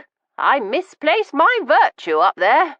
Dashing fellow he was, a Scotsman, in full clan regalia. I do like a kilt," she added fondly. Stoker, who was busy tearing the wrappings off his parcel like a child on Christmas morn, gave a shout. "They've come!" he crowed, pointing to a glass case with all the tenderness of a father tending his newborn babe. He bent over the case, slowly lowering in the remains of a desiccated rabbit. "Who has come?" I asked as I moved near. Lady Welly wandered off, taking a turn with her memories as she poked and prodded the various artifacts, muttering to herself. Stoker gave a sigh of pure pleasure. "It is my colony of Dermestes maculatus." A quick look at the case revealed a swarm of dark beetles happily tending to the unfortunate rabbit. "Domestic beetles? Why ever are you letting them dine upon a common rabbit?" "I am experimenting. Some specimens are more valuable for the skeleton than the hide, and boiling them down to the bones makes an awful stench. So, when Huxley caught this unfortunate fellow, I left him to dry out and ordered a colony of these industrious little Dermestids. If I leave these little lads to do their work, they will strip it all, clean as a new pin." "How deliciously revolting," I said mildly. He reared back, his expression hurt. "It is not. It is nature, red in tooth and claw," he rebuked. "They're very tidy, you know, like provincial housewives." He bent to watching them again, as they studiously began the task of stripping the dry flesh from the bones of the rabbit, and I settled to the far less gruesome chore of sorting the post, while Lady Welly moved to the display cabinet nearest the desk. She picked up a specimen at random and turned it over, peering intently. "What is this?" "A coprolite. Fossilized excrement," I replied helpfully.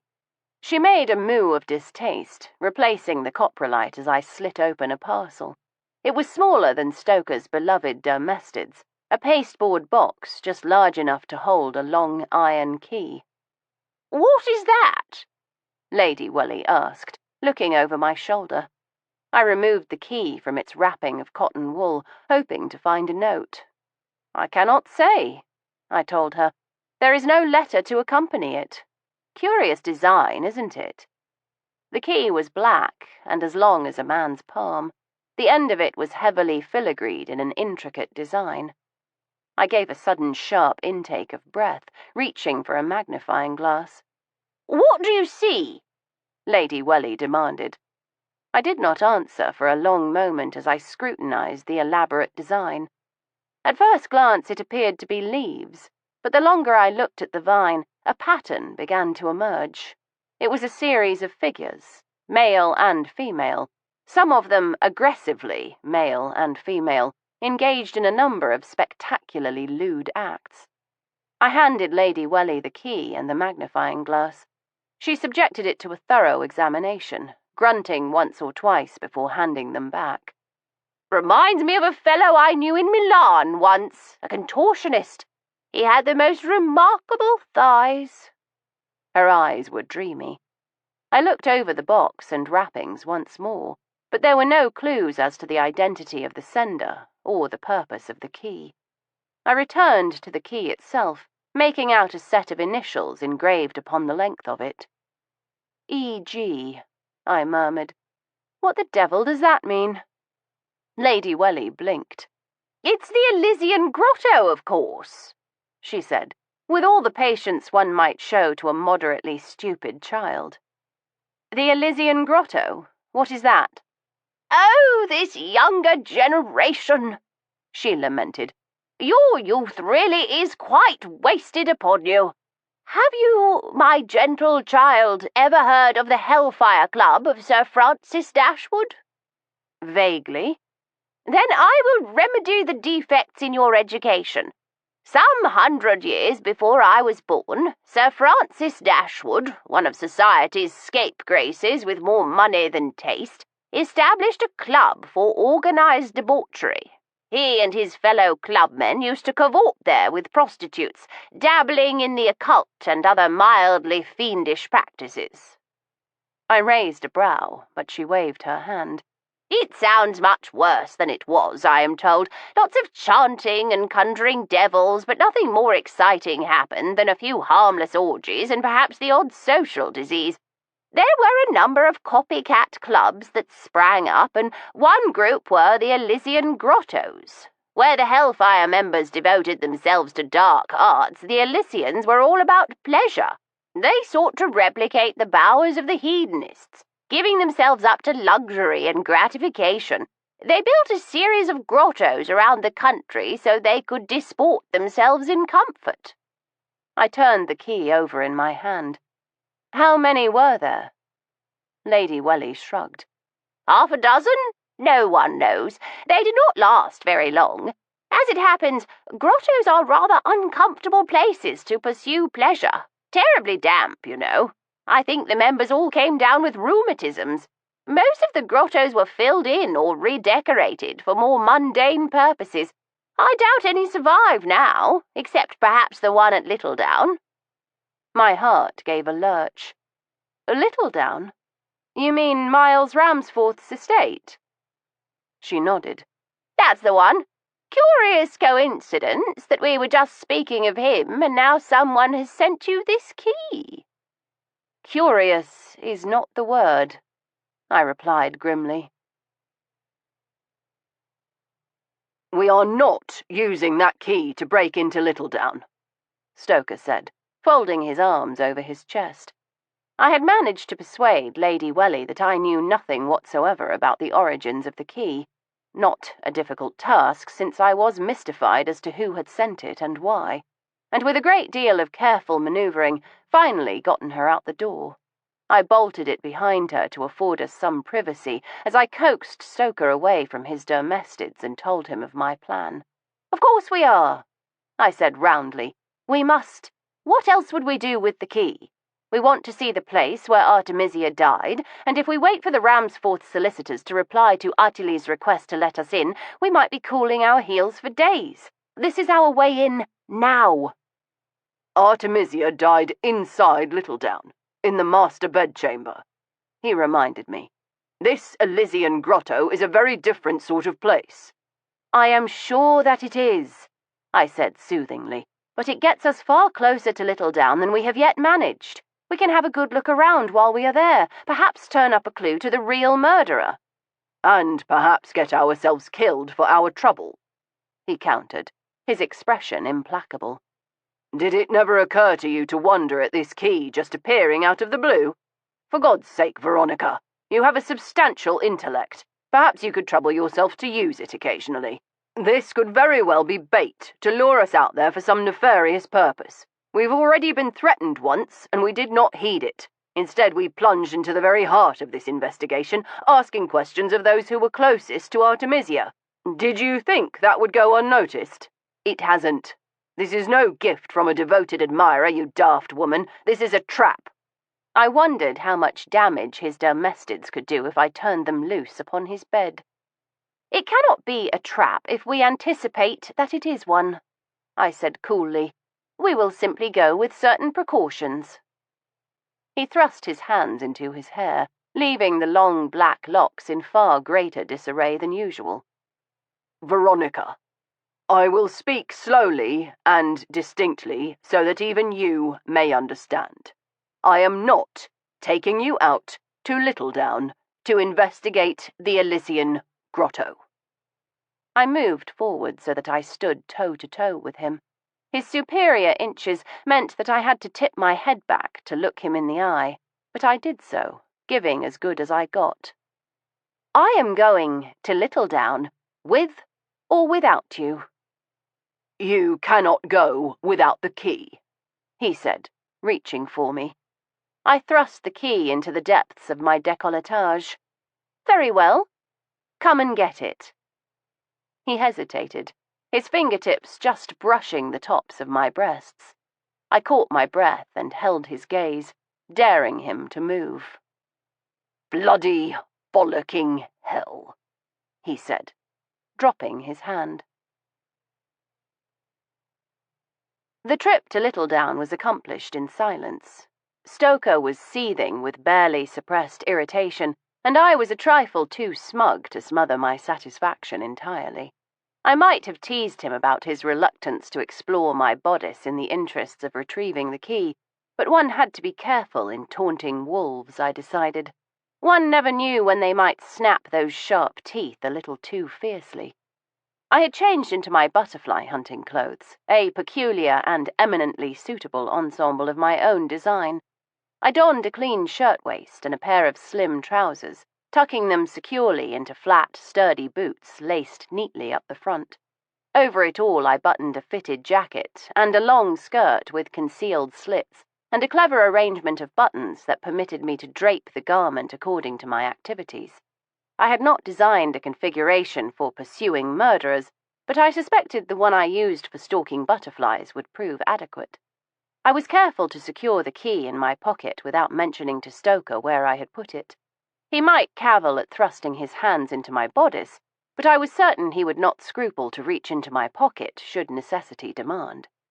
The estate was in a curious little corner of Surrey, close to the capital, but, as Sir Hugo had explained, situated in such a state of rural solitude that it might have been in the middle of Dartmoor. Stoker, with his unerring sense of direction and love of maps, had memorized the route from the station, navigating us on foot through various byways and country lanes, until I began to think we were the last two people on earth. The soft, whispering clicks of the crickets were punctuated by the distinctive rusty screech of a barn owl, and somewhere in the distance a fox barked. Tendrils of fog curled about our feet as we moved, shifting, ghostly fingers that seemed to point the way to Littledown. The gates of the estate were, as we had expected, closed and locked, but this was no deterrent. Without discussion, Stoker and I scaled the stone wall of the perimeter, each using our particular skills. His height and impressive musculature lent to a quick vault and swing up to the top, while my flexibility and slighter frame dictated a swift climb, using the cracks in the mortar and irregularities in the stone as hand and footholds. Once atop the wall, Stoker dropped down lightly, reaching up to catch me as I launched myself. That was the true measure of his character. Even at the height of his irritation, he would never let me fall. Together we crossed the broad expanse of the lawns, once manicured and now left to grow wild, the weeds choking out the pretty grass and blanketing the pond with a thick layer of scum. It was the dark of the moon, and only the pale glow of starlight illuminated our way, giving a shimmering, spectral glow to the stone facade of the house, softened by the rising wisps of mist. It was an unremarkable place, built in the style of Queen Anne, but someone had loved it once. I thought of Lady Ramsforth, who could not bear to stay in this house, and I thought too of Miles Ramsforth, who would die if we were not successful. I reached for Stoker's hand. "I know," he said, gripping mine in return. He gave a gusty sigh. "You were right. We have to do this." He led the way, deducing the grotto would be at some remove from the house itself. tucked discreetly out of sight, but not so far the guests would find it difficult to reach. We made a slow circle around the estate until we came to a gate. Stoker dropped my hand, casting around to make certain we were alone. There was no sign of the promised watchman. Nothing broke the solemn silence of the night, save a soft, sighing breeze that stirred the leaves and bent the tops of the weeds, scattering patches of fog in its wake. Content we were alone, Stoker struck a match and held it over the lock. I retrieved the key and fitted it carefully. It turned slowly with a moan of protest. It had been months since anyone had used the gate, I realized. But whoever had been there last had left a lantern just inside, and Stoker touched the match to the wick. A warm glow of amber light filled the small rock room. "It is an antechamber," he said. The narrow room tightened to a passage, above which an inscription had been chiselled into the rock. "Ingredi del voluptatis causa," he read aloud. "An invitation to pleasure," I replied. "How appropriate." He did not laugh. Instead, he turned and fixed me with a stern look. "I am going first. I let you talk your way around me earlier, but not this time. If anything happens, you run. Do you hear me? You run and you get yourself to safety." "Absolutely not," I began. He leaned close, his face a scant inch from mine. "I am not bargaining with you, Veronica. For once, do as I ask. Promise me." "Very well, I promise," I said, crossing my fingers behind my back. He did not look convinced, but he went, turning sideways to maneuver through the narrow rock passage. I followed, walking straight, my shoulders just brushing the stone walls. It was a short distance, just enough to make one feel quite removed from the outside world, but the path descended sharply, drawing us deeper and deeper into the earth. The passage debouched into a larger room. I could not see past Stoker, but I could hear the sudden echo of a much more spacious chamber. He paused a moment, raising his lantern high, and we surveyed our surroundings. It was empty, at least of villains. No miscreant lay in wait for us, no would-be killer set upon us. Instead, we found ourselves in a veritable bower of pleasure. The chamber was a natural cave, spacious and high-ceilinged, and around the sides a series of low alcoves had been carved out of the rock into makeshift divans. The purpose was not difficult to discern, but even if it had been, the decoration would have been eloquent.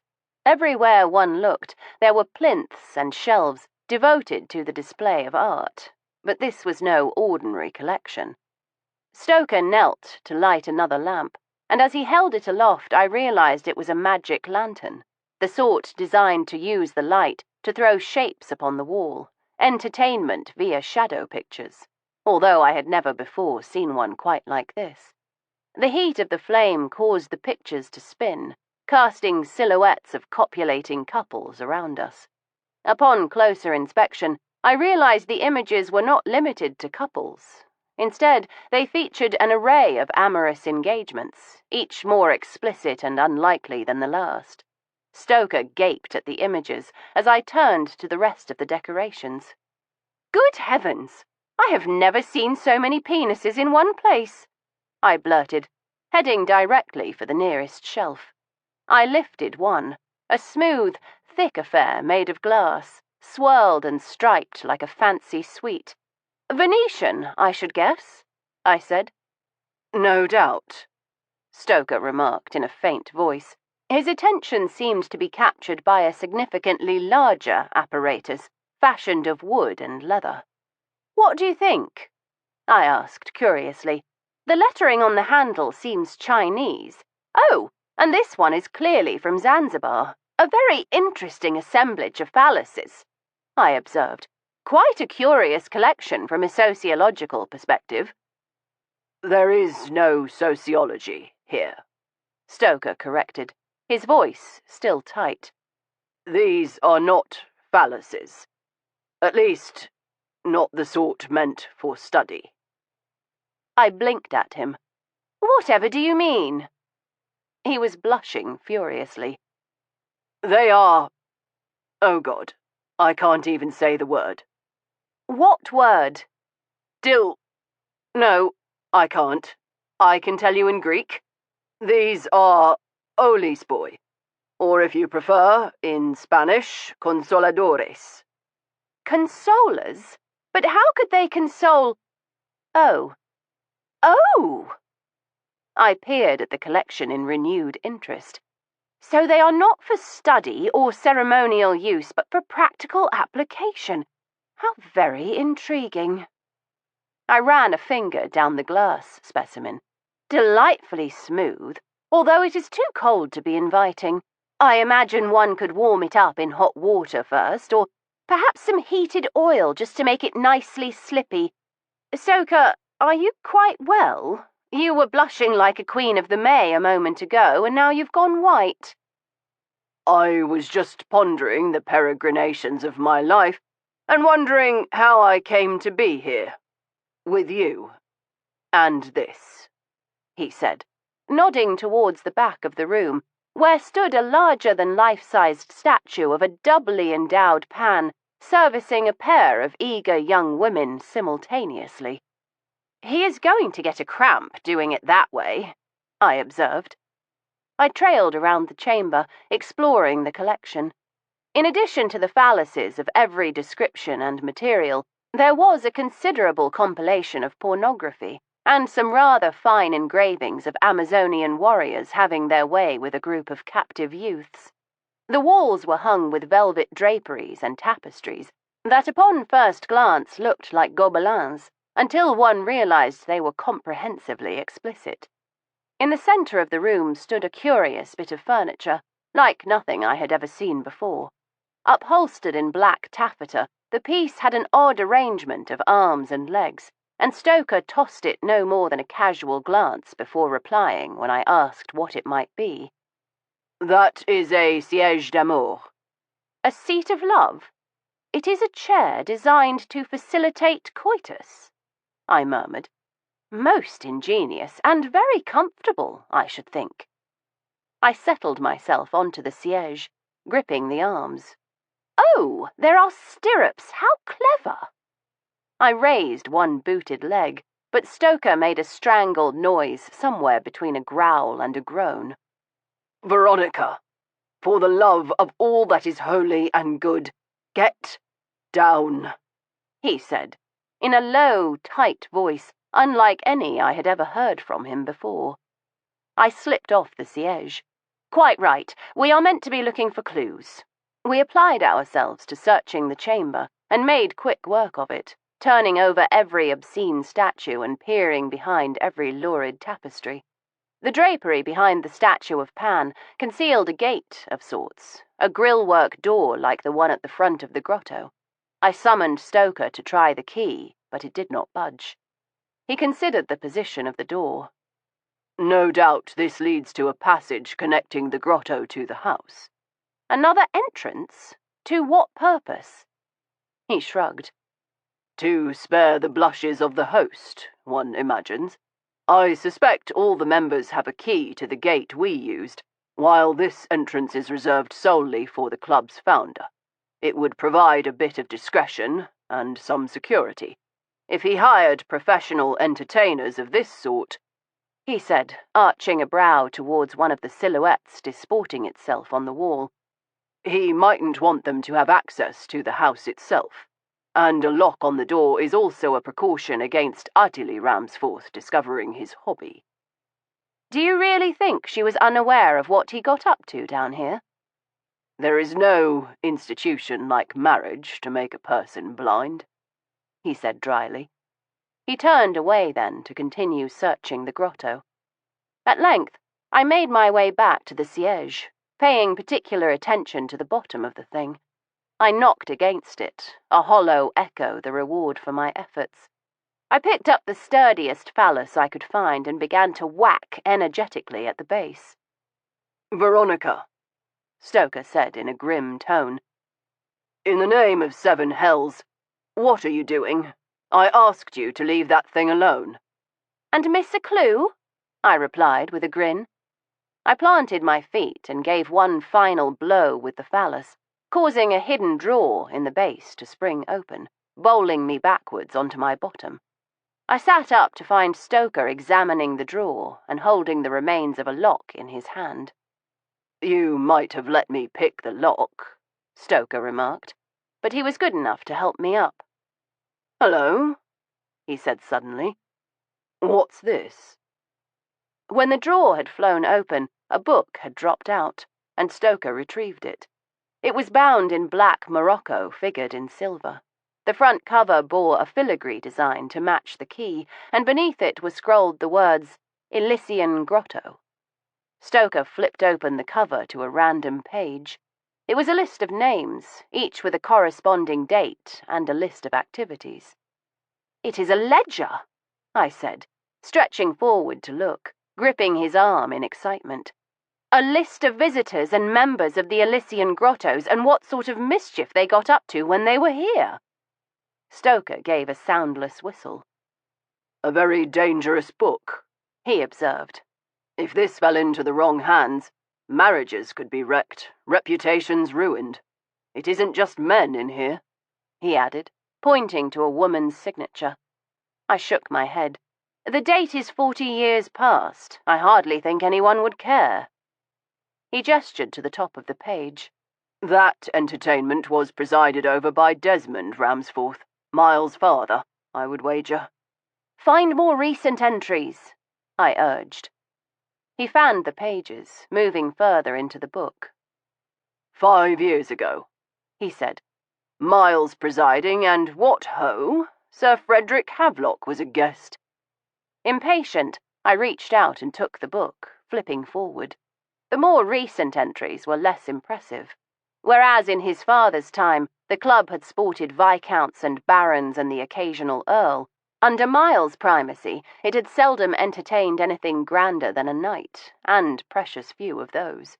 The gatherings boasted fewer people than in his father's day, and it seemed likely the place had been more a curiosity used for Miles' private seductions than any proper orgiastic activity.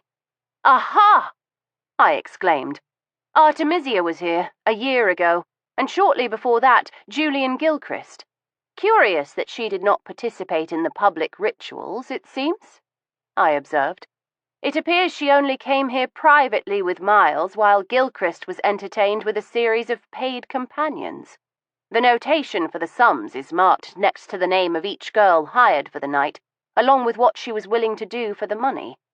This young woman seems to have been quite accommodating," I mused, as I ran down the list of her lurid accomplishments. But Stoker was not listening. His gaze was fixed upon the page in an expression of stupefaction. "Stoker, you've gone white as a virgin's nightgown. What is it?" He did not reply. He merely pointed to a name I had not noticed. "The Honourable Tiberius Templeton Vane," I read aloud. I rocked back. "But that isn't—" "Oh, but it is," he said with a grim smile. "The newly minted Viscount Templeton Vane.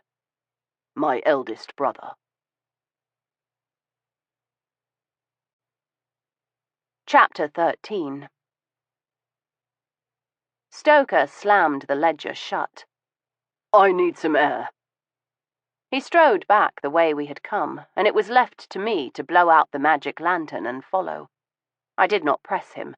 There would be plenty of time to scrutinize the ledger at our leisure once we were back at the Belvedere. Whatever implications the Viscount's name raised, Stoker would require a little time to come to grips with them. He locked the door behind us and pocketed the key carefully, giving a quick nod as I made a gesture towards the main house. He had a hunter's instinct for silence, and my years of pursuing butterflies had taught me to move without detection. We crept towards the darkened dwelling, approaching a wide garden door that most likely led to a dining room or drawing room. The windows on either side must have provided an outlook upon a pretty vista down to the pond in happier days, but they were shuttered now, the house looking blindly upon its terrace and gardens. Stoker paused a moment outside the door, weighing our options, but I had already anticipated him. Give me the packet of honeycomb, I instructed. How do you know I am carrying honeycomb? You are always carrying honeycomb. This is a peculiar time for a nibble, he protested, but he handed it over without hesitation. It was very nearly empty, and I upended it, scattering the last of the sweet, sticky crumbs over the stone flags of the terrace. I unfolded the paper twist carefully and held up the side that still bore traces of the candy. Lick, I ordered. Guessing what I meant to do, he complied, putting his tongue to the sheet of paper until the entire surface was gummy. With infinite care, I moved to position the paper on the glass of the garden door. Over one pane, he instructed softly. The lock would be a little higher. I did as he bade, pressing the paper to the glass until it stuck nicely. I stepped back and nodded to Stoker, who handed me the ledger. He stripped off his coat, wrapping it about his hand. One quick blow and it was done. The glass broke silently, the pieces held fast by the sticky paper. I slowly pulled it free and was about to place it on the ground when Stoker stopped me. An animal might step on it and be harmed. 'Tis sticky as glue and full of glass, he reminded me, as he took the piece of paper with its glittering shards. He turned it over and weighted the thing with a rock, only then putting his arm through the hole we had made to work the lock. It proved more difficult than we expected, and Stoker had recourse to use one of his blades before he was able to flick it open and ease the door wide. He paused to replace his knife and slip his arms back into his coat. Those few seconds were our salvation. I am not certain what we heard first, the slavering growl of the mastiff or the sleepy shouts of the watchman roused from his slumbers. The sudden cacophony rent the night, and Stoker reared back, slamming the door as we took to our heels. We fled, across the terrace and around the pond. The shutting of the door bought us only a few seconds, for no sooner had we gained the far side of the pond than the door was flung back on its hinges and the hound burst forth. Behind it came a volley of shots, shattering stone from the edge of the terrace wall as we darted and dodged. I looked back only once to see an elderly fellow silhouetted in the doorway, the white of his nightshirt and cap stark against the dark shadows of the house. He was content to stand there, blasting away on his shotgun and hurling abuse, but his dog was not so reticent. The creature tore after us, baying with murderous intent. The soft thud of his paws was gaining on us, each stride of his powerful legs narrowing the distance between us. "Stoker!" I panted. "We cannot outrun him!" No, he returned, reaching into his pocket. But we can slow him down. "For God's sake, you aren't going to hurt him!" I managed between breaths. I ought to have known better. For all his facility with dead animals, he was endlessly sentimental about living ones. He drew from his pocket a small parcel tied with string and flung it behind him. It struck the dog full on the snout, bursting open and spilling its bloody contents. "What was that?" Calf's liver, he said, reaching for my hand as he grinned into the darkness. I marvelled at his forethought. Lady Ramsforth had mentioned a dog, and Stoker had taken it upon himself to come armed with a meaty little distraction. I blessed him for it as we continued to run, but I quickly realized that a calf's liver was not diversion enough for so enormous a dog. He devoured it swiftly and set off again in pursuit, tracking us through the gathering fog. Stoker, whose long strides could have easily outpaced me, refused to leave me behind, and instead matched his speed to mine. The dog gained upon us, snarling as he snapped at our heels. With a single vault, Stoker was atop the wall, putting out his hands for mine. At a dead run, I planted the sole of my boot on the wall, launching myself upwards as I raised my hands to grasp his. Too late, I realized my mistake, and the ledger, unwieldy and slippery, slid from my grip, tumbling to the ground. "No!" I cried, turning to go after it, but Stoker kept a subduing arm tight about my waist. The mastiff stood upon his hind legs, his massive jaws very nearly, but not quite, reaching the toes of our boots as we stood atop the wall. "The ledger is gone!" I protested. I dropped it. Then it will have to stay gone, Stoker said, nodding towards the direction we had come. A lantern glowed through the mist. The watchman had come after us, guided by the sound of the dog's vicious barking. I eyed the distance to the ground. I could just see where the ledger had come to rest. The mastiff stood between me and it, but I was determined. I turned to fling myself just as another shot rang out, this one chipping the wall at Stoker's feet. Bloody hell, he muttered. With one graceful motion, he swung me up into his arms and jumped to the lane side of the wall, landing us in a tussock of long grass. I put my hands to his chest and pushed hard. "Why the devil did you do that?" I demanded. "I was about to retrieve the ledger." I know, he said coldly, as he rolled to his side and gave a great wheeze. My God, the next time, do try not to land on my stomach. I think I am going to disgrace myself. I opened my mouth, preparing to deliver a scathing retort, but with a great effort he pushed himself to his feet, pulling me up. Not now, Veronica. You may abuse me at your leisure, but right now we need to get away. From the other side of the wall I could hear the dog. His howls turned to whimpers of frustration now, and the watchman, calling all varieties of insult down upon the heads of miscreants and villains who would break the peace of an old man's slumbers. He discharged the shotgun again for good measure, and I threw up my hands, admitting defeat. We might have hid for a while until the old fellow returned to his bed, but it was just as likely he would leave the dog running loose, or that he would find the ledger. Come along, Stoker ordered. He walked a few steps, then turned, waiting, fog swirling about his legs. I sighed and swallowed my defeat. I might deplore the loss of the ledger, but Stoker would never admonish me for it. Together we walked down the lane and into the safety of the covering darkness. We reached Bishop's Folly and let ourselves in through the garden gate, taking the long path through the grounds so as not to disturb anyone in the main house. By silent accord we made for the Belvedere. Stoker would want a drink, and I did not want him to imbibe alone. The lamp at the door of the Belvedere had not been lit, and as we made our way in I tripped over something on the threshold. What is it? Stoker demanded, his tone irritable. A parcel of some sort. Perhaps our anonymous benefactor has struck again, I remarked lightly. I would not taunt him over the fact that the sender of the key had most certainly not attacked us or locked us in and left us for dead, but I would definitely think it. I picked up the small parcel and carried it inside while Stoker made directly for the snug, poking up the fire and pouring out 2 hefty measures of whiskey. I eyed the glass. If you're looking to get drunk quickly, you ought to have got the aguardiente instead of the whiskey. This is going to be a waste of good single malt. There is no such thing as a waste of good single malt, he told me, swallowing his in a single draught. He poured another measure for himself while I plucked the strings on the little parcel. It was wrapped in plain brown paper and addressed in a nondescript hand. There was no postmark, so it had been delivered by messenger, I realized as I pulled away the paper.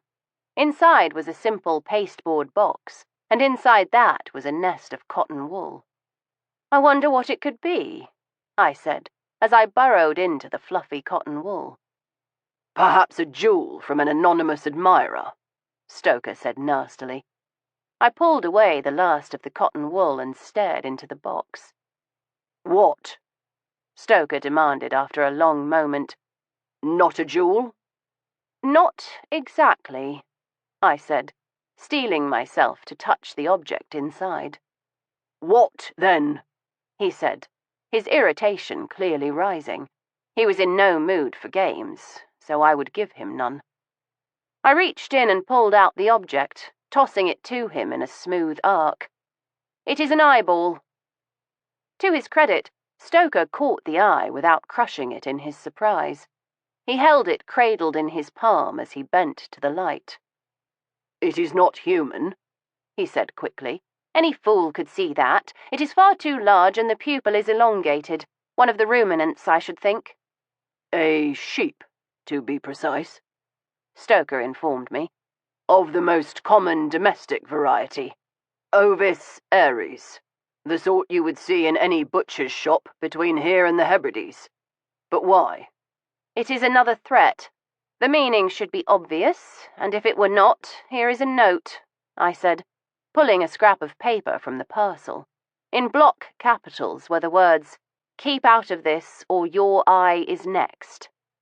I peered closely at the letters. They seemed to be in the same hand as the first note. Something peculiar about the letter E. Stoker curled his lip. We need to be menaced by a better class of criminal. This one cannot spell. Or wants us to believe he cannot, I countered. And clearly it is someone who does not know us well, or he would never think we could be unhinged by an eyeball. There are whole jars of the bloody things about the place, I said with a wave of the arm. Stoker did keep a frankly irrational number of body parts, stashed in glass bottles and cases. I was forever opening a drawer to find a disembodied eye staring up at me. I took up my glass and settled into the chair next to Stoker, while he rolled the eyeball in his fingers. It is fresh, he told me. If it were not, it would be soft. This one is quite firm and bounces back a bit when you press it, like a hothouse grape.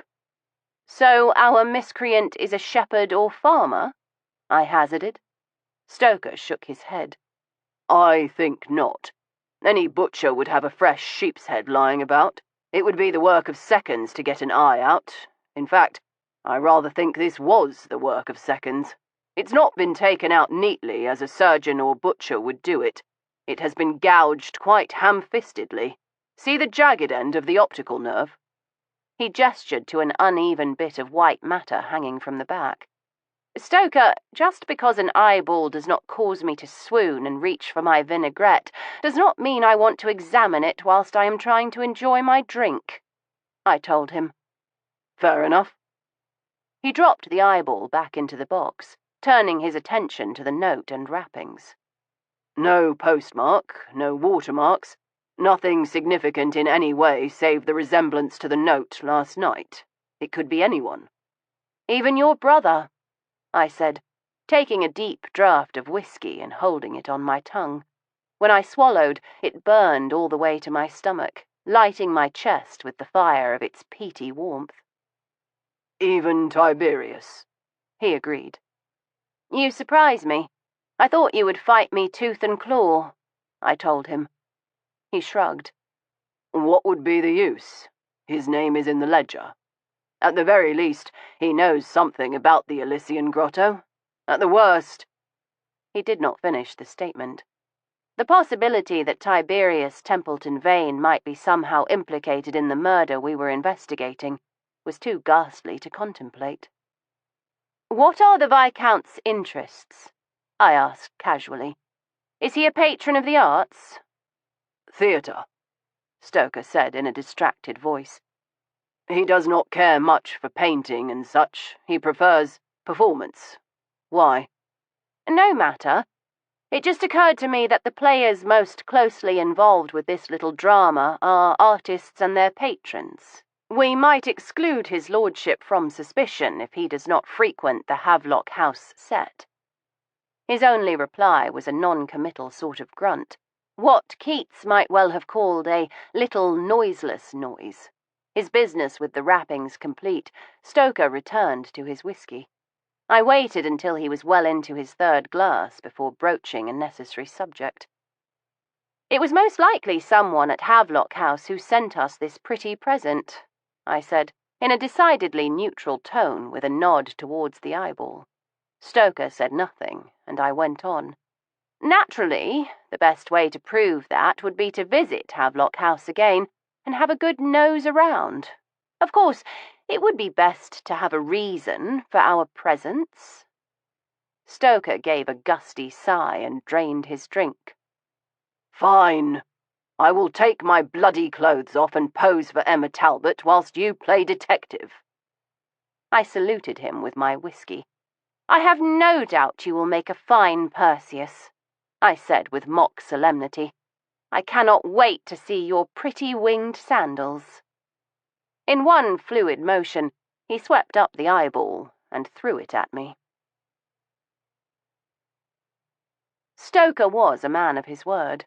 He rose early to look in on his sweet little domestic beetles, and scrawled a note to Emma Talbot telling her he would present himself for the purpose of being sketched.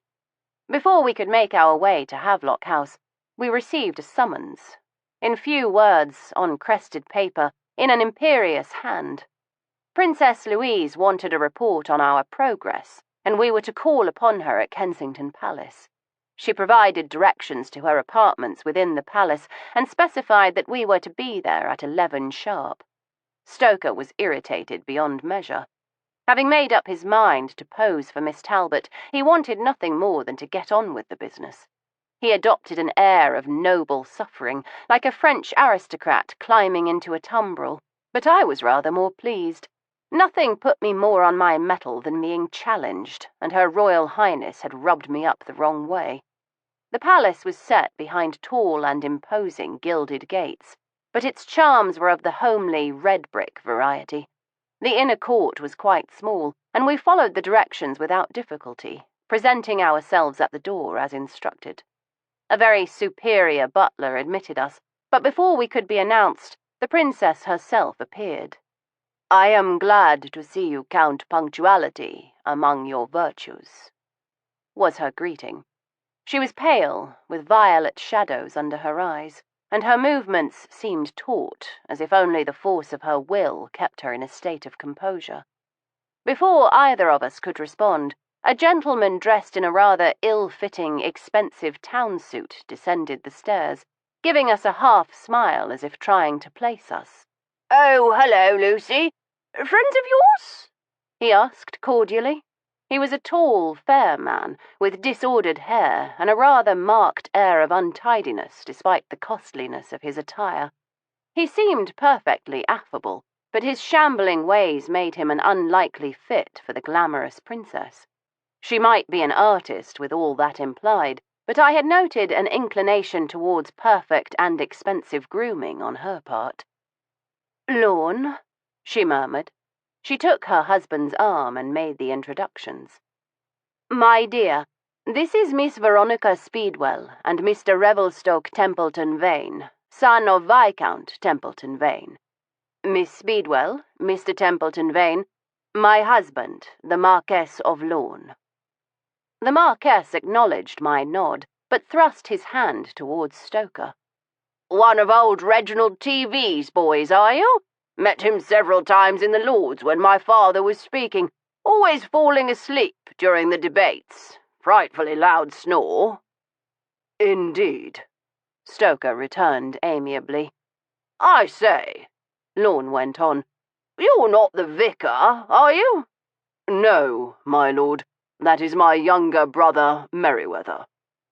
The Marquess gave a rueful smile. "I remember your father had the devil of a time getting that boy settled.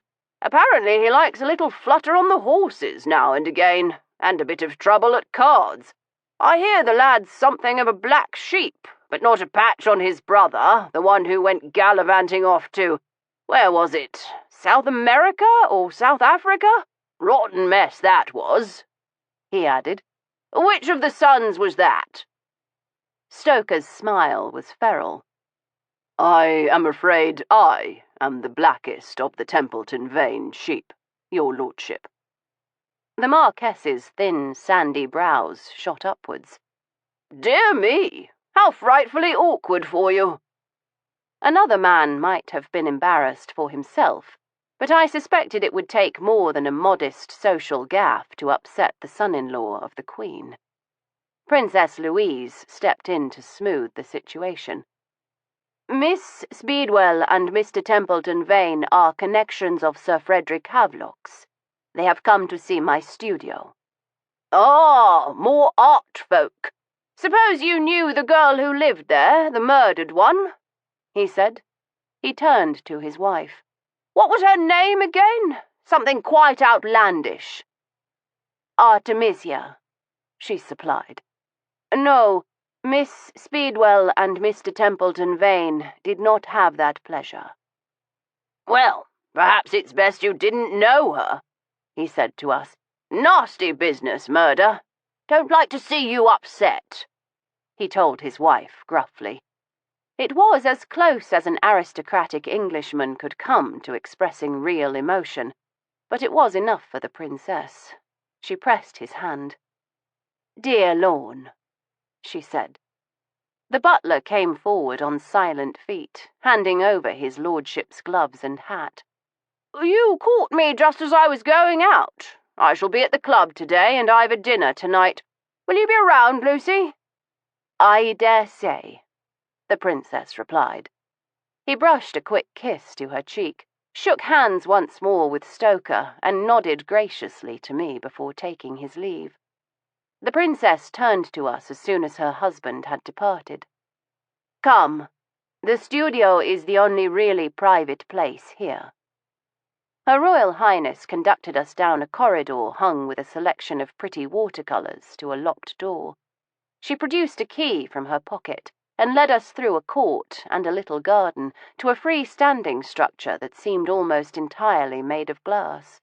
She unlocked it and lit a gasolier against the gloom of the dark, fog-bound morning. The illumination was feeble, but vast expanses of windows indicated that on bright days the room would be flooded with sunlight. "My studio," she told us. The walls were lined with shelves to hold the various tools of the sculptor's trade, and the room, a large open space, was populated with shrouded plinths like so many patient ghosts. The princess led the way to a particular plinth and reached out to twitch aside the cloth that covered it. It hesitated, then fell away, pooling at the feet of a statue of a young woman. She was dressed in a timeless sort of costume, a gracefully draped robe that might have belonged to any society in antiquity. But her pose was not that of a classical beauty in repose, waiting to be admired. This figure was barely paused in the act of motion, her skirts rippling along the muscles of her thighs, the draperies along her shoulders flung back as she lifted her head, her sightless eyes fixed upon a horizon she would never see. One slim hand held the crook of a shepherdess, and I could well imagine the marble flock waiting to be gathered just out of sight. Her lips were parted, and her head cocked ever so slightly, as if she heard a soundless call and had been immured in marble just at the point of responding. "She is marvellous," I said, in perfect sincerity. "She is Artemisia," the princess replied. "That is why I wanted you to see her. I sculpted that from life, and that is how she was, tall, vigorous, full of vitality and movement. You will hear many stories of her as you investigate. Artists are famous liars," she told us with a thin smile. "But this is the truth of her. You must not forget it." We were still standing and admiring the statue when the door opened and Lady Ramsforth entered. "Lucy, the butler said you were here." She broke off, at the sight of Stoker and me, I thought, but she was looking past us to the statue. She came forward, her eyes alight with emotion. "Lucy, you've finished her. She's marvellous. I could almost imagine she would speak," she said, her voice breaking. Princess Louise put an arm around her, and they clung together a long moment. Attilie looked up, giving us a small, sad smile as tears trembled on her lashes. "I do apologize. I did not mean to be a watering pot," she said. "It is just that seeing her there, looking so lovely and so very alive, sometimes I cannot quite believe things have come to this." She broke down then, weeping on Louise's shoulder, and it was not until Stoker stepped forward with his own enormous red handkerchief that she left off. She gave a timid little laugh. "Again you have come to my rescue, Mr. Templeton Vane," she told him, wiping at her eyes. "You are very kind." As ever, when someone remarked upon his better qualities, Stoker blushed and said nothing. The princess clasped Attilie's hands. "Better now?" Attilie nodded. "Yes, I think so." Good, the princess said in a decisive tone. Because I did not ask you here merely to see the statue. I have asked Miss Speedwell and Mr. Templeton Vane to deliver a report upon their progress. Oh! Artemisia Ramsforth's face lit with interest. You have discovered something. Not precisely, I said quickly. I had no wish to give her false hope. That would be too cruel. But I could tell her what we knew. At first, we were inclined to the view that Her Royal Highness was engaged in a bit of wishful thinking, that she did not want Miles Ramsforth to be guilty of Artemisia's murder. We now believe she might be right to trust in his innocence. Artemisia swayed a little, and Stoker leapt to put his hand under her elbow, holding her steady. "Thank you, Mr. Templeton Vane," she murmured. "I cannot take this in." "It is quite true," he told her gently. "Before we even visited Havelock House, we were sent a threatening message." "A threat?" The princess's eyes went wide. "What sort of threat?"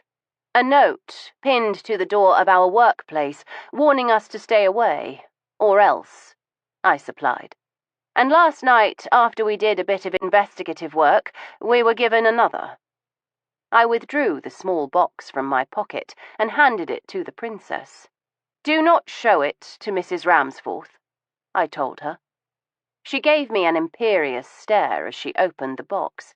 A single glance inside was all it took. She shrieked, dropping the box and letting the eyeball roll under a table. Artemisia clutched at Stoker's arm. "What was that?" she asked in a low, trembling voice.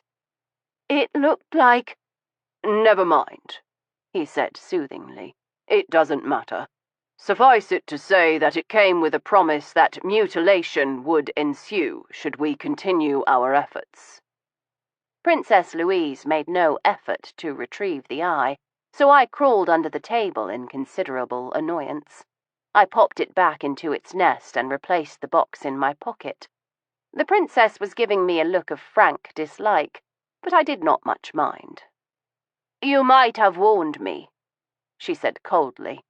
"I thought you were a student of anatomy," I replied. "Most artists are." She said nothing to this, but turned her attention to Stoker.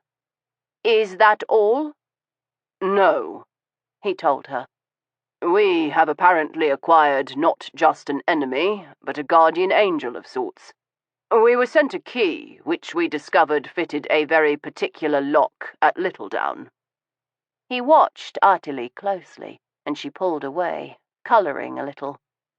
"The grotto," she whispered. "You know about it?" I asked. She groped behind her for a place to sit, and perched upon the edge of a plinth, heedless of the white dust marking her black skirts. "Of course.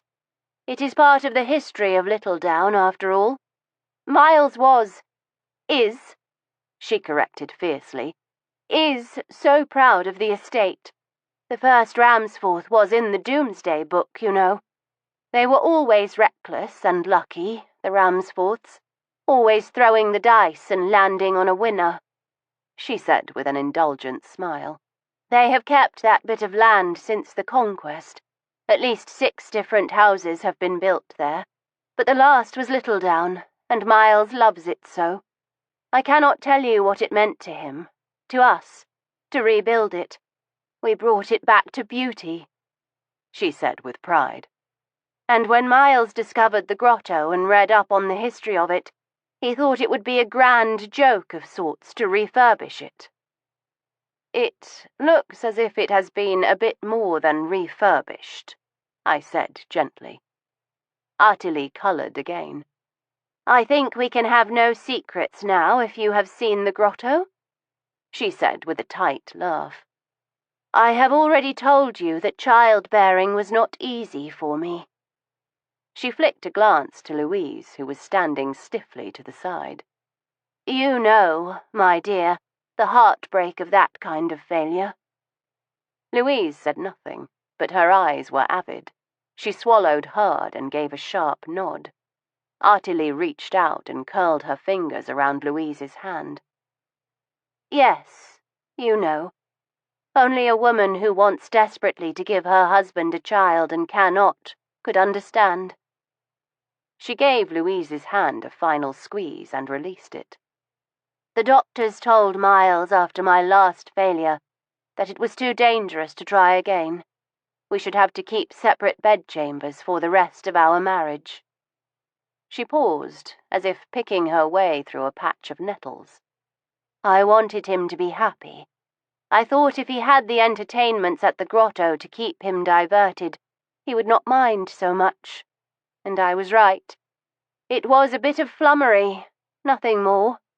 He was such a boy about his collection, she said with an indulgent smile. He thought it all so shockingly naughty, and I saw no harm in it, not really. The women who came were willing and paid well. The men, I do not know what prompted them, but I can guess. They were like Miles, in search of some new diversion, and they found it in the grotto. There were quite a few of them over the years, I commented. Artily gave me a curious look. How do you know that? Because we found a ledger, Stoker told her. A sort of guest book your husband kept.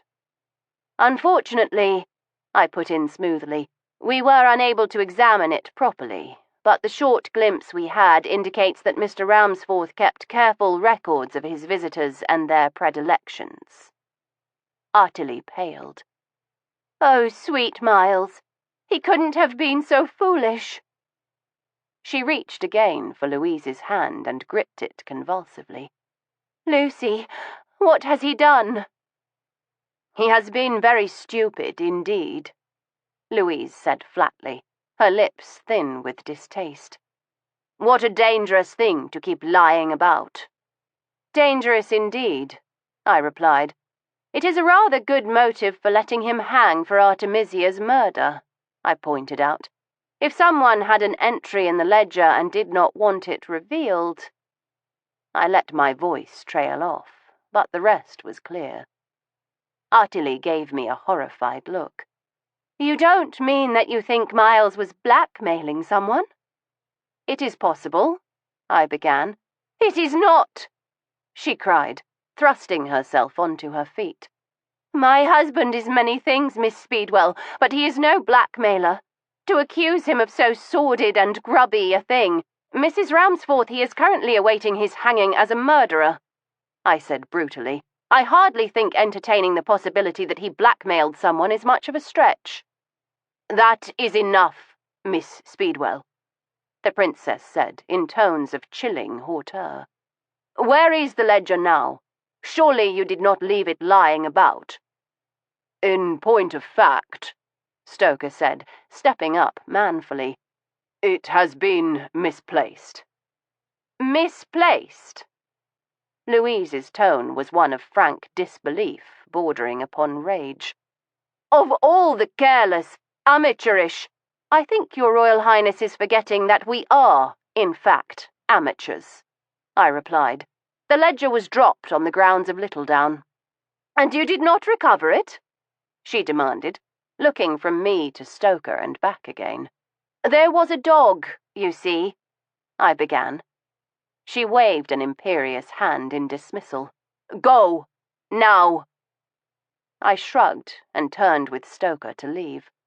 Wait, Artily said, coming forward, her eyes blazing. When Lucy told me what she asked you to do, I did not know what to think. The very idea that Miles could be free, that this nightmare would at last be ended, was almost more than I could bear. I told you it hurt too much to hope you could prove him innocent. But I am past that now. I want you to do it. I see now what it will mean if he hangs. It isn't just the loss of his life. It is the loss of his reputation. People will think he did this. They will believe the worst of him, that he was a debaucher, a blackmailer, a murderer. Her voice broke upon the last word. Mrs. Ramsforth, I began. But she cut in sharply. "No, we have said quite enough to one another. You will do as Lucy asks, and you will prove him innocent. And when you do, I hope you have the grace to apologize for your insinuations." I looked at the princess, but she said nothing. She merely stood, as cold and unyielding as the statue behind her. "Very well," I said, inclining my head. "Good day to you both." Chapter 14. Stoker did not speak until we were in a cab. "That went splendidly," he said in a cheerful tone. "I am in no mood," I warned him. Mentioning the loss of the ledger had been a crucial mistake, but it was done, and there was little point in treading old ground. He said nothing more until we alighted at Havelock House, where Emma Talbot was waiting impatiently. "Come, I work best in the morning, and it has nearly gone luncheon," she fretted. She propelled him up the stairs to her airy, calling to me over her shoulder. "Make yourself comfortable, Miss Speedwell. Cherry will see to you." I roamed about the hall, now cleared of all remnants of the entertainment. After several minutes passed with no sign of Cherry, I realized her absence provided me with the perfect excuse for snooping about. I moved quietly along the ground floor, poking into various large reception rooms. Several were empty, but one was occupied by a group of young ladies intent upon sketching a bowl of pallid fruit. Sir Frederick Havelock, dressed in an artist's smock, was manoeuvring himself with the aid of 2 sticks, making suggestions to alter the grip of a pencil here, or the curve of a line there. He caught sight of me and gave a brisk nod. "No, Miss Bricker, I am afraid that will not do," he told one of his pupils. "You are drawing a pear, not a hippopotamus. Do try to exercise a little more effort." He left his pupil and made his way to me with a sigh, his progress slow but steady. "Miss Speedwell, what a pleasure. Shall we?" He indicated a small settee by the door, and we sat, forced by the diminutive sofa to arrange ourselves thigh to thigh. "You surprise me, Sir Frederick," I told him. "I did not realize you were able to manage without your chair." "From time to time, on a good day," he said. "I try to haul myself about during the classes at least and give the little fledglings their money's worth. Poor wretches," he said to me in a low voice. "Their mothers send them to learn the rudiments of ladylike accomplishments, but not a single one of them has any artistic gifts. Their fruit bowls invariably look like compost heaps." "I am surprised an artist with your substantial gifts bothers to instruct such unpromising pupils," I said. He gave a mournful lift to his brows. "They may be hopeless, but they pay, Miss Speedwell, handsomely." He tipped his head, pitching his voice low. "How have you fared in your investigation?" I shrugged. "We have answers, but they have only led to more questions, I am afraid." His expression was penetrating, and I was conscious of the tremendous vitality of the man. The smell of him was an attractive combination of male flesh and clean linen, and the earthy, metallic odors of the pigments he ground for his paints. "What sort of questions?" he asked, his breath stirring the hair at my temple. I slanted him a glance and realized he was watching me intently. There was a guardedness in his gaze, and a barely suppressed excitement as well. The edges of his nostrils flared, and his expression was one of expectancy. I decided then that a direct approach was the most likely to produce results. I gave him a level look. "The sort that one finds in a place like the Elysian grotto," I said softly, careful not to raise my voice enough to let his pupils overhear. His mouth curved into a slow smile. "You have been to the grotto? Then you know what an interesting collection Miles has." "Most enlightening," I agreed, "and I was deeply interested to find evidence of your presence there." The smile deepened. I have not participated actively in the grotto rituals in some years, but yes, I will admit to being an enthusiast once upon a time. Nowadays, one likes to watch.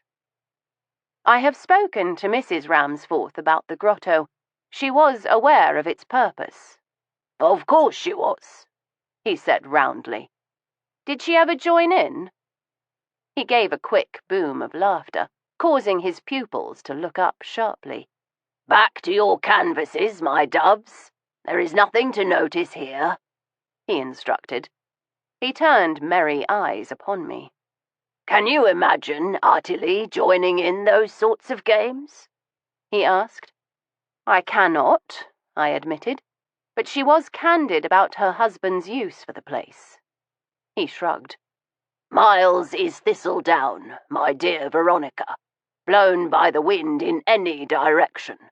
If he had landed with a different sort of woman, a stronger woman, she might have brought him up to scratch.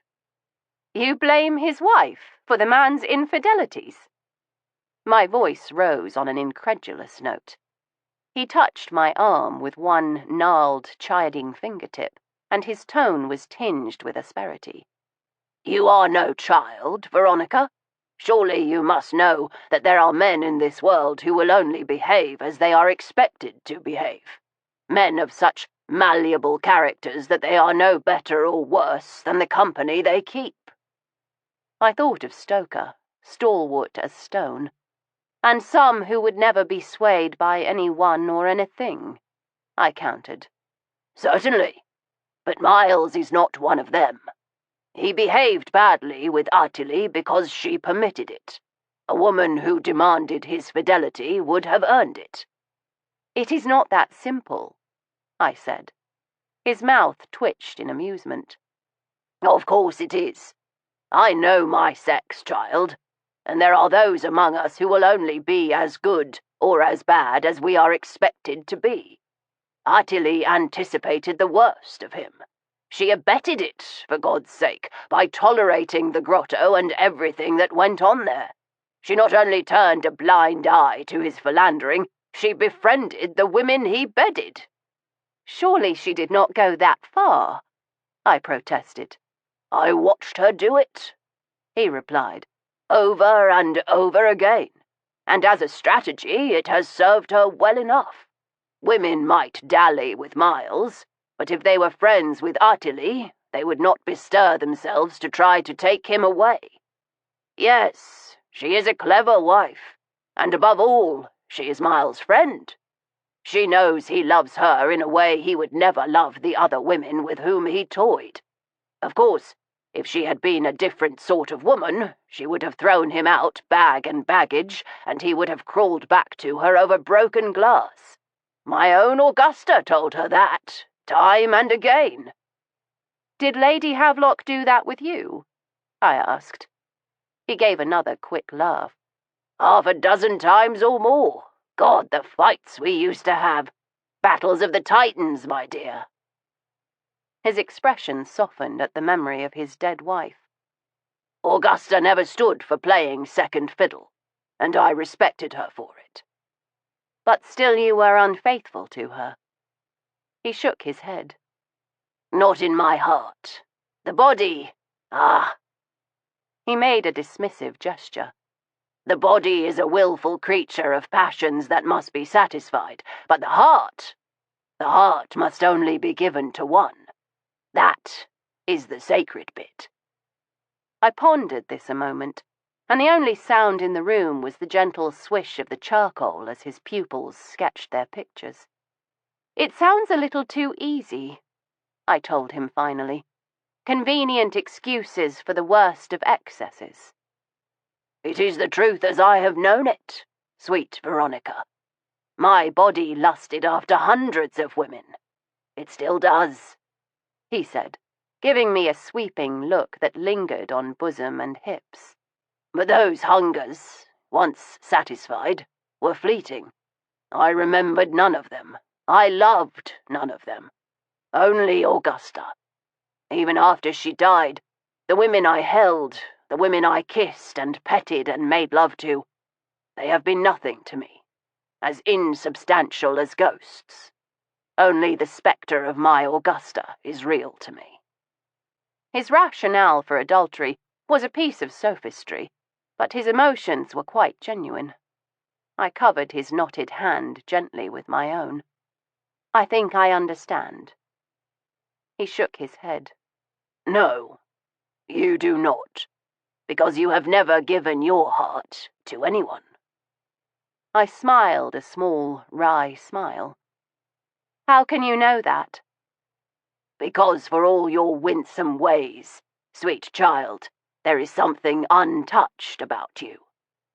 "Would it shock you to know that I am no virgin, Sir Frederick?" "I wasn't speaking of your body," he replied. "Did I not just tell you? Bodies are quite insignificant. The soul is a thing apart. When you decide to share that with someone, then you will know what it is to live." I shifted on the little sofa. "We were talking about your affairs, not mine," I reminded him gently. I made to remove my hand, but he clasped it awkwardly with his. "Sit with me a while longer. It has been a long time since I held a woman's hand so sweetly and smelt her perfume.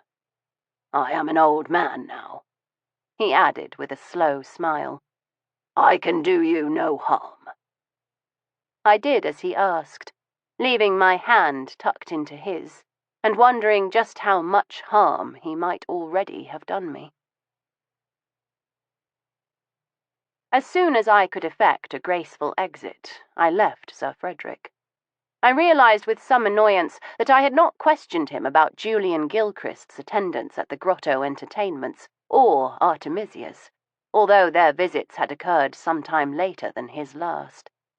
There was something about his presence, a compelling trick of the personality, that made it quite difficult to keep to whatever plan I had formed. I liked the old fellow, but more than that, I felt the strength of his magnetism, the power of the man. I could not imagine what a force of nature he must have been in his younger days, but once away from him, it was easy to curse my own shortcomings. I had in mind to search Julian Gilchrist's room, but decided to look in on Stoker first. I found him alone in Miss Talbot's rooms, passing the lady as she left. She was in a fine pet, swearing inventively at the interruption and giving me only a cursory grunt. I slipped into her studio to find Stoker draped in a velvet cloak that enveloped him from head to heels. "Whatever are you wearing?" I demanded. "That is hardly heroic enough to depict Perseus. I'd rather think you were a very unfortunate-looking Vestal Virgin." He pulled a face. "It is bloody cold in here, and Miss Talbot told me I could warm up while she went to fetch a fresh lot of charcoal. What have you been about?" I sketched my conversations with Sir Frederick as swiftly as I could, naturally omitting his observations about my own romantic inclinations. "So, he makes no bones about being a member of the grotto," I concluded. "He is a reprobate," Stoker said flatly. I said nothing, but gave him a look which made him blush to his toes. "Very well. I have no claim on the pinnacle of morality upon that score," he admitted. "There is more," I said quickly, not wishing to open that particular basket of eels. I told him about Sir Frederick getting around with the aid of sticks rather than his bath chair. "It seems he is a bit more robust than we originally believed," I finished. "Do you think he could have done it?" I hardly liked to pose the question, but it deserved consideration. He shrugged. "Most things are possible, particularly in the grip of strong emotion. I could engage in a little pleasant homicide myself about now," he added with a touch of bitterness. "What ails you, Stoker?" I demanded. "You are sullen as a debutante no one has asked to dance." He gestured to his draperies. "This. You are off cavorting with murder suspects while I am locked up here with a woman who handles me like a fresh bit of beefsteak." I gave him a severe look. "You are supposed to be investigating her," I reminded him. "Bloody difficult when she will not let me speak." he retorted. Why ever not? He flapped an impatient hand. Something to do with my expression. She wants heroic and noble suffering, and apparently I cannot sustain it if I am chatting casually about the weather. She will not permit me to utter a word once she has posed me. Bad luck, I sympathized. But she must allow you time to stretch your muscles. Perhaps you could fake a cramp of some sort. Tell her you have a rheumatism, I suggested. A rheumatism? I am 31, he said in an aggrieved tone. Hardly in my dotage. I should say, came a voice from the doorway. I had not noticed Miss Talbot's return, and I hoped she had not over-listened to our conversation. But her manner was perfectly composed, merely a little distracted with that air I had often seen in artists, a trick of appearing to be listening to music only they could hear. She bustled forward, clutching a handful of charcoal. Found it. That fool Gilchrist helped himself to the last of mine and thought I wouldn't notice, she muttered. She gestured towards Stoker. Back into place, please. That is the better part of 10 minutes lost. Stoker resumed his position upon the plinth in the centre of the room, and she fidgeted with him, turning his limbs this way and that as if he were a mannequin. There was a sword for one hand and a gruesome wax head for the other. The last was a nod to Medusa, the vanquished Gorgon whose death at Perseus' hands was his finest accomplishment. Miss Talbot circled Stoker, stopping occasionally to adjust the angle of his head. The head must be right, then all else will follow, she said, more to herself than either of us. She paused and considered him, then gestured for me to come forward. The line of the throat is quite good, don't you think? She did not wait for me to reply. I have been working the better part of 5 years on my series of Greek heroes, and I am lacking only a Perseus. You've no idea how long I have searched for that perfect marriage of towering masculine strength and noble suffering united in one form, Miss Talbot said. Poor Stoker looked entirely hunted. How very kind. But why exactly is Perseus suffering? He defeated Medusa, did he not? And rather quickly, if memory serves. But at what cost? She returned, warming to her theme. She moved to where Stoker stood, stroking his muscles as she talked. You must remember he was a prince of Argos, conceived in a golden shower when Zeus bestowed his attentions upon the beautiful princess Danae against the wishes of her father, the brutal Acrisius. Imagine the scene. The angry king locking his own daughter and grandchild into a wooden chest and hurling them into the sea, so that the ancient prophecy of his own death at the hands of his grandson could not bear fruit. How long did poor Danae and her child suffer, tossed upon the waves, fearing death at any moment, until their safe delivery onto the shores of Seriphos? Such suffering must be writ in the face. Do you not see it? Oh, of course, Stoker temporized. The artist continued her raptures. Imagine him, graceful and lithe, for he was after all the son of Zeus, tasked by another jealous king with retrieving the head of Medusa. Think of him, knowing that he will likely never see his home and his family again, pitting himself against the horrors of the Gorgon cave and the monster that waits at the heart of it. Oh, I can picture it so clearly. She adjusted the drape of the cloak, baring Stoker's arm, her hand clenching as she prodded the muscle beneath the tattooed skin. Such development of the biceps, she murmured. It seems a pity that the piece will not be seen in its proper setting, I said casually, at least not by the man who inspired the collection.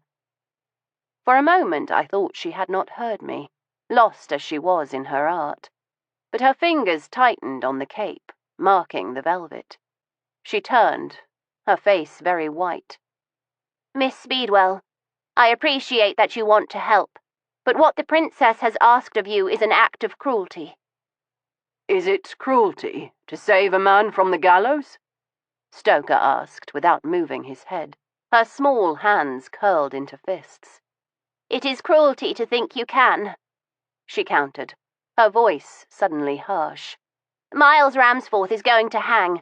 Everyone who knew and cared about him has made their peace with it. Why can't Lucy? Because she does not believe he is guilty. Surely there is room for doubt, I suggested. Doubt? Her grey eyes were bleak. This is merely theory to you. So many pieces moving about the board on squares of black and white, an academic exercise to test your own cleverness. But there are lives at stake. Real lives of no consequence to you. Her posture was brittle, as if a single touch of a finger would shatter her to pieces. Miss Talbot, Stoker said, stepping from the plinth. If you know anything that can help— I know nothing, she cried. But the law has found him guilty. Who are we to say they are wrong? They have been wrong before, I told her. Why are you so certain Miles Ramsforth is guilty? She pressed her lips together and made no reply. Miss Talbot, what do you know? Stoker urged again. She smoothed the front of her skirt and folded back her cuffs with maddening precision. I know that the law has said Miles Ramsforth is going to hang, and no one in heaven or on earth can stop it. She took up her charcoal in a steady hand. Resume your pose, Mr. Templeton Vane, please. Stoker gave her a long, level look, then did as she asked.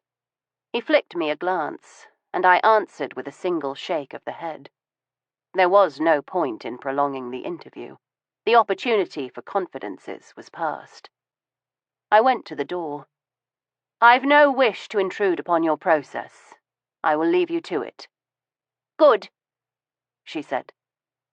She had turned back to her work before the door even closed behind me. I stood with my back against it, breathing quite rapidly for some minutes before I collected myself. Chapter 15. I sped to Julian Gilchrist's room on silent feet. I rapped lightly but received no reply. Holding my breath, I eased open the door and slipped inside.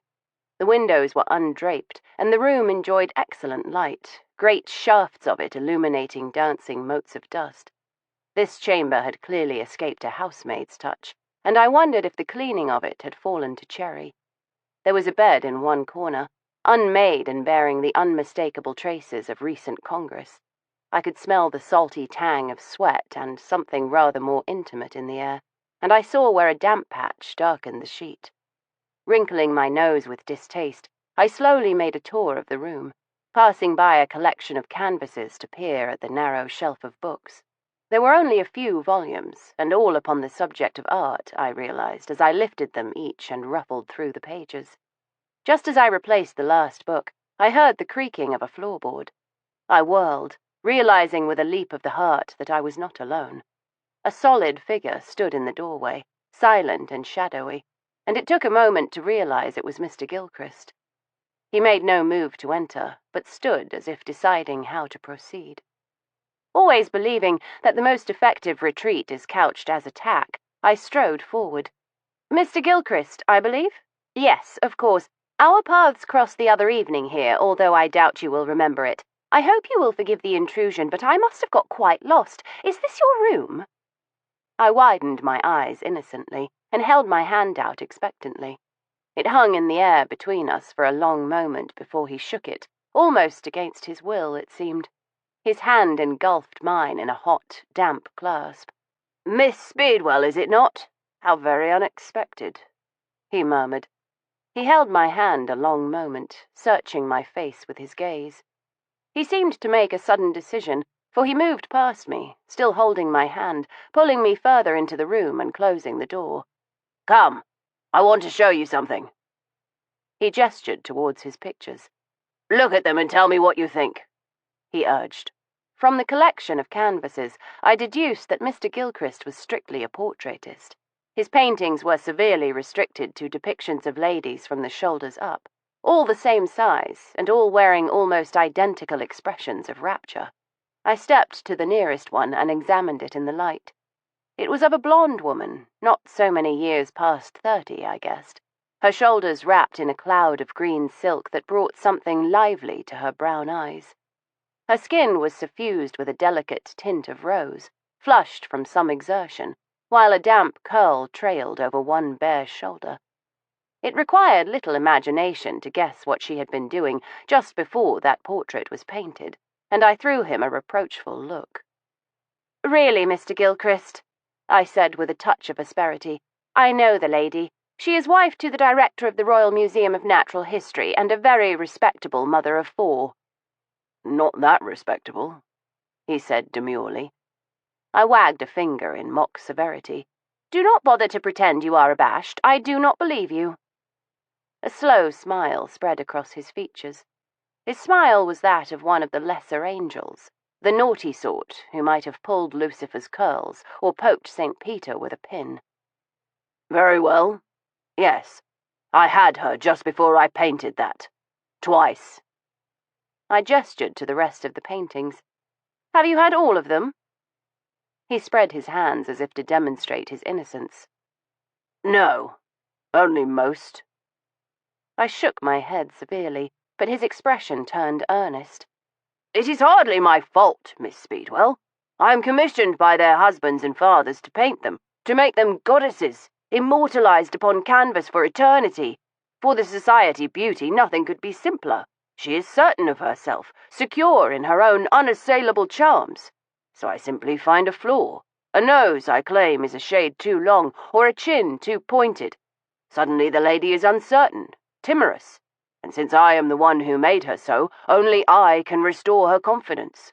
I compliment her on something no one else has ever noticed.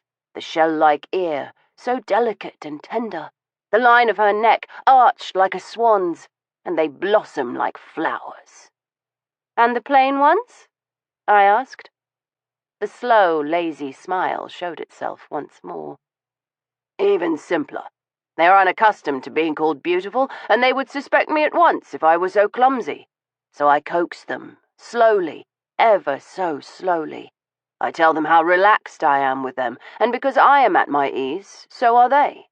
Then I tell them that I am having trouble mixing just the right colour for the eyes, because I have never seen such a colour before. But wait, I have seen it," he said with a flourish, "in a flash of sunlight upon a sapphire sea, or in the dappled green of a forest glen, or the rich silken fur of a sable's pelt." I snorted. "And this works?" "Like a clockwork machine," he assured me. "Fair or plain, a woman must be complimented upon something she believes she possesses but no one else has ever noticed. That tells her that you alone see her for who she truly is. And then she is yours." He took a step closer, and now I caught the warm smell of bedsport clinging to his skin, the damp perfume of mingled limbs. I wondered with whom he had been frolicking recently. But his thoughts were elsewhere. "Do you know what I would compliment about you, Miss Speedwell?" he asked, in a subtle, silvery tone. "No, do tell me," I instructed. He came nearer still, his lips almost brushing the curve of my ear. "Nothing." I raised a brow. "Indeed?" He lifted a fingertip to almost, but not quite, stroke the line of my jaw. "Every other man who has seen you would remark upon those eyes. Violet eyes are too rare and jewel-like to go unmentioned. What man could resist the temptation? And those lips, so lush and ripe for kissing, like a pair of cherries plump against the tongue." His gaze lingered on each feature as he spoke. "And I should not compliment you upon your wit.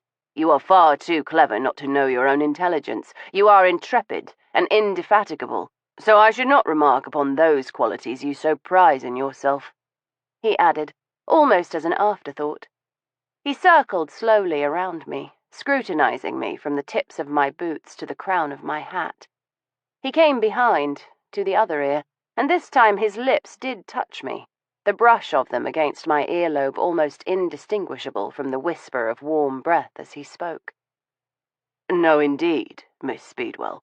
I should compliment you upon one thing only, your utterly incomparable curiosity."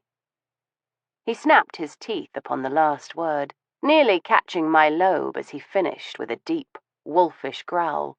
His arm crept about my waist, tightening just enough to pull me against him, his chest pressing against my back so I could feel the deep inhalation as he buried his nose in my hair.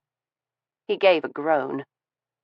"You smell of roses and spices and something more," he murmured, his lips roaming from my securely pinned locks to the nape of my neck. "Warm honey, I think. I am dizzy with the scent of it," he whispered, twisting one curl about his finger and tugging it free. "And I am appalled that you would make overtures to me when your sheets are still wet from your exertions with another woman, but I admire the effort," I told him, neatly eluding his embrace.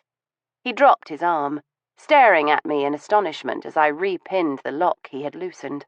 His gaze narrowed in annoyance, but I was having none of it. "Come now, Mr. Gilchrist, do not sulk. I am certain your tricks are often successful, but I have rather more experience of seduction than you, and I can spot a stratagem at 30 paces. His expression was mulish. "What gave me away?" I gave him a pitying smile. "When a man truly wants a woman, he finds it difficult to hide, and some parts of him are quite impossible to conceal," I added, with a meaningful look to the flat front of his trousers. He was still sputtering when I left him. I closed the door of Mr. Gilchrist's room behind me and descended the stairs, putting as much distance between us as I could. I had noticed a small cupboard fitted under the stairs, perfect for the hanging of coats and storing of umbrellas, and the most opportune place to keep a cloak one had worn during the doing of a nefarious deed, I decided. It took me less than a minute to find it. Someone had hid it beneath a bright green greatcoat and an ulster. I dove for it with an exclamation of glee.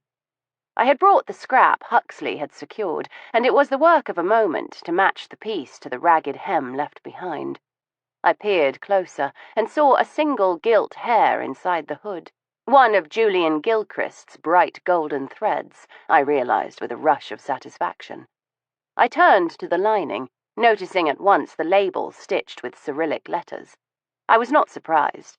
It was a flamboyant sort of garment for a man, not in the colour, of course, but in the enveloping flow of it. It seemed just the sort of thing to appeal to a person raised, as Sir Frederick had been, at the lavish court of the Tsars. I put my hand into the pocket and drew out a small enamelled compact, the sort that ladies are given as souvenirs from their admirers. It was a pretty thing, and the bestower had thought to have it engraved. "To Emma," I murmured aloud. Blast! That muddies the waters. Which of them had worn it last? But at least here was proof that the villain who had left the threat upon our door was a resident at Havelock House. Folding the cloak carefully over my arm, I slipped from the cupboard and closed it behind me. As I crossed the Hall of Echoes, I saw her, the little maid, Cherry.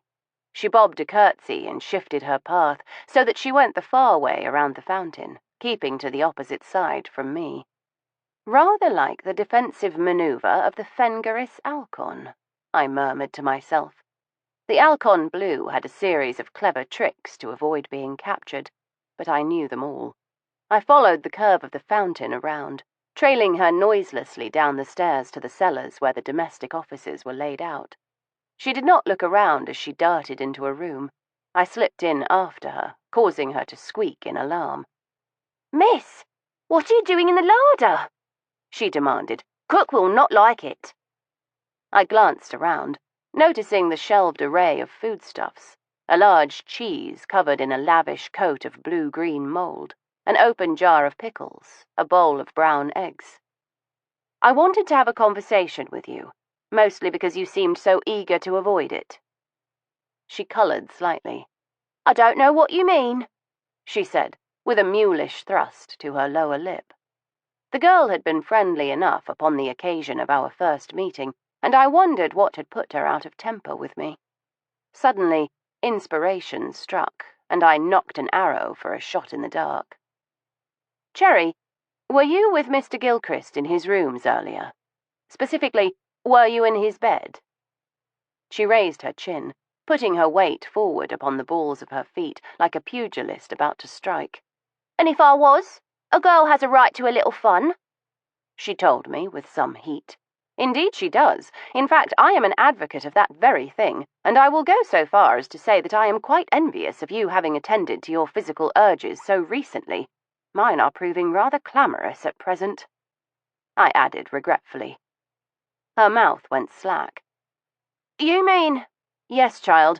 I am a firm believer that it is good for the psyche as well as the body to engage in regular activities of that nature. But most folks are not as enlightened as we are. I make a point never to indulge when I am in England." "Then you and Mr. G, you didn't—" "We did not," I assured her. Something in her relaxed then, and she shifted her weight back onto her heels. "I did wonder. I know you were in his room, and Mr. G is rather, well, let us just say he will take it if it's on offer, and he isn't particular." I smiled thinly. It was most definitely not on offer. I was curious about his art. "He's a brilliant painter, he is," she said breathlessly, "but not a patch on the master." Her eyes were lit with a sort of fervour when she spoke of Sir Frederick, and I warmed to her for it. "You are quite devoted to Sir Frederick, are you not?" "I would die for the master," she said stoutly. "Yes, but would you kill for him?" I murmured. She gave a start, narrowly avoiding a plate of sliced gammon. "What's that, miss?" "Nothing." I waved a hand. "I need the answers to a few questions, answers that might help your master," I said, engaging in only a little duplicity. She gave me a dubious look, but nodded once, her loyalty to her master trumping her natural reserve. "Well?" "This cloak," I said, holding up the garment in question. "I know that it has been worn by Mr. Gilchrist and by Miss Talbot also, I believe. To whom does it belong?" She shrugged. "I cannot say, miss." "Cannot or will not?" "Cannot," she repeated. "It hangs in the cupboard under the stairs. Everyone uses it." "Everyone? Surely not. The length is entirely wrong," I pointed out, shaking the garment to its full capacity. "Miss Talbot wears it when it's foul out to keep her skirts covered to the hem. Mr. Gilchrist likes it when he is paying a discreet call upon a lady who ought not to be entertaining him. It is very different to his usual coat." "The green affair in the cupboard?" I asked. "That's the one, and Miss Artemisia used to wear it as well. It did not hang so long upon her as Miss Talbot, but she liked the look of it. Rather romantical, she used to say." "And Sir Frederick?" "It was his to begin with. Brought it back from Russia, he did," she said, confirming my suspicion. I thought as much. "Is there anyone in this house who has not worn the cloak?" Her eyes darted about. "I am not supposed to," she hedged. "But you have?"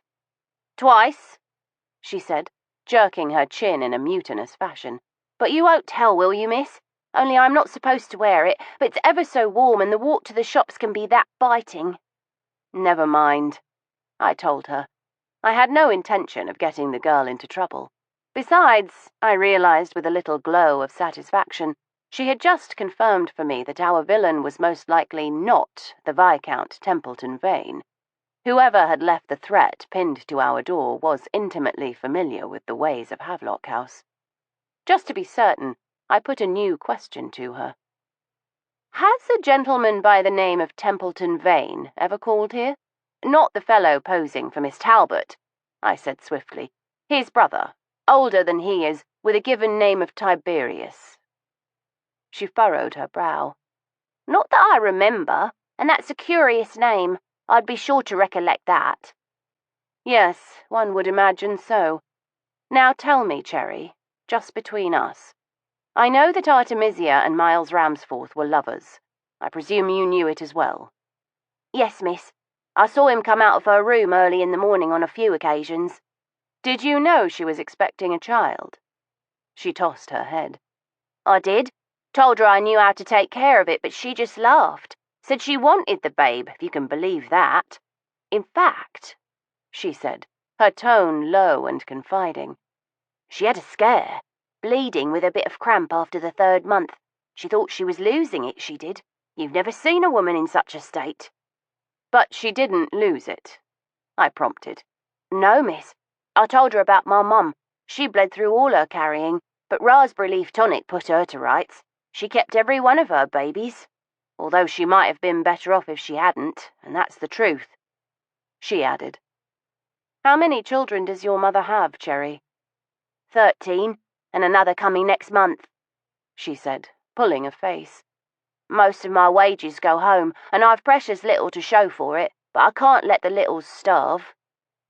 She gave a world-weary sigh, and I reached into my pocket for a coin.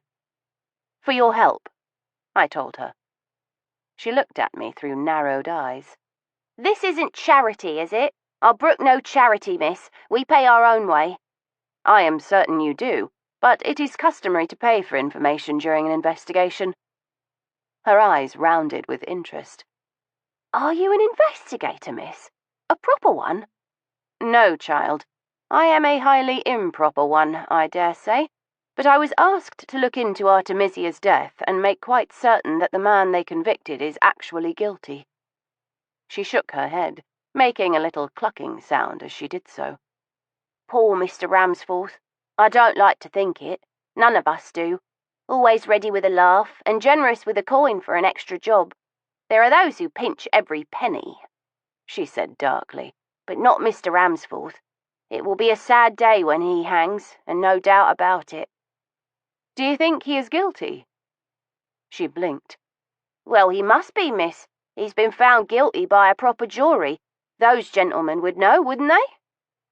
I almost admired her touching faith in the judicial system. "You would think so?" I managed. She took the coin from me then, tucking it into her pocket. "Cherry, do you like Mr. Gilchrist? As a person, I mean."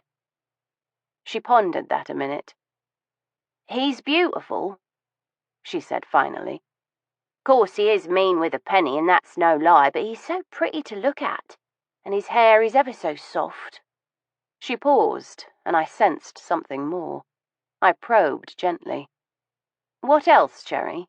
What do you like about him?" "It isn't that I like him," she corrected. "I feel sorry for him." "Sorry for him? But Mr. Gilchrist is blessed with talent and angelic looks. He is well connected and has a tremendous future. Why should you be sorry for him?" "Oh, miss, I can't explain it." She broke off, frustrated. Then her furrowed brow cleared. "Do you know sheep, miss? Well, my father is a sheep farmer, and not a good one, but he's taught me enough, and I can tell you there is always one in every flock that's just not going to fit.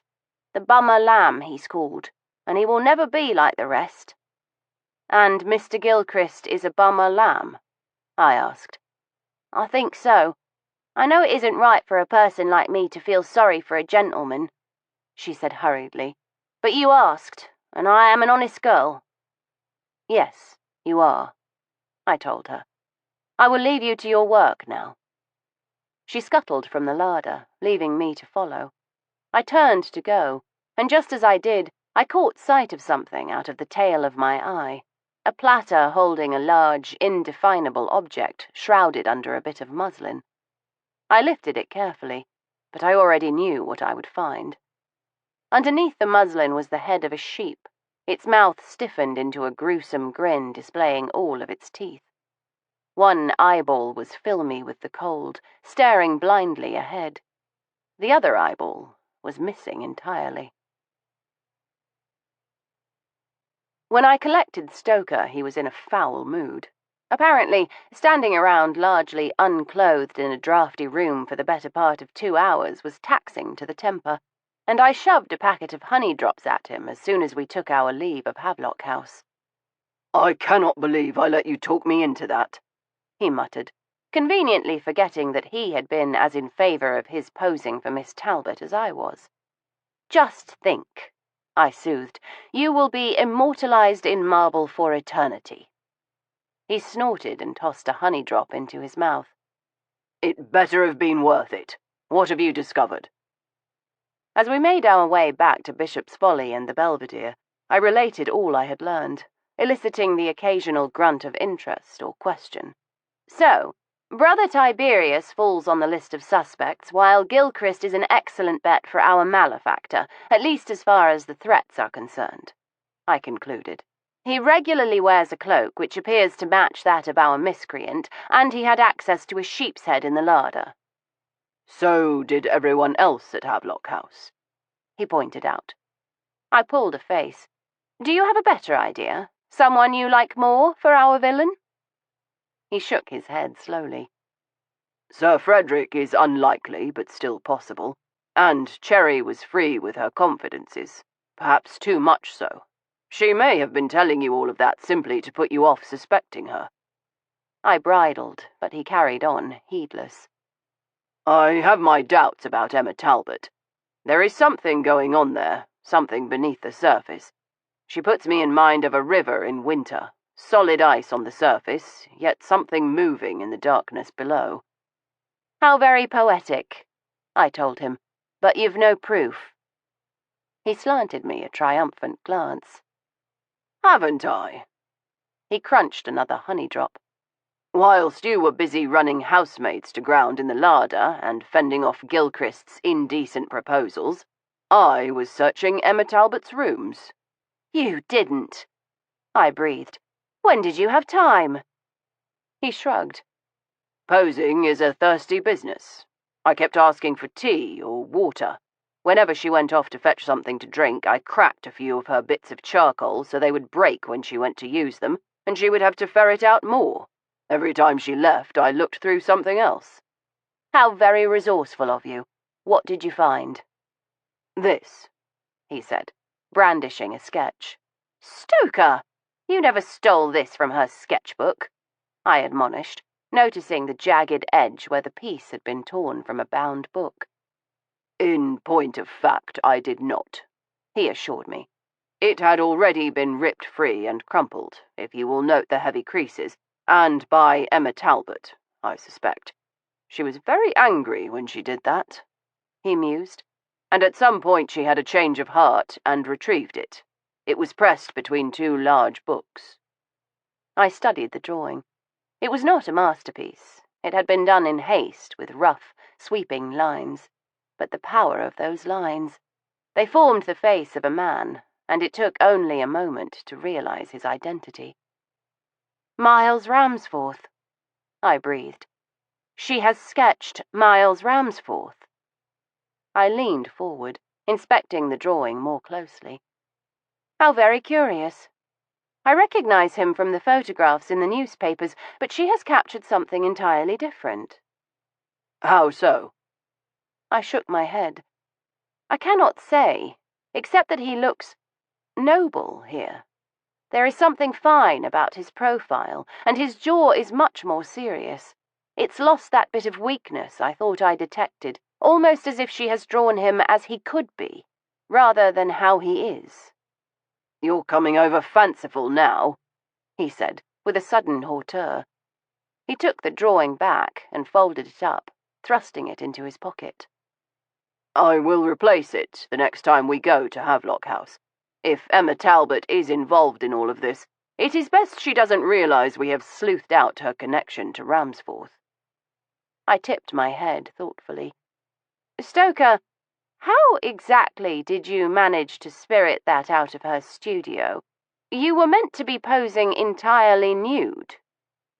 He crunched yet another honey drop and shot me a dazzling smile. That is for me to know, and you to guess. Chapter 16. We entered Bishop's Folly by the pedestrian gate on the far side of the property, winding through the extensive gardens and past the various follies and outbuildings until we came to the Belvedere. I nudged Stoker. There is a caller on the doorstep. He took one look at the visitor and began to swear. Bloody bollocking hell, he started, but I put a hand to his sleeve and greeted our caller. Hello, Sir Rupert. Sir Rupert, second eldest of the Templeton Vane's sons,